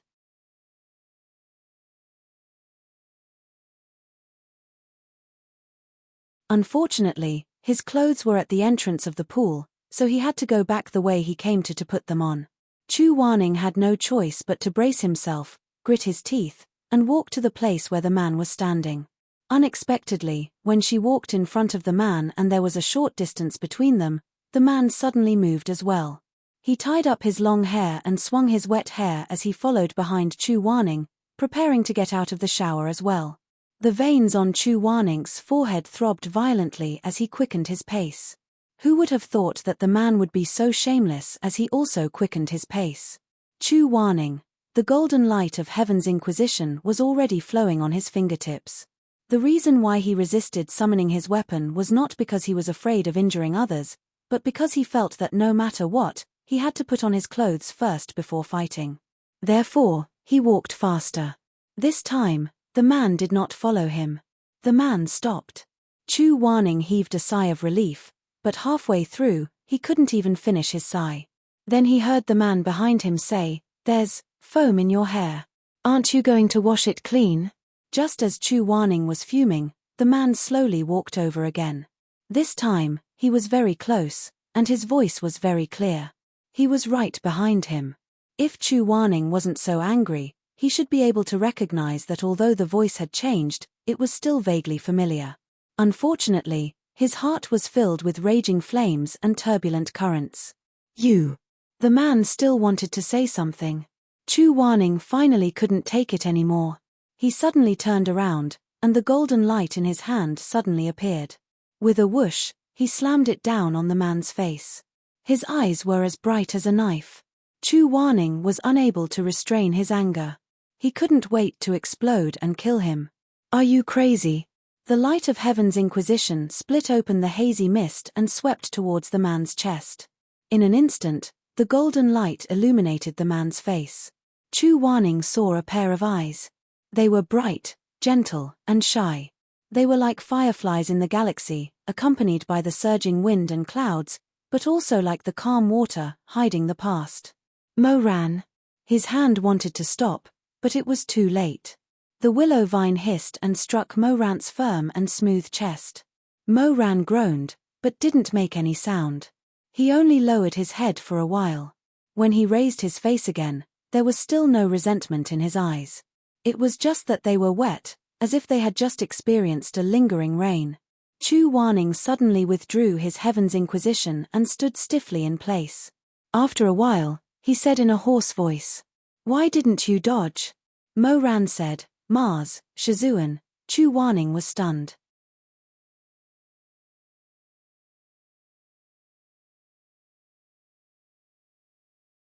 He had imagined many times when they would meet again, but he never thought that he would meet him at the wonderful sound pool, in the hot spring water. "What are you doing here? When did you come back?" "Just now," Mo Ran said softly. "I was in a hurry, and my body was too dirty. I couldn't look, so I wanted to take a bath first, then pay my respects to Shizun. I didn't expect." Chu Wanning was speechless for a while. They didn't expect. Both of them wanted to meet each other in a dignified and proper manner. Mo Ran probably wanted to appear in front of Chu Wanning immaculately and tidily. The result? Not only was it not proper, it was also ridiculous. Not only was it not dignified, it was also ridiculous. Not only was he not immaculately dressed, but he was also naked. Being clean and tidy barely met the criteria. If he wasn't so clean that he didn't even have clothes on, he wouldn't be wearing anything. "Shizun, it's really you." Mo Ran didn't care too much about this. For 5 years, Chu Wanning was asleep, and he was awake. To Chu Wanning, it was just a dream, but to him, it was more than 1,000 days. His feelings were far more complicated than Chu Wanning's. His eyes were slightly red, and he suppressed his surging emotions. "It's been so long, just now. I didn't dare to admit it. I felt that I recognized the wrong person, I even thought." Chu Wanning felt his brain buzzing, and for a moment, he didn't know what to say. After a while, he said, "If you weren't sure, why didn't you come and ask me yourself? Why did you follow behind me without saying anything?" "I also wanted to ask," Mo Ran said softly, "but it's been 5 years, suddenly. I seem to see Shizun right in front of me. I actually feel like I'm dreaming." Being close to home made him even more nervous. He didn't dare to ask the person. Most likely, when he saw his silhouette, he felt this way. In these 5 years, he had already dreamed too much. He was afraid that he would go crazy again, and wake up with tears on the pillow. The so-called meeting was just a false joy. Chu Wanning's heart was in a mess, but she could only force herself to remain calm. It was really hard on her. Her heart was clearly wet, but she still had to dryly say, "What kind of dream could be this ridiculous?" Hearing Chu Wanning's reply, Mo Ran was slightly startled at first, then he seemed to think of something. He pursed his lips, a halo flowing in the depths of his eyes. In fact, he originally didn't want to talk about that matter as soon as they met, but after hesitating, he felt that if he didn't take advantage of the fact that Chu Wanning hadn't built up a wall yet to ask, it would be difficult to have another chance in the future. So he paused, then said, "Shizun doesn't remember." "Don't remember what?" Mo Ran's eyes were dark, deep and bottomless. "You told me before, dreams that are too good are often not real." "That's only because..." Chu Wanning suddenly paused, suddenly realizing that he had said this when Jin Chengkai saved Mo Ran. Because at that time, his heart was really uncomfortable, so he said such a depressing sentence. After so long, he could still easily remember it. But how did Mo Ran know that the person who saved Jin Chengkai was actually him? Could it be that Shimai told him? Chu Wanning raised his eyes to look at him, only to see that Mo Ran was also looking at him. At this time, he suddenly realized that Mo Ran wasn't sure of the truth at all. The reason he said this was only to observe his reaction. Mo Ran said softly, "So it really is Shizun." Chu Wanning. Mo Ran raised his hand. The skin on his chest was cut open, and blood seeped out. He smiled bitterly. "These years, I've always thought about the past, and wanted to know what Shizun had done for me.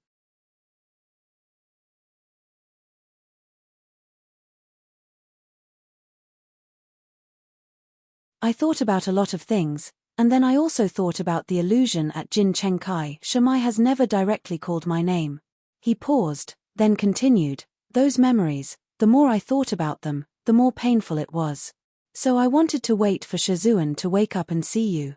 There are many things that I want to ask you personally about. The thing that I want to ask the most is, Shizun, the person who saved me at the bottom of the pool, was actually you, right?" As Mo Ran said this, he walked towards him. Chu Wanning wanted to retreat, because he suddenly realized that Mo Ran was so tall, like a mountain. Every inch of his body seemed to contain a strength that could take a person's life. He suddenly realized that Mo Rant's eyes were so bright, like the rising sun falling into the two pools of spiritual light. Wherever the light rippled, it was full of multicolored light. Chu Wanning felt flustered for no reason. He said, "It wasn't me." Mo Ran obviously didn't believe him. In his panic, Chu Wanning grabbed onto another topic, as if he was grabbing onto a life-saving straw. But because he was too shocked, too nervous, and too embarrassed, he even forgot that he had just asked this question, and Mo Ran had already answered him. He looked at the man whose chest he had cut open and said, "I accidentally injured you just now. Why didn't you dodge?" Mo Ran stared blankly for a moment. Suddenly, his thick eyelashes drooped, and he smiled. "You said that the dream was too good to be true." He also answered again. After a pause, he seemed to murmur, "I wanted to feel pain. If it hurts, it can't be fake." He had already walked over and stood in front of Chu Wanning. It was probably because of this sudden reunion that the joy and gentleness in his heart, as well as pity and sorrow, surpassed everything else. Mo Ran didn't think of anything else, didn't let his imagination run wild. He even forgot that he should maintain a proper distance from Chu Wanning, a distance that a master and disciple should have. But he didn't. When love was deep, he would always remember that the person in front of him was Wanning, not Shizun. Mo Rant's eyes became more and more wet and red. He smiled and raised his arm. "I think I was splashed by the water just now." As he said this, he wiped his face and eyes. Chu Wanning looked up at him in a daze. Because he had been looking forward to Mo Rant's return for a long time, he was slightly more clear-headed than Mo Ran. But it was precisely because of this trace of clear-headedness that he had extra thoughts to pay attention to the current state of the two of them. They were wearing nothing and standing face to face as they spoke. Mo Ran was still so close to him. If he moved forward a little more, he could hug him just like in the world of spirits and souls. He didn't want to look up at Mo Rant's handsome face, but when he looked down a few inches, he saw tall and straight shoulders and broad chest.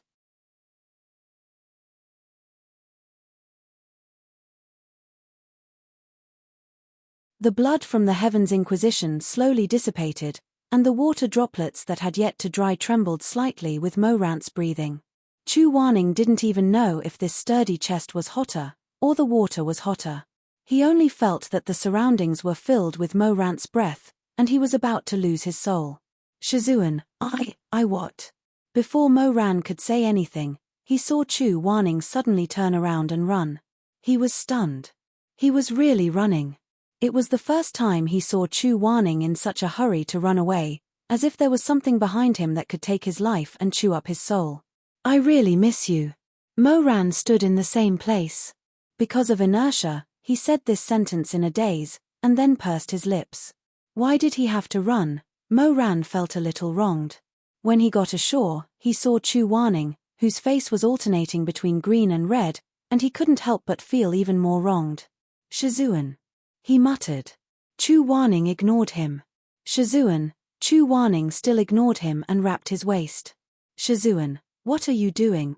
After putting on his clothes with great difficulty, Chu Wanning finally breathed a sigh of relief.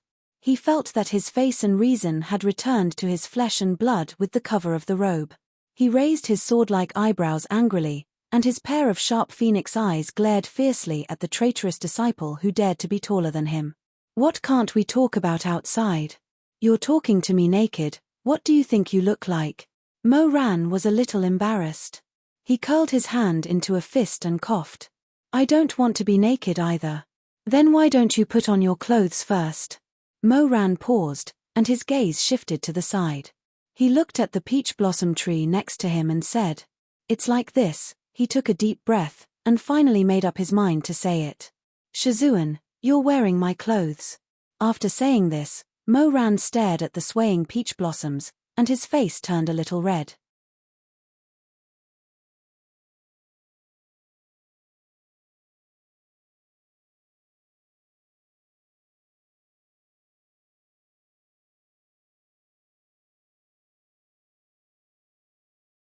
Chapter 129. In a short moment, Chu Wanning's mind was in turmoil. Wind and rain intersected, thunder roared, lightning flashed, and black clouds splashed. To take them off or not to take them off? This was a deadly question. Not taking them off seemed to be inappropriate. He already knew that he was wearing the wrong clothes. He couldn't pretend that he didn't hear Mo Rant's words just now, could he? Take them off, how could he have the face? He had put on the clothes with great difficulty. He couldn't take them off one by one in front of Mo Ran. There was a strange silence. Mo Ran said, however, I washed these clothes very well.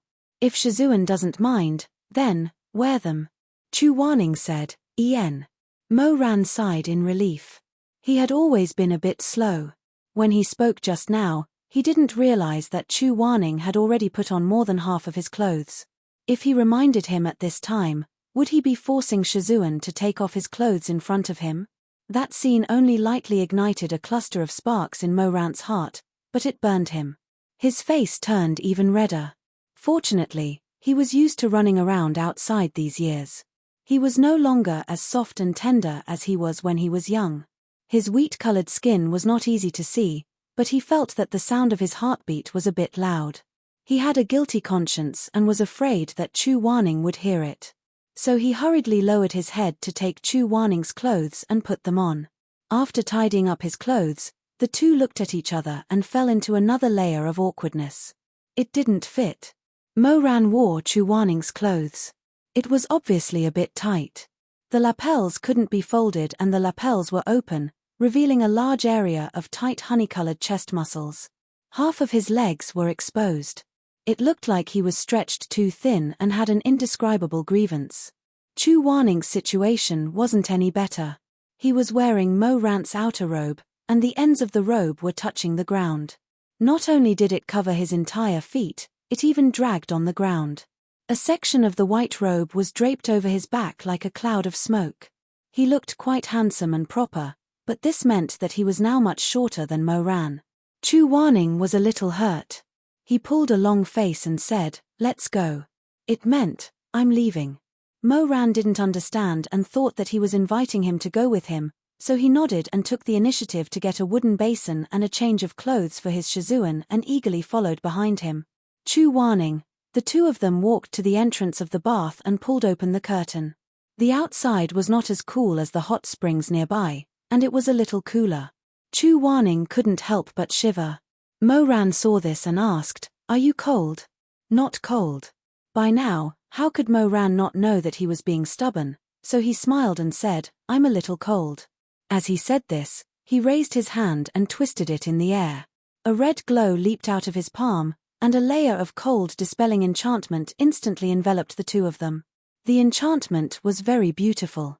It flowed with brilliance, and there were fine flower marks at the top. Chu Warning raised his head and looked, his expression unreadable. "Not bad, you've improved. Not as good as Shizun.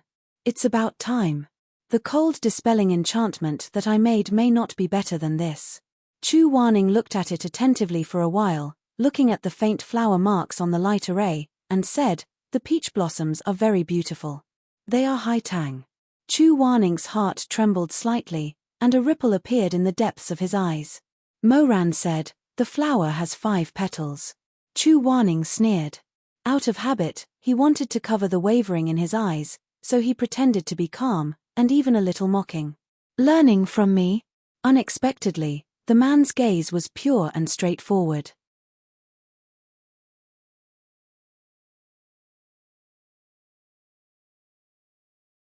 He looked at him magnanimously and nodded. "I didn't learn well. I made a fool of myself in front of Shizun." Chu Warning was a little speechless. The two of them walked side by side in silence. After walking for a while, Chu Warning didn't want to stand beside him, so his pace quickened. Mo Ran followed behind and suddenly asked, "Shizun, I didn't make it back in time for the banquet. Are you angry?" "No. Really? Why would I lie to you? Then why are you walking so fast?" "Of course," Chu Warning couldn't say because you're too tall. He was silent for a while, looked at the sky, and said, "Because it seems like it's going to rain soon." In the end, he jinxed it. Not long after he finished speaking, in the originally gloomy sky, droplets of water really fell, scattering into the beaded curtain. Mo Ran smiled. His smile was still as good-looking as it was 5 years ago. Because it had a little more sincerity, it looked particularly dazzling. Chu Wanning stared at him. "What are you giggling about?" "Nothing." Mo Rant's dimples were very deep, very sweet. The young man was very tall, but his eyelashes fluttered. When he looked back at him, he was very obedient, without the slightest bit of arrogance. He was even a little shy as he said, "It's just that I haven't seen Shizun in a long time. Now that I see you, I'm very happy." Chu Wanning looked at him, at the dimples on his cheeks. He originally thought that these two pools of sweetness would always belong to Shi Mingjing, but later he found that this was not the case. It turned out that as long as he paid with his life, he could actually get a jar by luck. Chu Wanning scolded him. "Idiot." Mo Rant's eyelashes drooped down, long and slender. He really did laugh like a fool. Because of this, Mo Ran accidentally stepped on the hem of his clothes that he had been carefully avoiding. Chu Wanning lowered his head and looked at the ground, then looked at him. His expression was dignified, but he did not say anything. Mo Ran was very straightforward.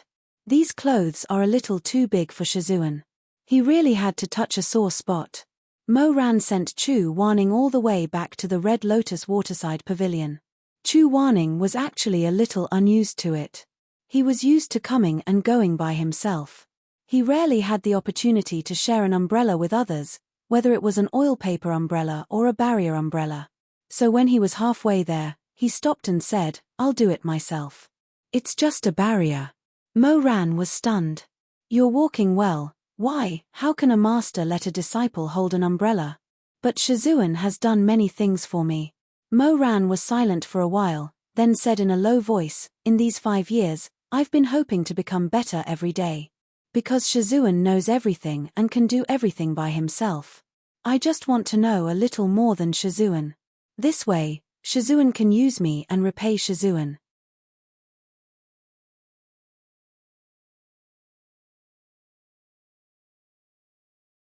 "After training for so long, I still feel like I can't repay Shizun's kindness in this lifetime.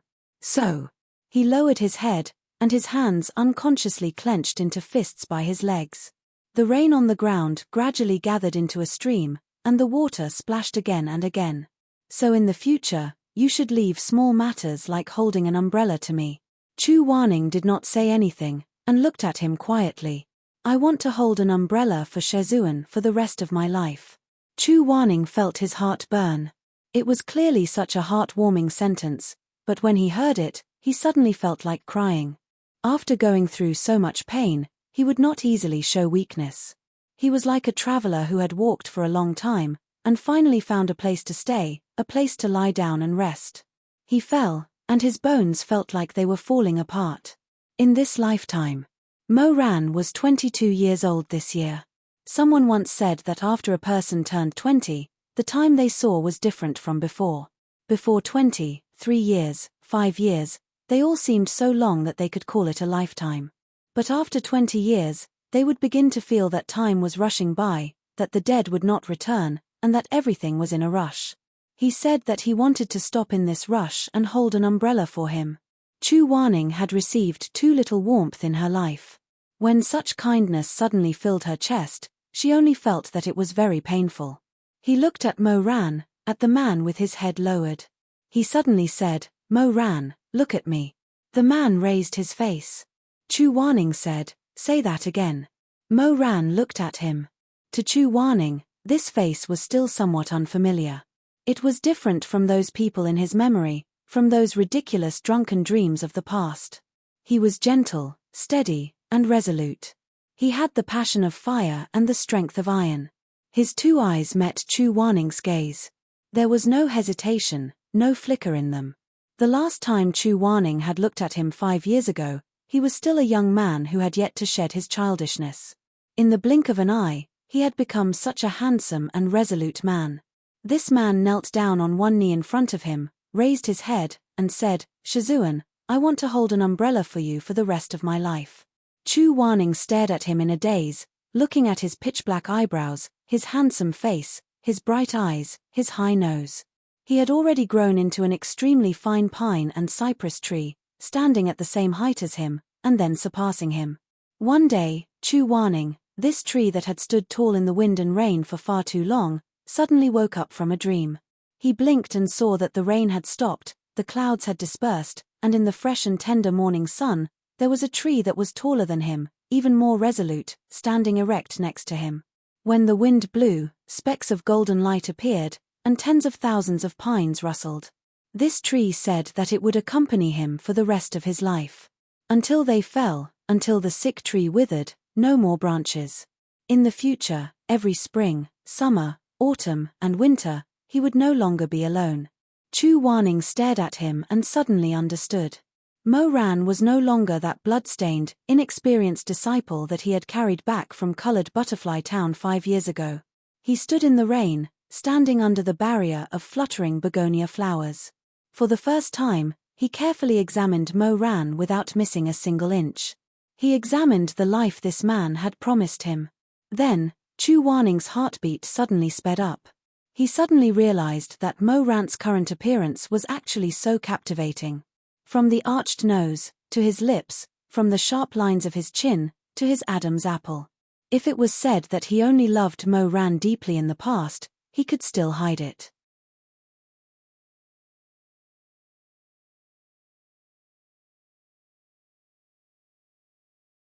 But today, when they met again, he felt that this man had become a fire that could easily ignite this pile of dry wood. The fire that could cover the sky and cover the sun could almost burn the sky.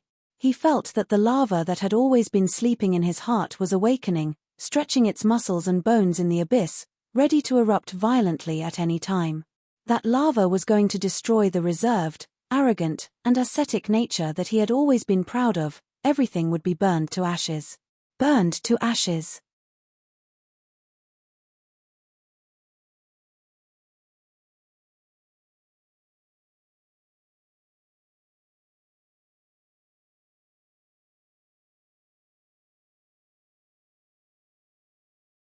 Chapter 130. Chu Warning's breathing was a bit heavy, his throat a bit dry. He was not willing to admit defeat like this, so he made things difficult for him. He suppressed the fire in his heart and still asked lightly, "Forever?" "Forever. I may walk very quickly and not care about you. It doesn't matter, I'll chase. I may also stand and not want to walk. I'll stand with Shizun." Chu Warning was very anxious by his unthinking answer. He flicked his sleeve and said, "Then what if I can't walk? I'll carry you." Chu Warning, Mo Ran was stunned for a moment. He felt that it was a bit disrespectful and abrupt, so he opened his eyes wide and waved his hand anxiously, "I'll carry you." Chu Warning's heart beat faster and faster. He had to do all he could to suppress his desire to help this man up and touch him. This restlessness made him frown. He looked very anxious and a bit angry. "Who wants you to carry me?" Mo Ran opened his mouth, but did not know what to say. His Shizun was so hard to please. He couldn't carry her on his back or hug her. He couldn't carry her, let alone drag her. He was very stupid. He didn't know how to make Chu Warning happy. So he lowered his head in disappointment, like a dog abandoned. He whispered, "Then I won't walk.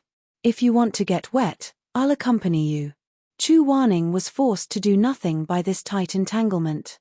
He was a person who was used to being independent, so he almost said without thinking, "I don't want you to accompany me." Mo Ran finally did not speak. From Chu Warning's angle, he could only see his broad forehead, dark eyebrows, and 2 rows of long eyelashes. They hung down like a curtain of fog, slightly trembling, as if there was a wind blowing the curtain up and down. "Shizun." Chu Warning anxiously refused, causing Mo Ran to misunderstand his intentions.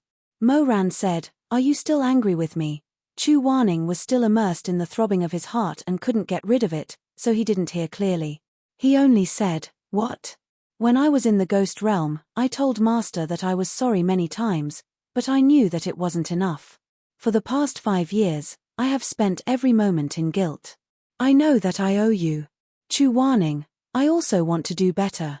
At least when I stand in front of you, I don't feel that I'm too dirty, and I don't feel that I can't hold my head up. But I can't catch up to you. Almost every day when I wake up, I'm worried that this isn't a dream. I'm worried that when I wake up, you won't be here anymore. The words you said to me when you saved me in the Jincheng pool kept ringing in my ears. You said that the dream was too good to be real, so I was very sad. Mo Ran's voice was somewhat hoarse. He still had some things to say, but he didn't want to. He felt that he didn't have the face to continue talking about this in front of Chu Wanning. How could he be so heartless as to let Chu Wanning know about the various things that happened in the past 5 years? Sometimes, when he was alone in the Snow Valley, he couldn't tell the time apart, and he couldn't tell where he was. At that time, he would take a needle and stab himself. It was very painful, but when the pain was enough, he knew that his divine sense was still awake and that he was still in this world. He knew that all this wasn't a dream he had in his previous life.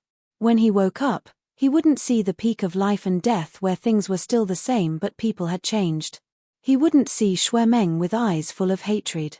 He wouldn't see the Confucian wind sect razed to the ground. He wouldn't see Chu Wanning lying in the Red Lotus Pavilion, just like when he was alive. Just like when he was alive. Just like when he was alive.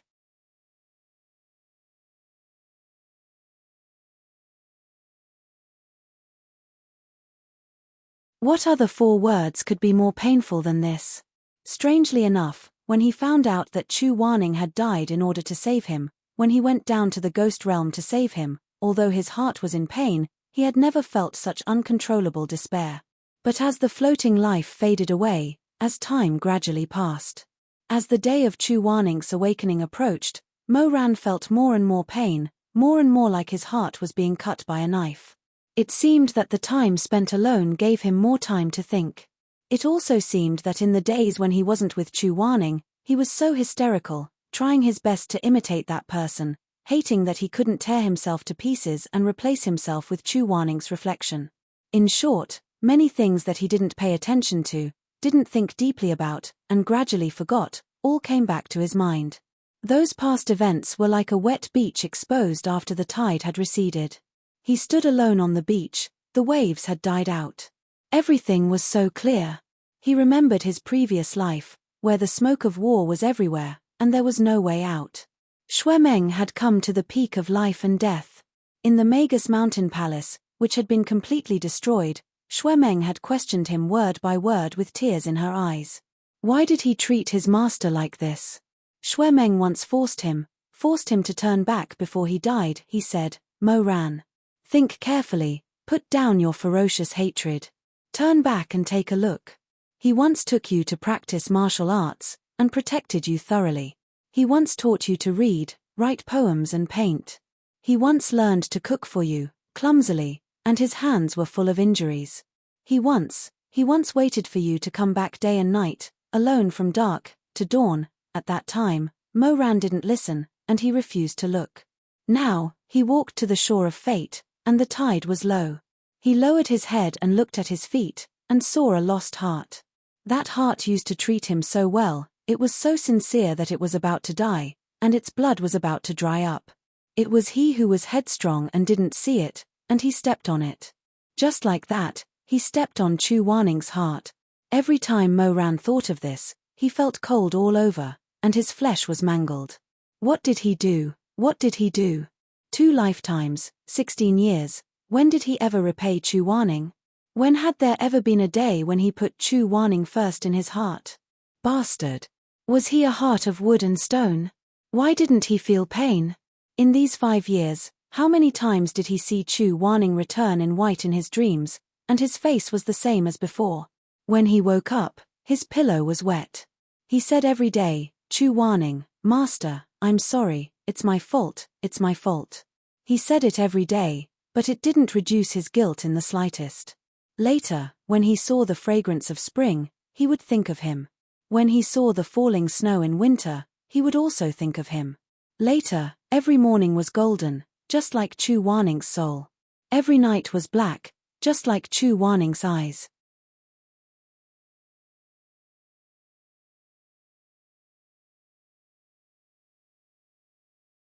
Later, every wisp of moonlight was like his sleeves brushing the snow, every rising sun was like the warmth in his eyes. Later, he saw Chu Wanning's figure in the red clouds at the edge of the sky, in the blue morning light, in the heroic sea of clouds. He was everywhere. Because of this pain and longing, his hatred for his lowly birth gradually faded away, and his fanatical infatuation with Shimai faded away. One day, he saw a snow-covered winter jasmine poking out of a crack in the wall outside the snowy valley. He looked at it calmly for a while, and just thought as usual. He thought, this flower is so beautiful, if Master saw it, he would definitely like it. He just faintly thought, thinking of the simplest, most casual thing. When Chu Wanning died, it didn't drive him crazy, but the grief that crushed him suddenly roared and rushed to him. A dike of 1,000 li could be destroyed by an ant's nest, and he suddenly collapsed. He broke down and cried bitterly. The deep valley was vast, and the wild geese were frightened and cold. His voice was so hoarse and ugly, and he was ashamed to cry for that golden flower that grew proudly in the snow. 5 years. He had never forgiven himself. Master, I'm sorry. I did my best to rush back today, and I also brought a gift for you. I don't want to see you empty-handed when I see you. That forced calmness finally dissipated, that forced calmness finally collapsed. Mo Ran knelt in front of Chu Wanning. He finally lost his composure. Now, only in front of Chu Wanning would he lose his composure. I am still very stupid. After you came back to life, the first thing I promised you, I couldn't do it. It's my fault. Seeing him like this, Chu Wanning couldn't bear to see him like this. He had always liked Mo Ran, and now that they were reunited after such a long time, how could he bear to let him suffer like this? But when he heard him say this, he hesitated and asked, "Why did you come late today?" "Originally, I could still make it. But at Colored Butterfly Town, I encountered some demons. You were delayed in killing the demons. I'm sorry." Mo Ran lowered his head. Not only was it delayed, even the gift I prepared for Master was almost destroyed. I was also covered in dirty blood, so I hurriedly came to take a bath, but in the end, Chu Wanning's heart softened. Grandmaster Mo. This Mo Ran was indeed different from 5 years ago. 5 years ago, he was still selfish, but now, he knew what was important and what was not. Chu Wanning was not a person who only thought about romance. If Mo Ran saw the Colored Butterfly Town and didn't care about the demons, he would be angry. But now, this man who was obediently kneeling in front of him, clumsily asking for forgiveness, he felt that this man was so stupid that it was somewhat cute.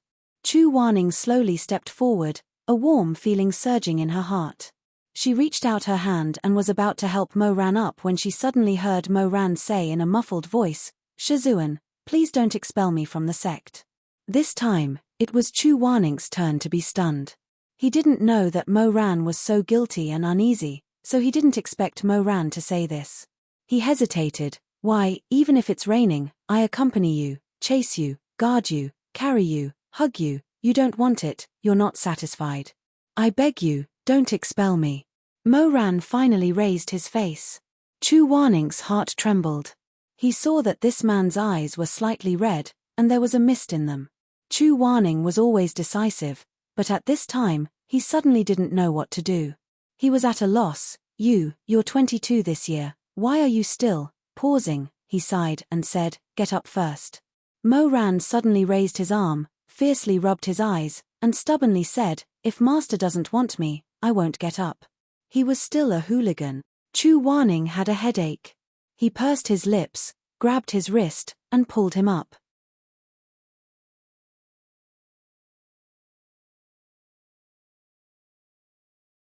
Under the touch of his fingertips, he only felt that the muscles were strong, and the flesh was hot. This young and strong body was no longer the same as when he was a teenager. When Chu Wanning touched him, he suddenly felt a throbbing in his chest. He was stunned, and suddenly let go of his hand. Fortunately, Mo Ran was still upset, and didn't notice Chu Wanning's abnormality. But Chu Wanning stared at his hand in disbelief for a while, and his heart was in a perilous situation. What happened to me? Could it be that after 5 years of deep sleep, I've thrown my pure heart and few desires to the back of my mind? When he raised his eyes again, he looked at Mo Ran in astonishment. Or was it that this person in front of him had changed so much that he couldn't control himself anymore? Mo Ran bit his lip for a while, as if he was determined to stay stubborn, the kind that couldn't be driven away, Please don't drive me away, master. As he said this, he wanted to kneel again. How could Chu Wanning dare to help him up again? He hurriedly stopped him. If you kneel again, I really don't want you anymore. Mo Ran was stunned for a moment. He blinked his eyes, and suddenly understood. His eyes suddenly lit up. Master, you don't blame me. You don't get angry at me because I didn't keep my promise today? You. Chu Wanning said angrily, when have I ever been so narrow-minded? Mo Ran was excited, and couldn't help but want to hug him. This scared Chu Wanning. He took a step back, and his sword-like eyebrows were raised in anger. What are you doing? Where are your manners? Ah. Mo Ran suddenly realized that he had lost his manners, and hurriedly said, I'm sorry, I forgot my manners. Chu Wanning's ears were red, and he said coldly, you're already in your 20s, but you're still so unruly. Mo Ran's ears were also red, and he muttered, it's my fault. It's my fault seemed to have become his catchphrase. When Chu Wanning heard this, he was a little angry, a little amused, a little sympathetic, and a little warm. He raised the curtain of his eyelashes, and his gaze rested on the corners of his eyes, and then he faintly glanced at Mo Ran again. This time, he saw a handsome, tall, and straight man. His wheat-colored face was slightly red, and he didn't know if it was because the steam from the hot spring had not dissipated, or if it was for some other reason. The moisture in the surroundings seemed to have been evaporated by his sunlight, and it made his eyes even darker and brighter, shining brightly. Dong!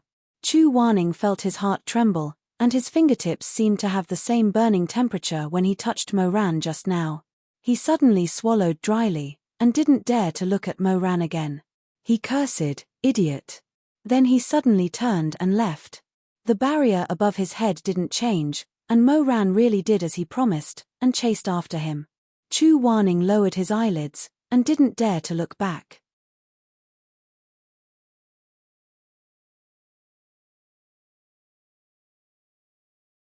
He knew that his eyes were filled with love and desire that couldn't be hidden anymore, and it was as hot as the fire on his fingertips, and couldn't be contained. He had finally destroyed him. 5 years ago, Mo Ran couldn't do it, but 5 years later, this man had done it.